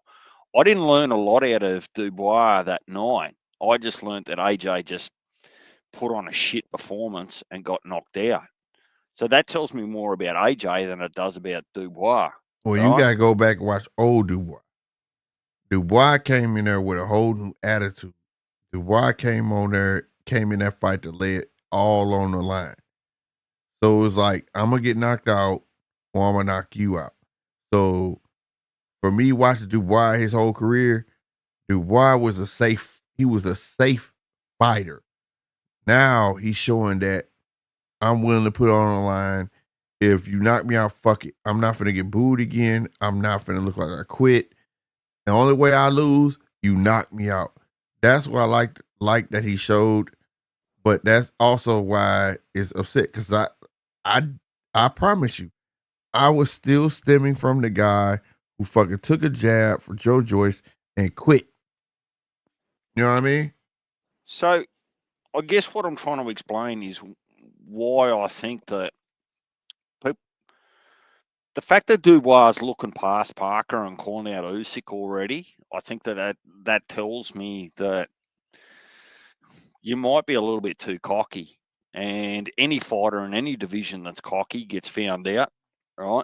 Yeah. On the night. Yeah.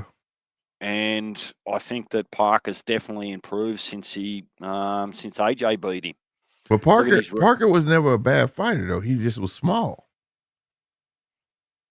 And Parker has showed a new thing where that like, okay, I'm small, but now he's trying to show that he's mighty. So now instead of waiting on his openings, he's just bringing it to the bigger fighter. You know what I mean? Like I'm just gonna try my best to overwhelm you. Once I get inside, I'm throwing at least 6-7 punches. I'm not gonna try to jab my way in and then get a good punch and back out no more. I'm standing inside and I'm gonna overwhelm him. He's another fighter that has showed me something different. And I'm saying this to agree with you, bro. Like the boys and Parker gonna be a firefight, bro. It's gonna be a firefight. That's February. Yeah, that's gonna be a firefight.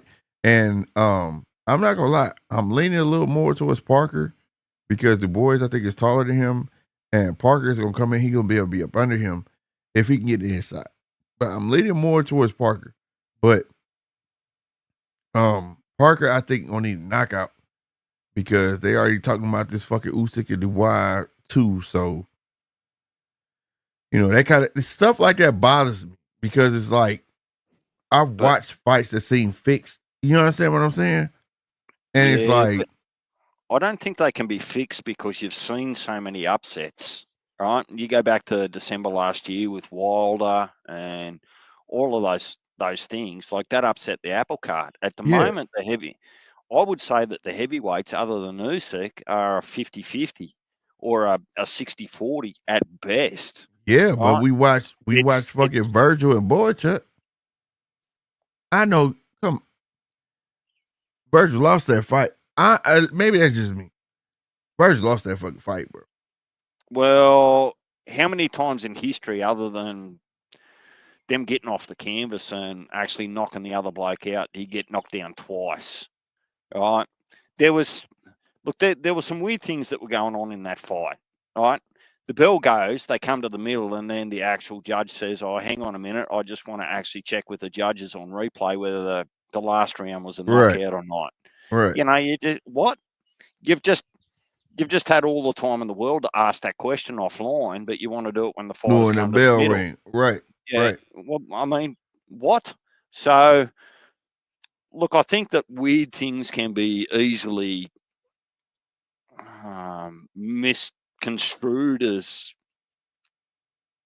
corrupt or those sorts of things, but I don't disagree with you. The best thing that I learned out of Virgil out of that is he can go 12 rounds. Right? If you can go 12 rounds with Boelchuk after the two fights beforehand where you didn't get past a minute and a half, right? That shows me that you've at least got an engine. Right? Okay, sure, you got knocked down, you got back up. Right? Yeah. Now, I'm not sure that anyone knocks out Boelchuk, to be fair, whether it's Virgil, whether it's Bud, whether it's Madrimov. It might be a head that you just can't knock out. Yeah. You can knock him out, but you ain't knocking him out. Yeah. So, it'll be interesting to see what Virgil does with Madrimov. Yeah. Which is also... I think that's going to be more of a conservative fight of power. You know what I mean? Whereas Boychuk going to bring it to you. He's more of a fighter. Whereas Madrimov, he tried to pride himself as a boxer, especially coming off of that performance in Bud.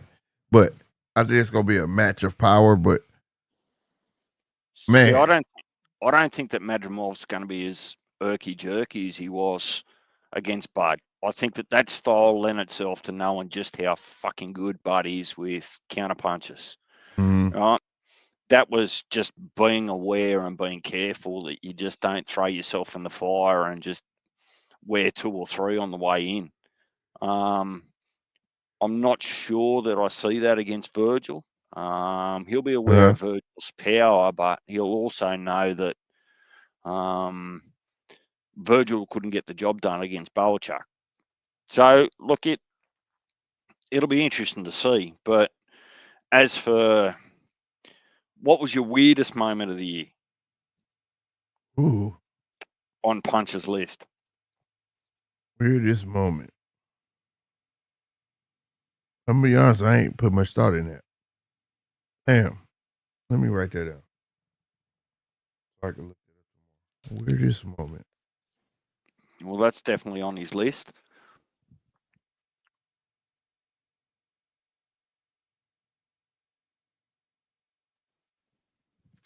Who was it? Who missed the stool in the corner?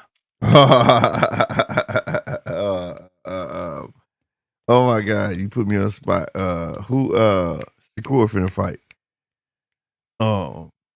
Schofield. And then there was old mate, tap, tap, tap, tap, tap, tap, tap. They grabbed old mate and tried to hump him in the corner. Right? Yeah, that by far with yeah. Who was his name? That was on Jake Paul card. Who was his name, man? That dude. Yeah, he's definitely the weird. That was weird. That was weird. I'm telling you, that TV or that broadcast producer that needed to show that not once but twice in slow motion, he or she's been fired. Right? His shit was like he was punching a teddy bear. It was just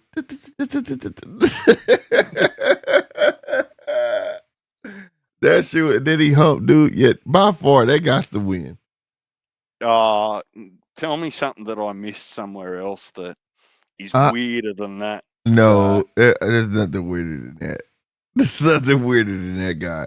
And then they was like trying to make him a star and shit. Like, what the fuck is this? Like, no.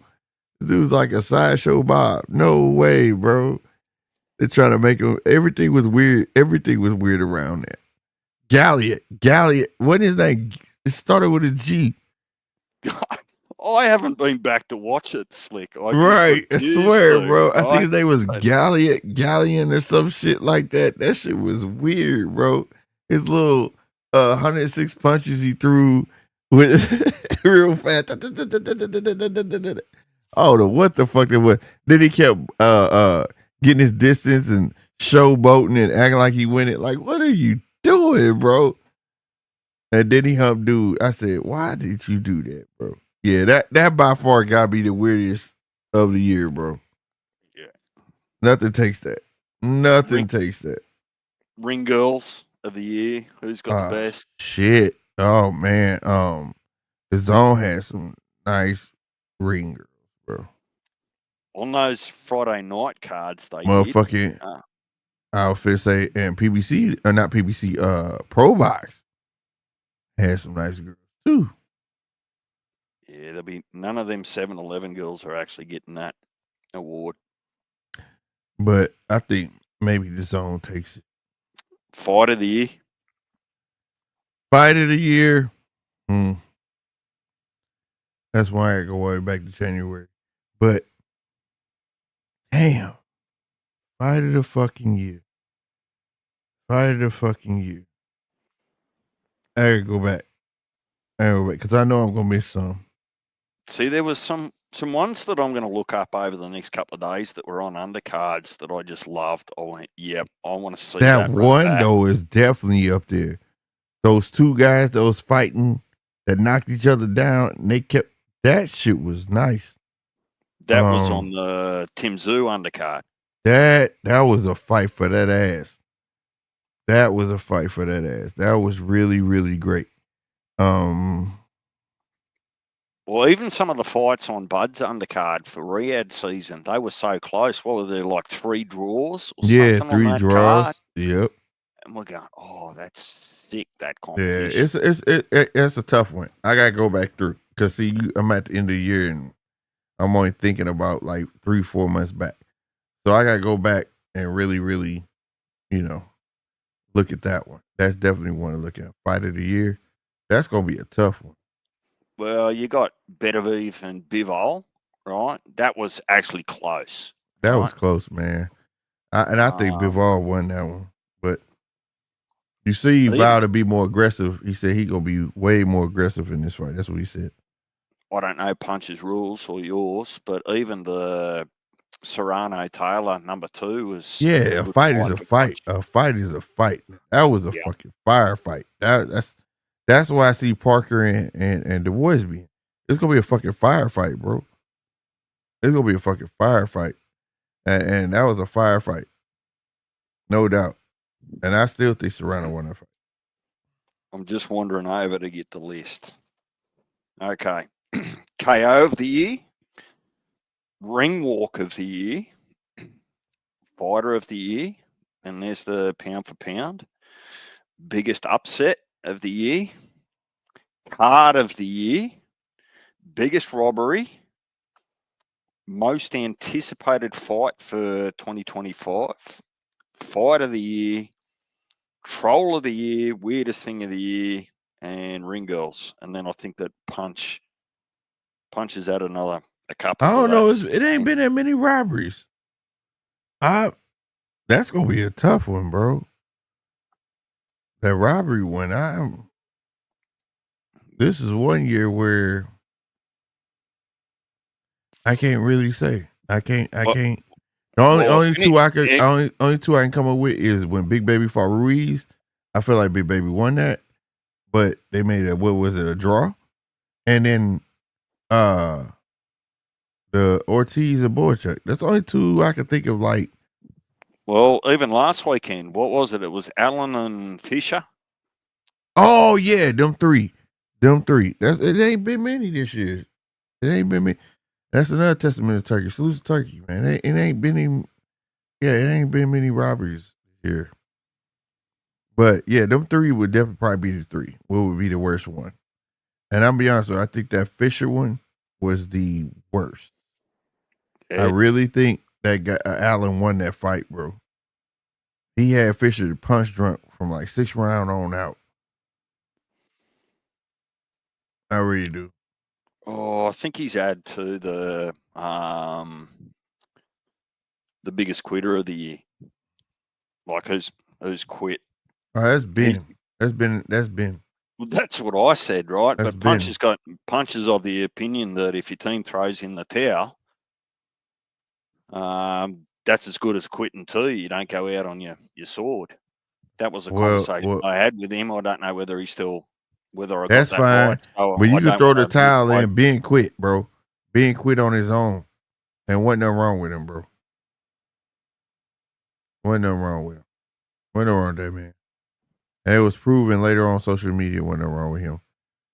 You know, who did we watch last weekend that quit on the stool? But he got belted though. He got bashed up. Yeah, when you get your ass, that was Davies. Fought Boychuk, and that was fine. I understood that. I gotta get 2 weeks notice. Hey, he came with the right game plan, but he ain't had the right game plan. He gave you 5 rounds. Fuck that. I'm trying to be back on another card. You know, I'm not mad at that at all, bro. You can't, like I said before the fight before they had a week notice. This one he took 2 week notice. Before that, he was undefeated. And the paydays is where you couldn't deny it. I'm not mad at that. When you do shit like that, cool, I get it. You know what I'm saying? But like Ben Whitaker, nah, bro, you quit. You fucking quit. And his next fight needs to be against oh boy. And they signed him, and I'm happy he signed him because that man was crying, bro. I hate seeing men cry, bro. That shit, for a man to cry, bro, it gotta hurt, you know? And that man was fighting for a contract, and I salute to Matchroom. No, I think Queensberry signed him. Matchroom and Queensberry signed him. You know, where like you said, I'm in trying to get contract to feed my fucking family. You gonna fucking quit? Fuck that shit. And I'm glad they signed him. And I hope when Ben come back, that you gotta face him, bro. That man made you not who you was. He took you out of your game plan. You know what I'm saying? So I think that's the. But I think Ben is quitter of the year, bro. Yeah, I'd be telling Ben, strap your ankles this time before you actually get in the ring. Mm-hmm. I probably you better have your braces on standby because there ain't no getting out of this shit. And then so far, my troll of the year is with you and Heavy. Old mate that had had too much to drink gets on there and starts wanting to fight Heavy for $500. Yeah, that guy. Yeah. He was like the black guy up there at the top right. Hey, I'll fight you. I was like, what the fuck? This shit just went left. Oh shit. Yeah, he's the troll of the year, bro. He's the troll of the year. For people who don't know, we love the trolls, bro. Yeah. Punch might have a couple of different ones. It might be Mark, it might be Mexican Boxer. Could be anyone, but Mexican Boxer was number one. He cool, man. He cool. He didn't even came around. If you notice, Mexican Boxer number one, last stream, we had a decent conversation in the chat. No bull, like it wasn't no trolling or nothing. Like he coming around, you know. He just be want to see if we can get under your skin. That's all. And he's not 100% troll. I'm not hating. I just can't forget old mate that was calling Heavy out. I can't. Yeah, that's that. He was a troll, bro. He was a troll. 100%. He came. I forgot about. He said, "Black guy, yeah, you up there up top. I'll fight you. I'll beat your ass." That shit was funny. Heavy said, "Man, I will fuck your ass." Oh shit. I forgot about that, bro. That shit was hilarious. That shit was hilarious. Definitely the troll of the year. That's definitely if he got any others, he's definitely candidate troll of the year. No lie. And if you didn't see it, go back, find the live, and watch it. I swear to God, that shit was funny as shit. That shit was funny. Heavy, he said, hit it with the who, me? Man, buddy, I will fuck your ass. Easy work. Easy work, right? I'll put my Instagram in the private chat. Yeah, that shit was hilarious. Ooh. That's why I say don't block the trolls. You never know what you're gonna get, bro. They're my entertainment, man. Yeah, especially the ones that know me from my other channel. You're my entertainment. I don't care. That trolls don't scare me. That shit don't bother me. And then most anticipated fight for 2025, I don't know, it's boxing. I never feel like it's ever going to happen until they step in the ring. My anticipated fight, most anticipated fight, I'm not going to lie to you. Out of all the fights, even the Bud fight, my most anticipated fight this year when it got announced was that Boy Chuck and Matchermoff, and it didn't happen. No, well, that was 2024. It's most anticipated for 2025. Oh, my bad. Well, shit, we can't get past February. That's kind of hard. It's got to be the thought of getting a Shakur and a Tank fight, doesn't it? Yeah. Oh, okay. Not fights that's made. You're talking about like what you want to happen. Yeah, it would be a Tank and Shakur fight, 100%. But I don't think it happens this year. I don't.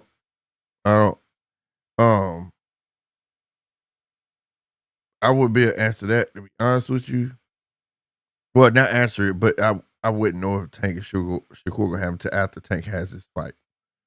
You know, to be honest with you, I wouldn't be able. I damn sure feel like Shakur finna look superior against Schofield. I do. But then he wants the Zepeda fight. So then if he fights Zepeda, I need to know who Tank is fighting. Because Tank's not just going to sit there. You get what I'm saying?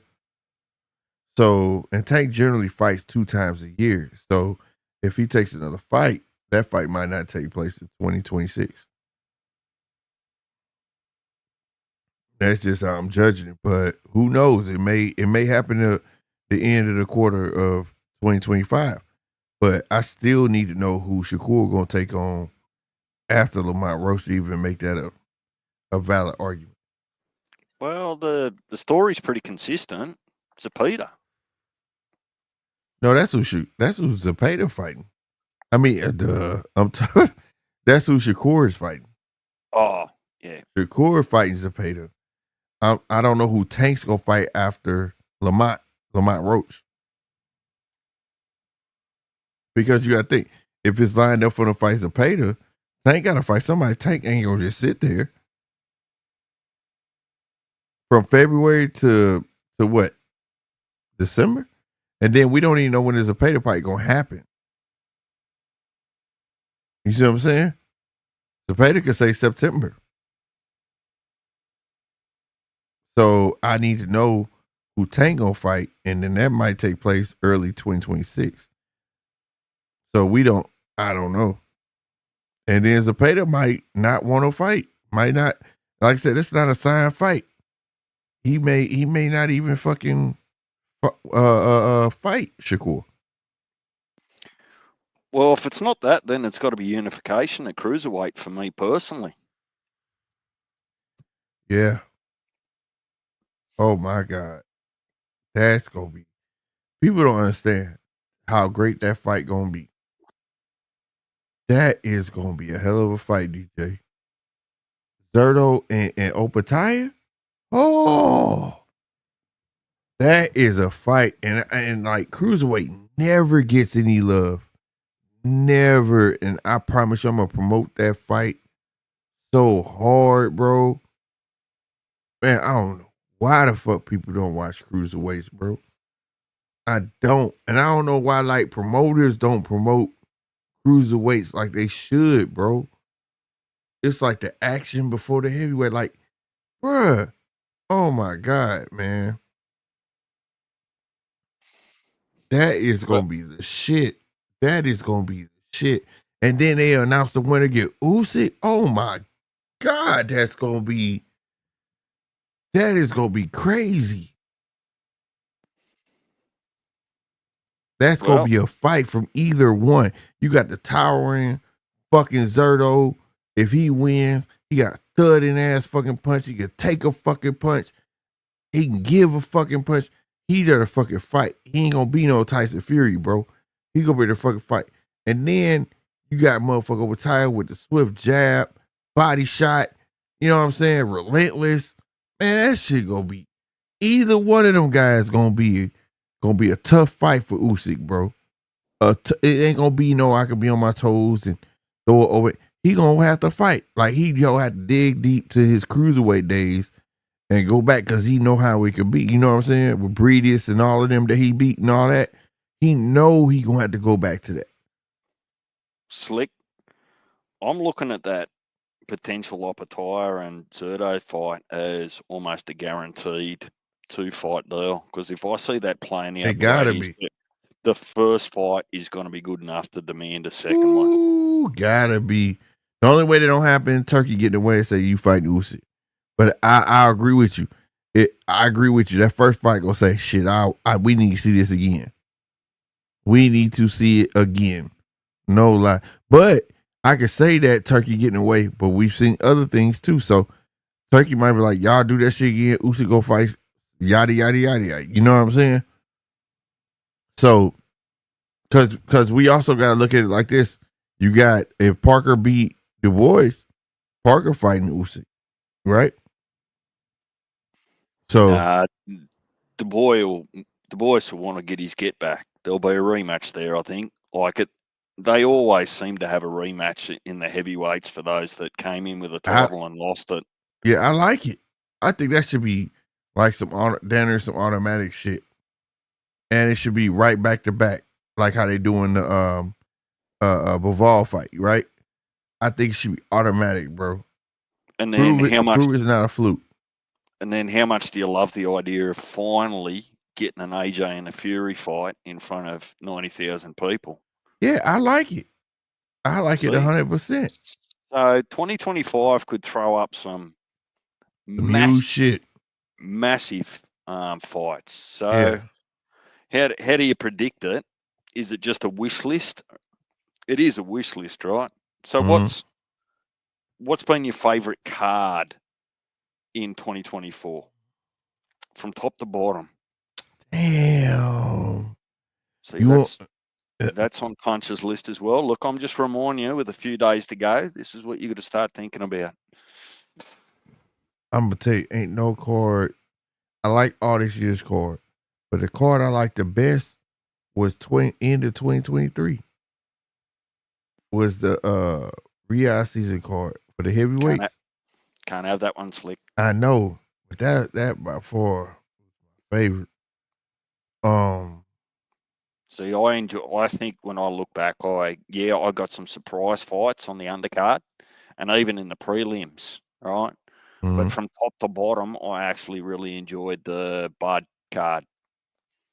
Yeah, the Bud card was tough. People talk shit about the card. That Bud card was tough. With the draws, it had the drama, it had everything to it. Yeah, that's what definitely one. I gotta go back and look, but no, that's definitely one. But to me, that card wasn't better than the December card. That December card was a monster. I really liked it because that was a card that was dedicated to a division that cleaned up a division. You know what I mean? Like, and that's what set the precedent of him going forward with his heavyweights. And I hope he could do a card like that for welterweights, junior welter. You know what I mean? Clean the divisions up. But Well, that'll require PBC work. Yeah. That's all it's going to take through some of those other divisions. Yeah. 100%. You're right. Because you basically seen him. He's doing it with cruiserweight. So what he did with the heavyweights to clean out and see who's top dog, he's doing that now with cruiserweights. He hasn't really done it with 160s yet, but I think it's not that far away that he'll do it with the 140s. Mm-hmm. Are you right? 100%. Man, this year is going to be something crazy. And I'm dead set interested to see who they're going to put in front of Inoue. At what weight? Anyway, and possibly twice this year. Because Rob said, and when Rob say something, he be throwing little tidbits out there to see if we're going to be looking. But I saw it, Rob. I saw what you said. I just didn't say nothing. But where is it at? He said NUA gonna be in Vegas. All right, most anticipated fight 2025 in Las Vegas, Return of the Monster. And United States versus don't know yet. Summer 2025. Noye T-Mobile Arena, suspected 20,000 will attend, including me. So we know he gonna have a fight here, and we know he gonna have a fight in Riyadh. How I know he gonna have a fight in Riyadh? Because Turkey said it. Turkey was like, at the end of the year, 2025, he wants NUA and Riyadh. So we at least go get 2 NUA fights in 2025. Huge, and those are gonna be huge. I'll dare to say that they will rival the Tyson Fury AJ fight, bro.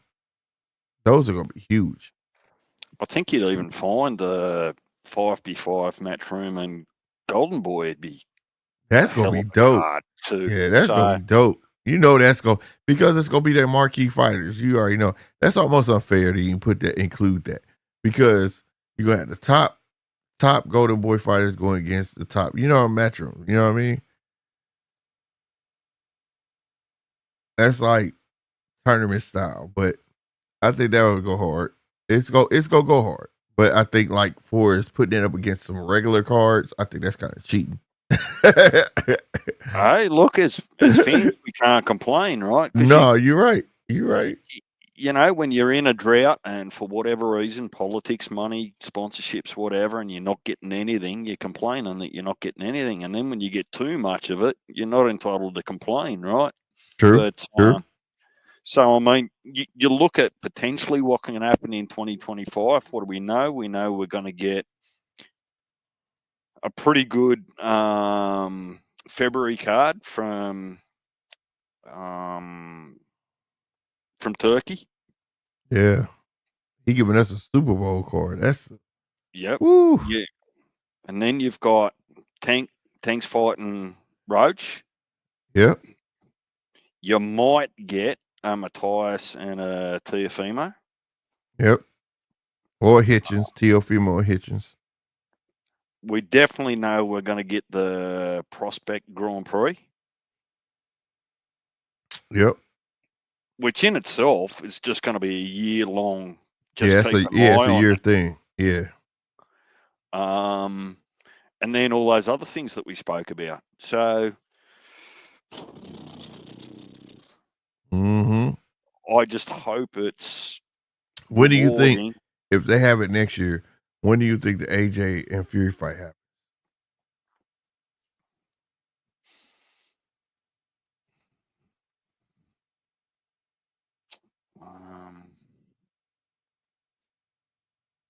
I guess it'll depend on what they actually want to do with the undercard.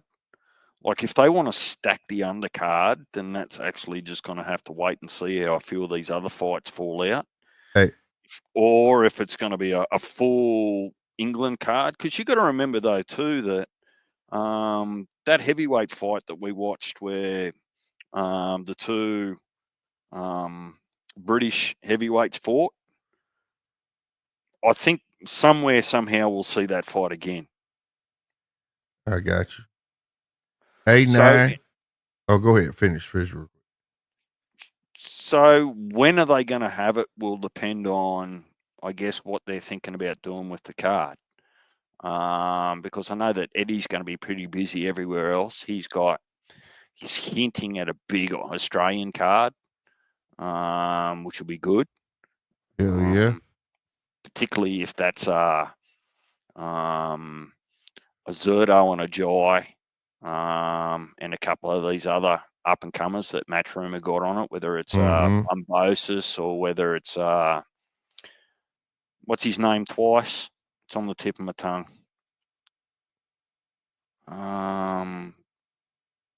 Matchroom just signed him, Australian fighter. Tamatoya. Yep. Terramona. Terramona. Terramona. I would think they'd stay away from any Canelo fights, so it's got to be in between those two major dates. I'm thinking maybe July, and the reason I picked July is that's when Top Rank move over to DAZN. So if they want to team up with Top Rank in July, right, way to make a splash, right? Oh Yep. wow, right. Hey, here's a treat for you right here, Buddy McGirt. If you watching right now on DAZN, on the channel I told you about, Buddy McGirt right now is for the fight Pernell Whitaker. This was a fight. This is a great fight. Buddy McGirt is a renowned trainer today. I did switch it off for a sec, but I'm going to get straight back into it. This is one of the fights you want to see. Pernell Whitaker was that guy. Pernell Whitaker. This is the guy that like I try to like compare Shakur to, because like in this fight, I believe he had 30 fights. He's at 30 fights right now, 1 loss. No, he may have 2 losses by now. I'm not sure. 9, correct me. But I think he had 1 or 2 losses, but he only had 15 knockouts. But the thing is that he had the defense, he had the showmanship to keep the fans engaged. You get what I'm saying? And this is the example I give. Like, once Shakur figured it out, ain't nobody gonna care how many knockouts he got. Ain't nobody care about that. It's about pleasing the fans, and you can't hit me, but I'm beating your ass. You know what I mean? Pernell Whitaker was that guy, bro. Like 100% that guy. And he beat De La Hoya, and they gave it to De La Hoya because he was more marketable. If you go watch him and De La Hoya fight, I guarantee you will agree with me that Pernell Whitaker beat fucking De La Hoya. And they gave it to him. They gave it to De La Hoya because he was the more marketable fighter. Everybody knows that. But Pernell Whitaker was that dude. Buddy McGirt was nice too. But Buddy McGirt today is a renowned trainer, like built champions, all of that shit. You know what I'm saying? And this took place in 1993, bro. I'm watching it. Yeah, on HBO Boxing. Look at those lights. They hurt my eyes. Yeah. Look how filled the arena is. Like, boy, this was a huge fight. I remember my dad had this on the TV. You don't even want to know how old I was in 1993. In 1993, shit, I was what? 13, 12 and a half? I was 15. Oh, really? Oh, man, you ain't too much older. Stop it. I'm about to catch you by 1 year in next month. You won't, because I'm just about to add another one in a week or two. Oh shit! No wonder I like you. You're Aquarius. No, you're a Capricorn. Where you boys get into these horoscopes? Hey, I wasn't into it till about 2 years ago. Swear to God, I wasn't. So I started evaluating my fucking life, and then I was like, you know what? Motherfuckers all act alike. I did. But I was evaluating my oldest mom. And everybody I come in contact, her birthday's in April. And I was like, all these motherfucking assholes, why do I got a lot of friends born in April? And then like people born in February. Oh my God, bro. I told her like, this shit gotta be real, man. It's like I swear. At first, I didn't like. I still don't understand. Like certain months, I don't know what your sign is or whatever the case may be. But I really just started getting it like 2 years ago. I swear to God, and it just started making so much sense to me, bro. I was like, this shit is actually real, bro. But my daughter's a Capricorn, and me and my grandson are Aquarius. My birthday's January 25th, bro. January 25th. There you Yep. go. I'm Yep. on the 3rd. Oh, okay. Yeah, you a Capricorn. It's all good. We like one of the same. No, You- you- I'm cranky because it was close enough over the years that people started to get lazy and go, "Oh, I'll give you a combined Christmas and birthday yeah. present." Hey, you know what? Hey, That's fucked up fuck because you, half job. I used to do my daughter. Celebrating two different things, and you. Bro, I used to do my. Hey, I swear to God, bro. I used to do my oldest like that when she got older. I was like, look, I'm gonna give you this, and this for both. This is for both. But it would be money. When she got older, it was money. Like, don't come back out on January 10th, goddamn it. 2 weeks later, talking about this is my birthday. But I did used to do that though. No, that's fucked up. Because But you gonna wrap it in Christmas wrapping, or you gonna wrap it in birthday? no, I would wrapping? give her money. Like I would give her money, right? No. See, like, okay, my kids. This go back to the parenting we was talking about, right? My kids understand that a gift is what somebody wants you to have. Because I was thinking about you, right? A present is something totally different. A present is like you asked me, or I asked you what you want, and I got it for you. So like every Christmas, I got my oldest what I wanted to have, like something that she would keep the rest of her life, type shit. You know what I'm saying? And then I would also give her the $200. You know, I would give her $200. You can define it any way you want, Slick.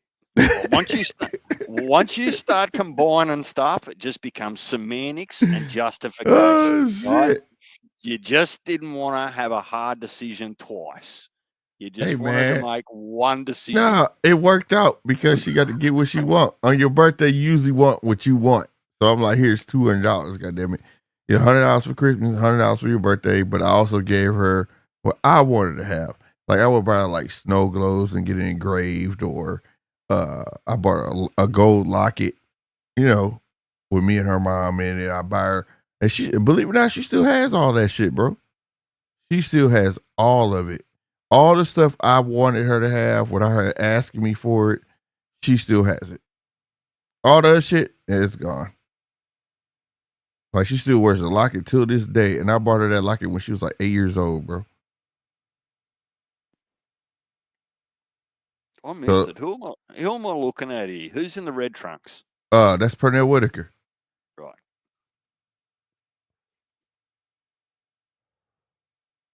If you see Buddy McGirt today, he looks nothing like that at all. Nothing like that at all. He's really heavy. You thought if you saw Buddy McGirt today, you'd be like, was he a heavyweight?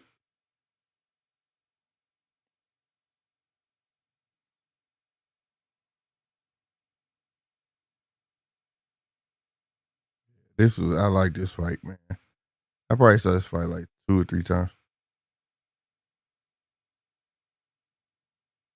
But this is a channel. This is why I watch this channel, because like I said, you go catch all the fights all the way back from the 70s.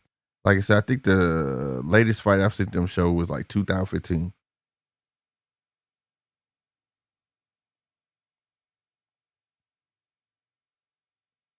They really be at it.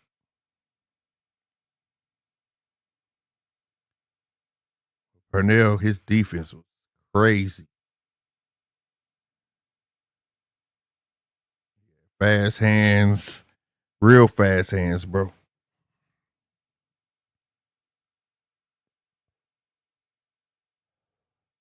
But his pop wasn't all of that, you know? But like I say, he negated it with his defense.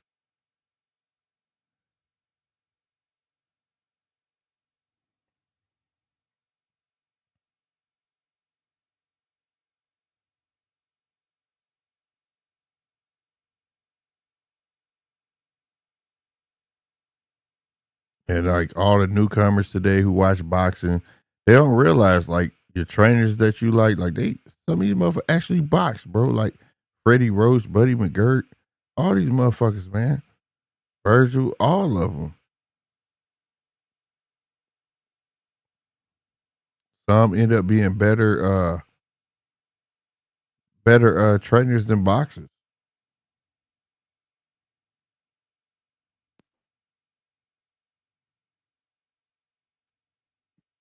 Man, that Bivol Better Beef 2 card, it's going to be hard to beat for the rest of the year. Yeah. I like that card. A lot of people were like, "Who's all the people in there?" But like for me, I'm like, shit, that's a fight. Them fights, you know. But that's another thing that I like. Now, in this new era of boxing, that's what I call it. Look. Did you see Pernell hit him with the behind the shot to the body, behind the back to the body? That was crazy. But in this new era, what I call the new era of boxing, now you got 4 major players over there. Man, I'm so into this fight. But people are gonna have to pay attention to worldwide boxing. You get what America is going to pay attention to worldwide boxing. You get what I'm saying? Everybody's gonna know who is everybody. Right? Nobody's gonna be left out the loop until like the smaller promotions start, those fights start graduating up and they're even in the mix now. You know what I mean? So my wish is coming true. Like I be talking about people, they be like, "Who is that?" Like, you know what I mean? I'm like, "Oh, he from the UK." Is he good? Hell yeah, he good. Oh, okay. Now you're gonna know who I'm talking about. But as long as it goes both ways, Slick, like as long as, regardless of what PBC decide to do, as long as the states, Madison Square Garden, Vegas, all that still gets the big fights every now and then. Oh, they will. They have to. Just as long as it's not always in England or Saudi. Yeah. Those sorts of things. Yeah, it has to be, because if you don't, you lose your identity. And that's something you don't. Because if Top Rank don't throw no fights in America, Golden Boy don't throw no fights in America, things like that, they lose their identity, and now you just look like a DAZN entity. And that ain't gonna work, because that's their money, that's their bread and butter, right? You're not gonna always sell a Top Rank card by itself. Is not gonna sell in England without including something major from England, right? So, like I said, the English are a little bit like Australians. They're just sports fanatics. So if they see it and they've got access to it, I reckon they'll tune in. But I guess when you're asking what you call the new era of boxing, if you want to include the PBC stable, you want to include the USA, and you want them to come across under this new project that is Turkey Al-Sheikh, some of that faith has to be returned, and you got to give them the home fights. Yeah. They most definitely have to be here.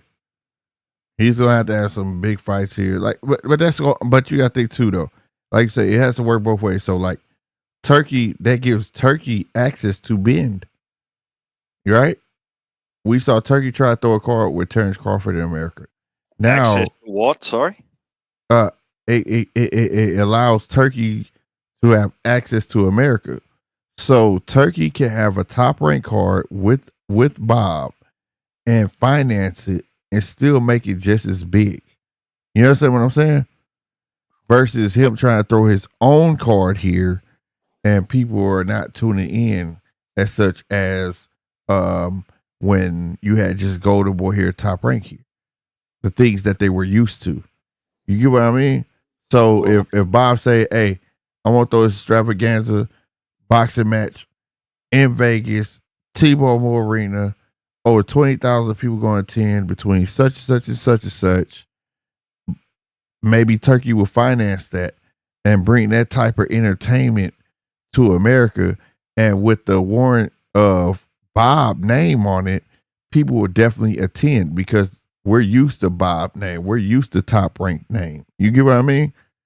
And it'll be a top rank / Riyadh season card, versus Turkey trying to do it by himself, and it don't work because it seems like there's no backing. There's nobody who knows who he is. You know what I'm saying? So what won't happen now is Turkey won't get blocked from Vegas. Right. It's his access in. That's what I'm trying to say. Thank you. You cleaned it up, but that's what. With Top Rank comes the keys to Vegas. Mm-hmm. Mm-hmm. That's basically listening to Rob and that there. He said, well, look, you can't work in Vegas against Bob Arum's wishes, essentially, in the boxing space. Yeah, and that's anybody in Vegas, bro. That's anybody in Vegas. That's American. That's worldwide. Like Bob owns Vegas, bro.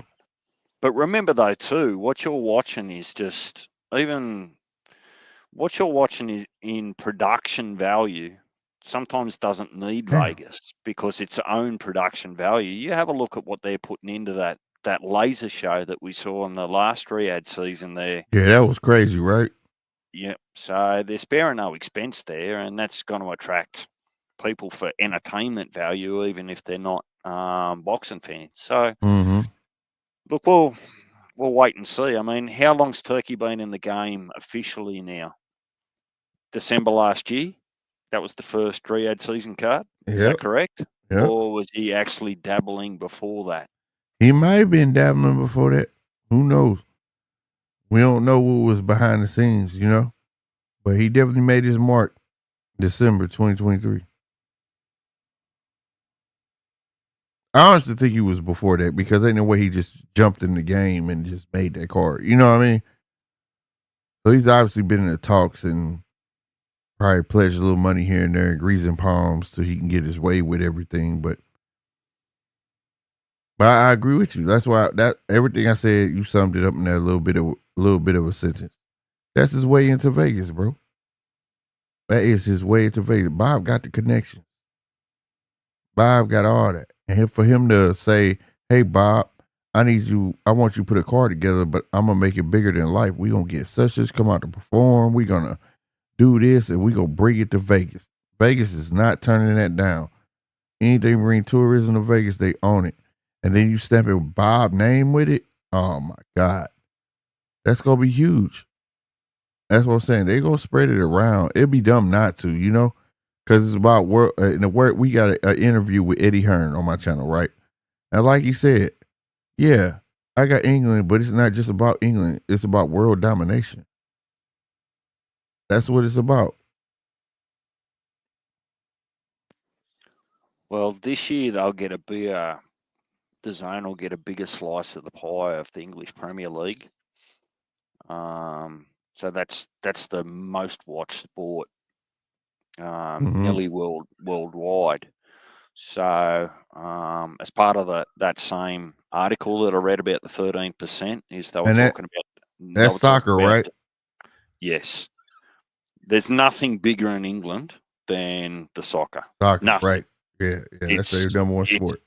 It's a religion, right? Yeah. It's their equivalent of your NFL, right? It's just huge, right? And so they're building better commercial relationships over there with some of the broadcasters, and I'm looking and I'm reading and hearing that they'll get a better broadcasting partnership over there that allow them to put potentially live Premier League games on. So their focus just isn't on boxing, and this was my point. They're really wanting to be a dominant, if not the dominant force in worldwide sports. And Turkey just happens to be involved with the boxing part of it, but they've obviously got relationships with Formula One. You know how much money's in Formula One. So yeah. I was looking at. He got UFC, WWE, the race car stuff. He got soccer. He got a soccer game coming there too in Riyadh season. He got a soccer thing going on. He got that. It was something else he got. It's not like we focus on boxing. He's his portfolio is getting deep. You get what I'm saying? Well, you can watch all of the Live Golf on DAZN as well, Yeah. which is effectively the DP tour as well, so the European equivalent of the PGA tour. They got darts on there. I mean, there's everything there for you if you're just an absolute sports Yeah, fan. they even got what they call billiards. We call it pool here, but they call it Yes, billiards. They got everything on there. snooker, billiards. I mean, they got rally car. They got about 8 different boxing channels, depending on when you actually tune in and what you're Yep. looking for. They got the So, Red Bull stuff on there. They got all that crazy shit. cricket. Yep. I mean, cricket alone has 2.2 billion fans out of India. Like, just think about that for a minute for a Really? market. Oh man, that's why here at the moment Australia are playing England in a 5-test series, Border Gavaskar Trophy, and it's huge. And we've got a big Indian population here in Australia, so the MCG's had 80,000 people every day. So do you guys have like cricket stadiums there? Well, because it's a summer sport, we use a lot of the AFL and rugby league stadiums. Oh, So okay. once they finish in winter time, new grass goes down, the pitches get dropped in, all those sorts of things. So they just use the round stadiums because the cricket's the boundaries are a circle, not a square or a rectangle. So they double up. So Melbourne Cricket Ground, for example, 80,000 people have been there every day for the last 3 days to watch Australia and India play in the Boxing Day Test. It's huge. Got you. And everyone in India will be tuned in. So whoever's got the broadcasting rights to that, well, you've just earned yourself squillions of dollars. Got you. So I'm seeing DAZN will get into that because Foxtel used to have some rights to some of those things. So DAZN will get rugby league, they'll get rugby union, they'll get AFL, they'll get cricket, they'll get the subsidiaries like KO, where people like No Limit, like the Rose Brothers, had put on boxing. I got you. Now I heard you say that. My second time here you said it. The Rose Brothers. Who are they? George and Matt Rose own No Limit Promotions. Oh, The okay, Zoo, okay. the Zoos, and Jasmine Parr. Got you. Got you. Yeah, I never knew who owned the company. Okay, I got you.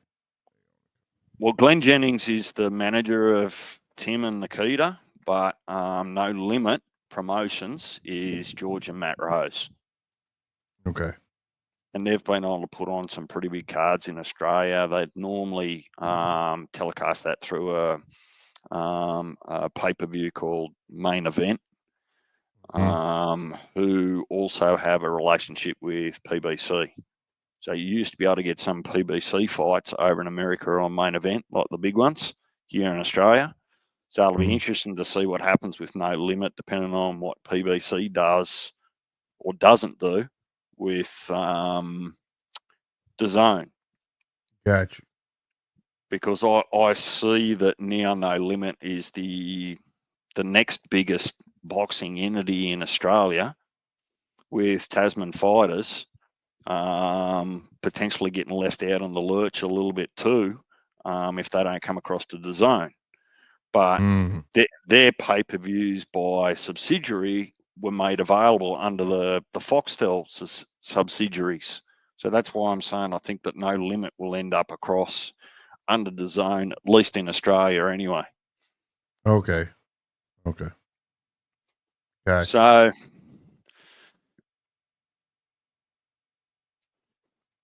there probably wouldn't be too many sports you can't watch across there. And Yeah. look, I'm not advertising. If anything, I'd nearly think about going to buy some shares in DAZN. Right. Go and buy $100 worth of Sponsor the shares. channel. DAZN sponsor the channel. Well, I just can't see how they can fail unless they've overcommitted. Like they just they got their fingers in everything worldwide. Yeah, for real. You ain't lying. Yeah, they progress a whole lot. I'm gonna have to get up out of here for today, Slick. That's what it do, DJ, man. Thank you for coming out, hanging out, man. No worries. I'll go away and work on my final list for you and Punch. When are you going to have that anyway? You having that on the 1st of January or the 31st of December? I would imagine he might have it on 31st. That's what I'm thinking. It would make more sense. Or he may have it on the 1st. Never know.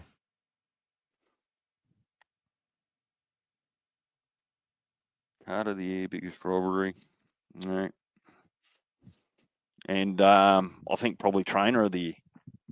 Oh, yeah. I already know who that is. Yeah, that'll be Robert Garcia. Yeah. Bomac's actually done pretty well too, just quietly. Yeah. And then least successful trainer of the year or least successful promoter of the year. That'll have to go to Eddie. Matchroom, wouldn't it? They've had their ass. Eddie. Yeah. But they've just signed a superstar in Bumbosis, so there's a couple of fights. Oh shit! Y'all kill me with that name, bro. Bumbosis. It's fucked up how well that fits, though. But this is fucked up. Well, the annoying thing is that as trying to be patriotic and follow Australian sports people, no matter what they're doing, right? It's no different to you guys over there. You want to root for your hometown guy or girl, but some of the things that boy says, it just makes it so hard to actually just want to follow him. Dude, shut up. You used to have a name, and all you've done is just discredit that name by getting your ass whooped ever since. Right. Yeah, I get it. But they've not really been against bums. He's fought some top dogs along the way. I'll give him that. Yeah, I give him that. He reached his peak where his skills is plateaued. You know what I mean? That's all it is. I think that for me, part of it might have been just well, let's just leave it alone anyway. I'm not going to just start having to go at Bumbosis at this hour of night. But oh shoot! Righto, Slick. Well, I'll talk to you when I can hear you. All right, bro. I'm out. What?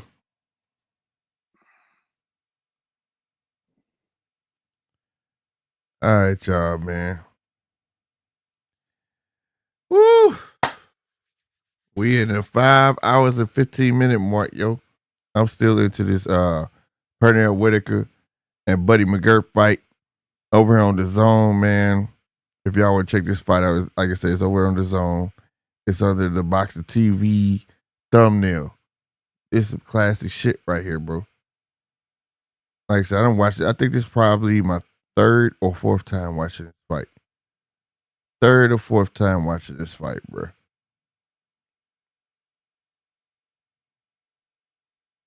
This shit remind me of Tevin Farmer.